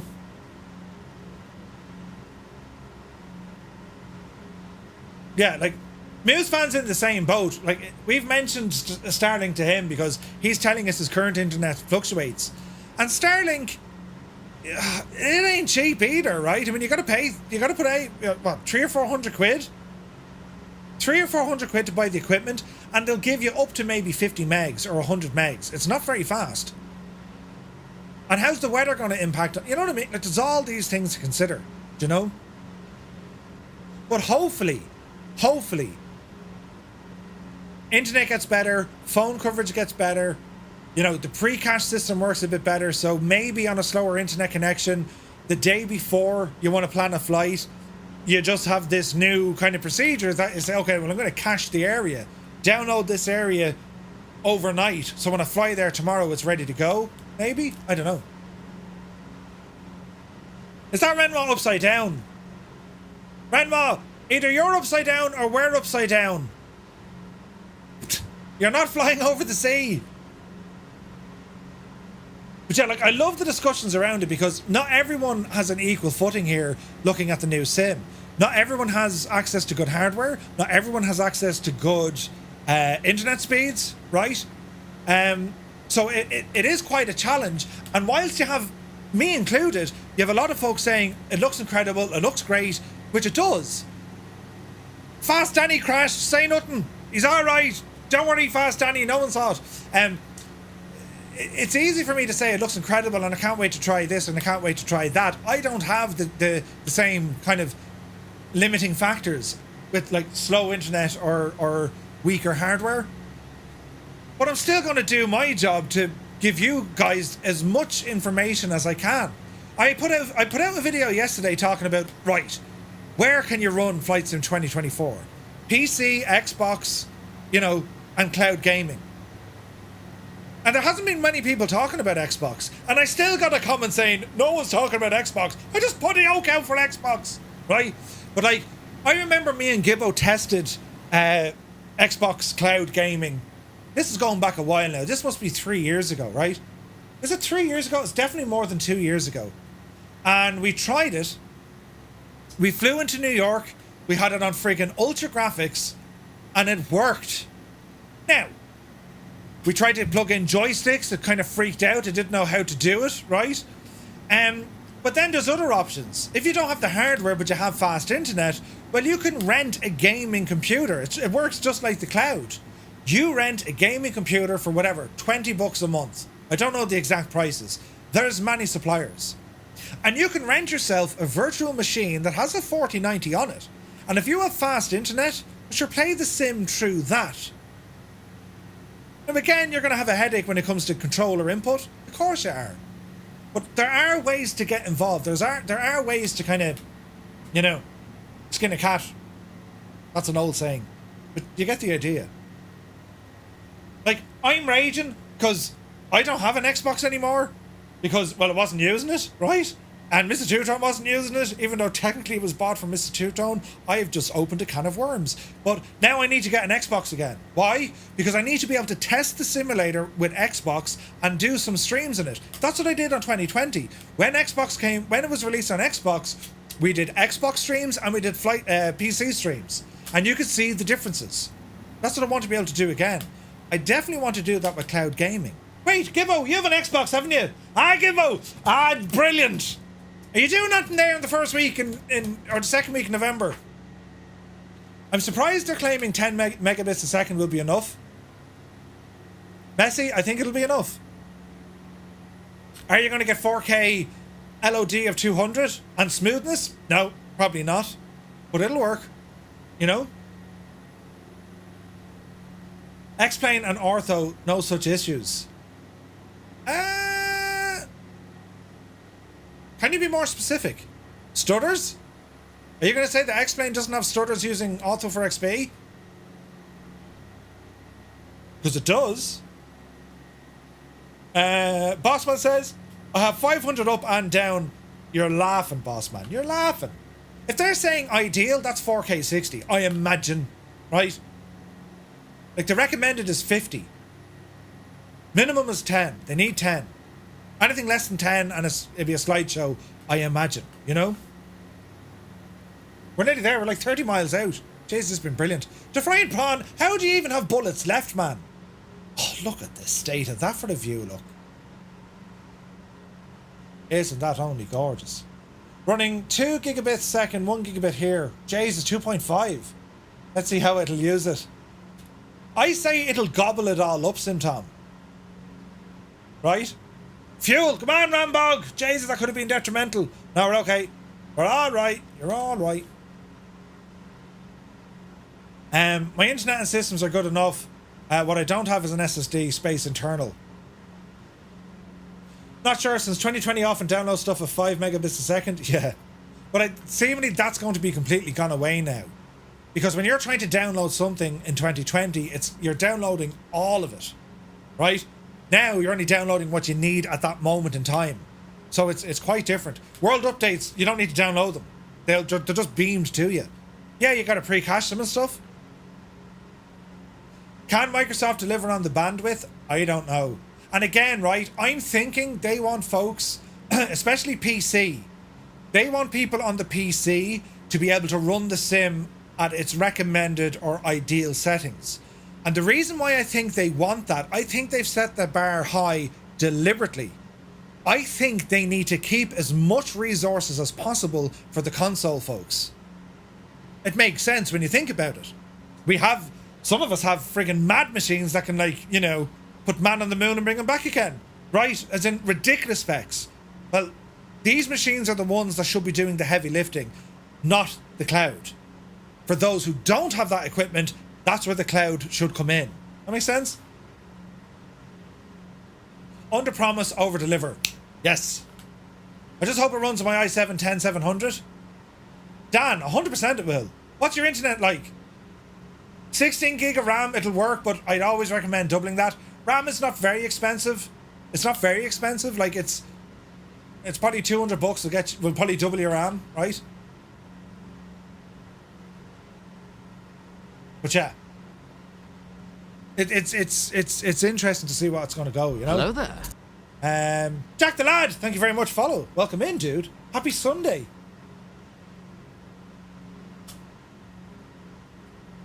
No, it's going to be very, very exciting. Oh, that's the GPU RAM. Oh, 16 gig of VRAM. Oh, sorry, 64 gig of RAM. Beg your pardon, Dan. Yeah, that's grand. No, 64 is nuts. It's fine. 128, you won't need it. Ranma, you take care of my dude. Mr. Dan is getting moaned at to put your washing away. Mr. Dan, put your washing away. We've all been there. Don't worry, man. Right, now let me see.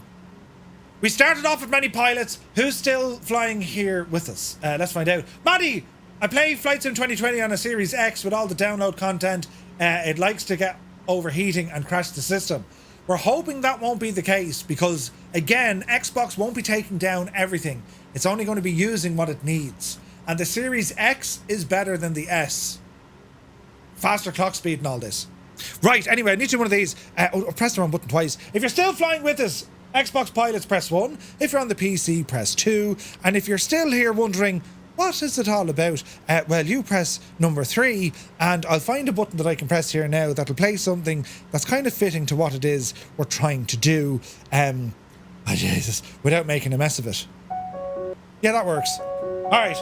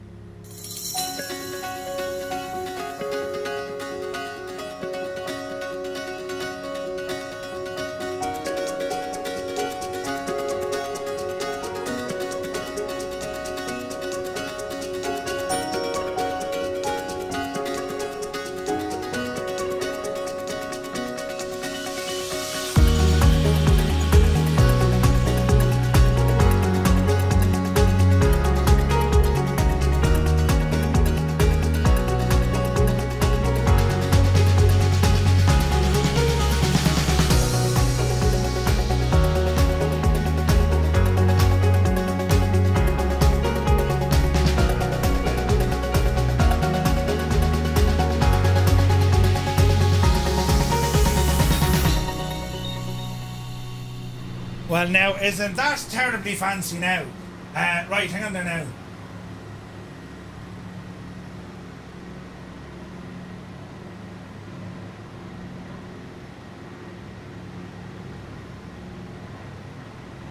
That works.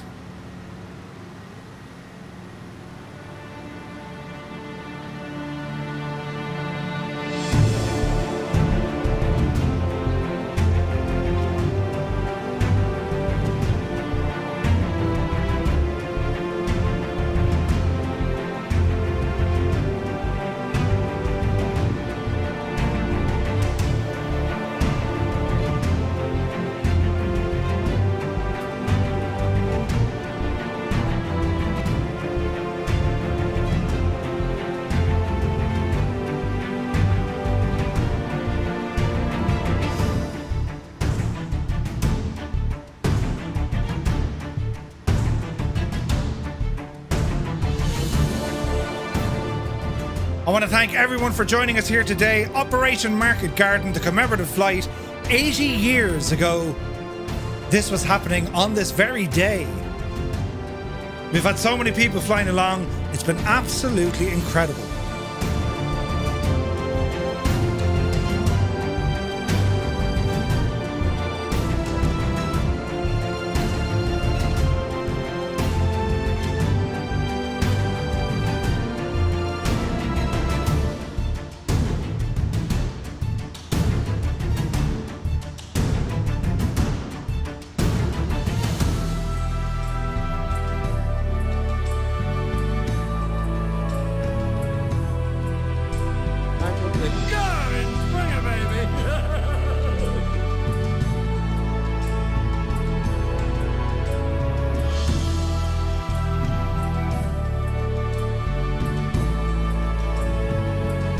Rambog Mord, you absolute legend, gifting 10 Tier 1 subs to the community.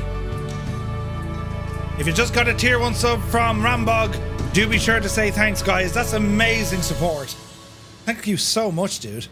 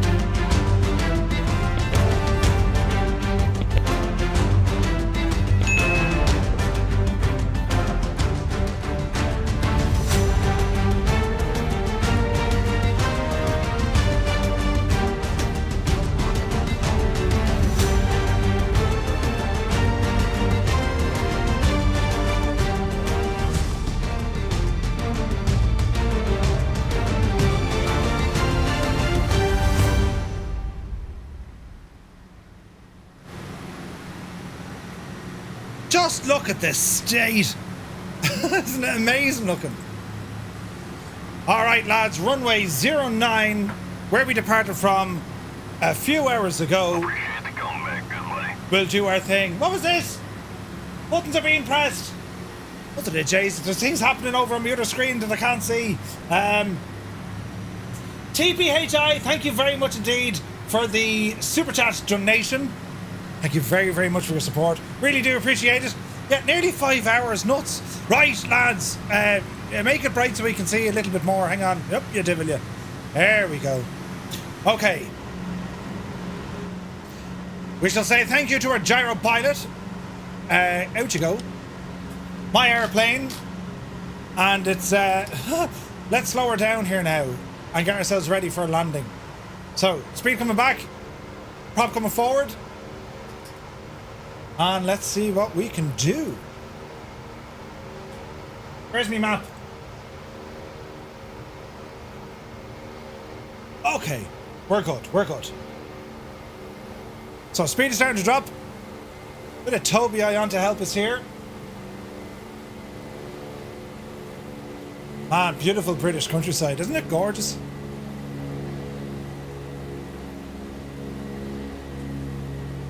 Okay, what's the speed? Start descending a little bit. Right turn coming in.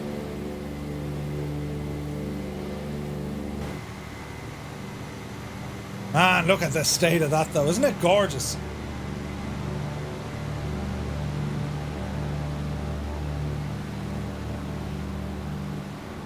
Absolutely stunning.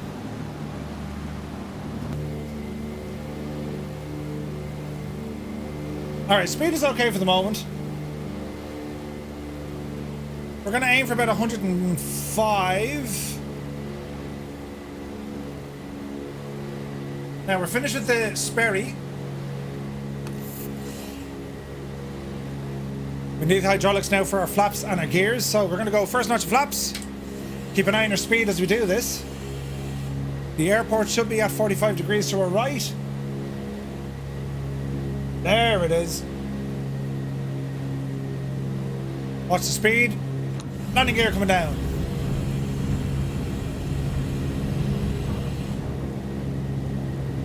Watch the turn. Whoa! Did you see the Spitfire there? Jesus. Alright, there's the runway. Watch the speed.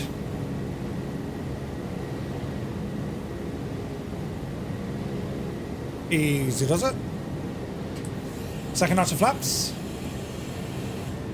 That helps with the drag, calm it all down, and we take our time in on this approach. Fuel pressure's okay. We're low. We are well. We're not in reserves or anything. Like it's. We planned it well with the fuel. You mean you winged it, Murphy? Yes, yes. Totally winged it, lads. But it'd be grand, right?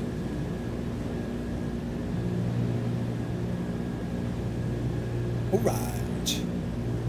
Now aim to land on your front wheels first. We could try a 3-point landing in a DC-3. Sure we can, but like, just be careful with the whole machine, right? We'll engage the tail wheel lock. I should have a button for that. Was that it? Yes, it was. Brilliant. Okay. Okay. Let's see what happens. Is this Flight Sim? Yes, it is. Wing Rounds, welcome in. It's Flight Sim 2020. Okay, 90 miles an hour. Flaps are okay at half, I think. Almost the same fly hours as the real mission. Yep.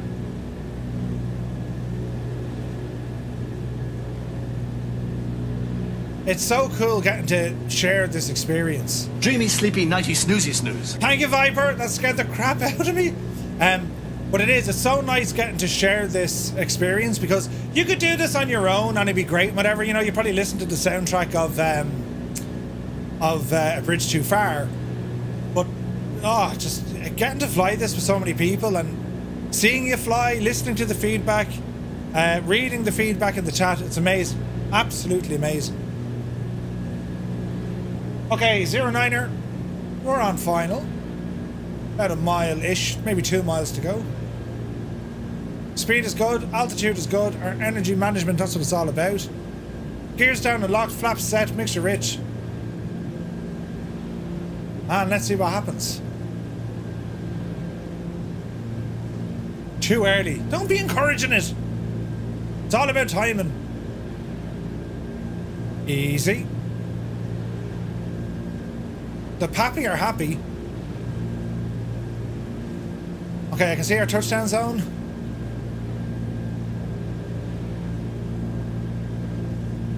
Easy now. The Pappy are slightly unhappy. It's grand. They'll get over themselves. Easy does it. Aim for the centre line. With the Jesus.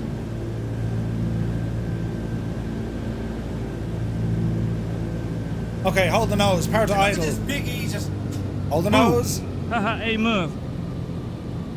Easy. There's a touchdown. Now be very careful with the tail. Yeah, baby. Wrong button.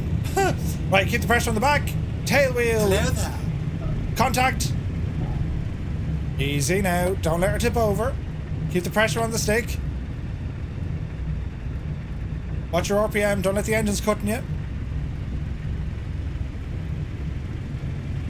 A little bit more braking. Bring the flaps in. Alright.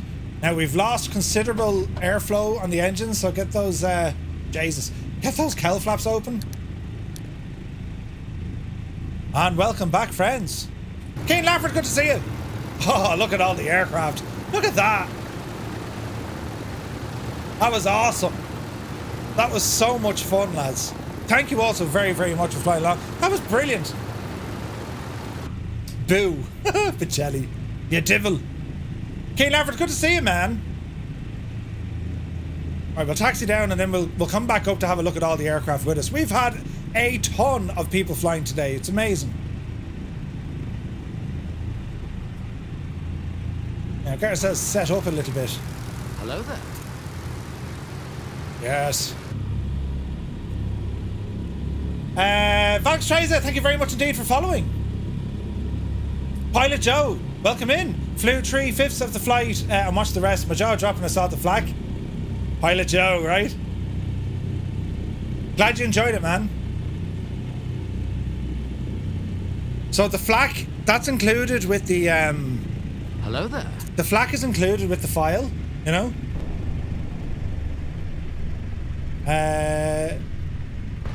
Is it Vasily? Thank you very much indeed for the follow. So that flak sound, that's included with the download. So, you know, it's there if we want it, right? Ooh, there's going to be... Look at that. Man alive. C-47s everywhere. What a time to be alive.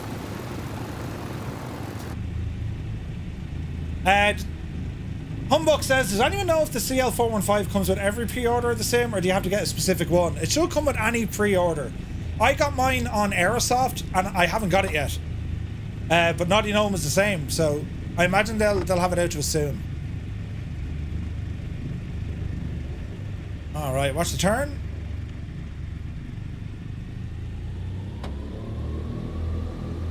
Easy.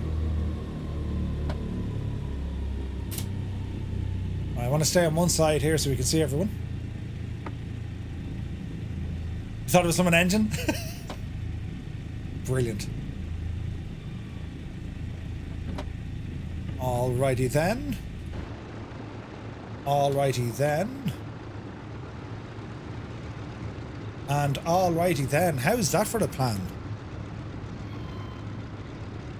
Easy now, Jemima. Right, hold it there. We shan't panic too much yet.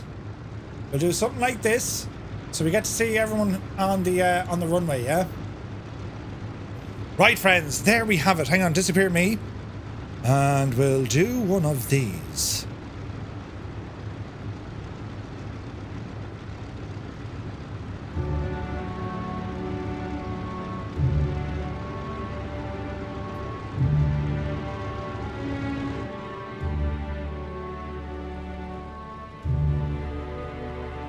All the aircraft. Beautiful.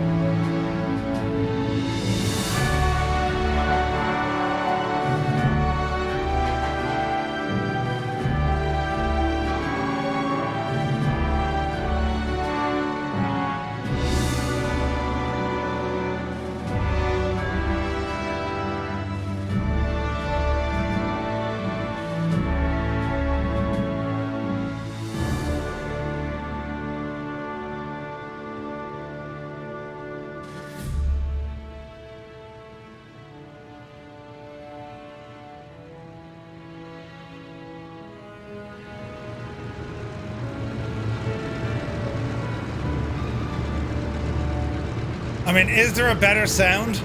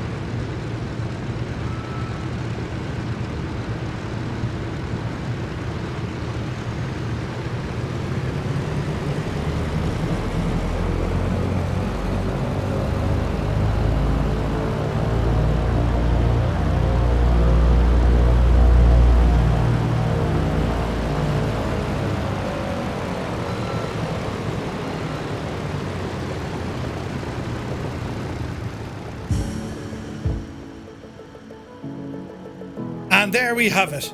Jesus, that was immense fun. Thank you all so very, very much indeed for joining me. That was just so much fun. So many people flying with us. Insane, lads. Absolutely insane.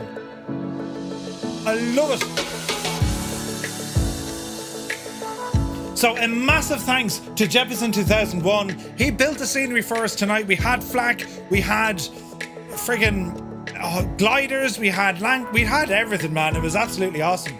So I want to thank you all so very, very much for everyone who flew along. That was insane, right? For everyone here in the chat keeping us company. The support tonight was absolutely insane.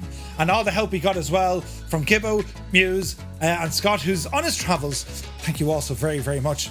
We're back to you tomorrow, lads. Oh, look, a Vulcan flyover. We're back tomorrow from 1900 Zulu. We're going to fly a car. Right, a recipe for disaster. It'll be grand, right? Don't worry, I'll do the stupid things so you don't have to. So it'll be grand. So as I said, do be sure to catch us over on Discord. That's where we hang about. And of all new fancy panels, did you like me new panels on Twitch? That took me all morning. You'll see details on the panels. Scroll down. You know, not now, I'm here. No, wait till I go and then scroll down. And there's links there to socials and all this. I even made a link tree. Right, anyway, thank you all so very, very much indeed. I will see you all tomorrow, 1900 Zulu time, the grand finale of Wing It, the Eurocrash edition, the flying edition of Eurocrash. So, yeah, I'm looking forward to that one. So, from me to you, thank you all so very, very much indeed. See you tomorrow.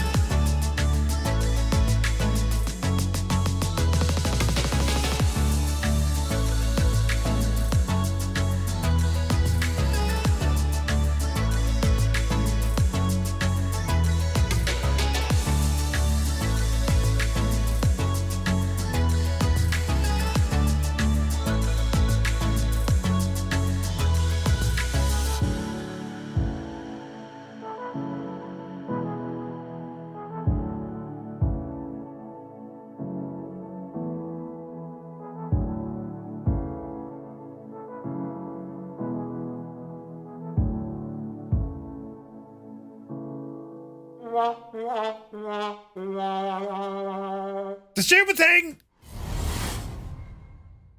Hands. Is Mike Roch in the chat?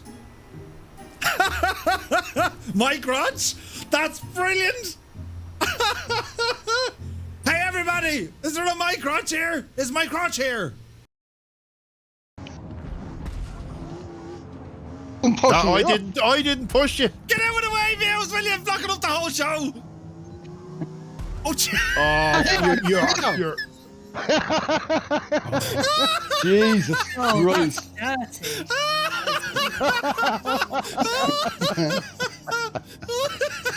Did you see what happened? Did you see what no, I've no mirrors. I don't know who's. Hold down, lads. Hang on. Jesus, get the ball off him. Why is he? Don't let him do that. Don't. Did you see that? Hey, get out of that, Murph. You know, I should retire right now, I think. You ready now? It's 10 o'clock on a Saturday. Regular crowd shuffles in. There's an old man sitting next to me, making love to his tonic and gin. He says, son, can you play me a memory? Melody. Is it melody? Oh, for God's sake. Oh, balls. He says, son, melody or memory? Melody. There's the roundabout. Easy now, Murph, easy. Yeah, add a bit of stink there in it. What's the job? Bit of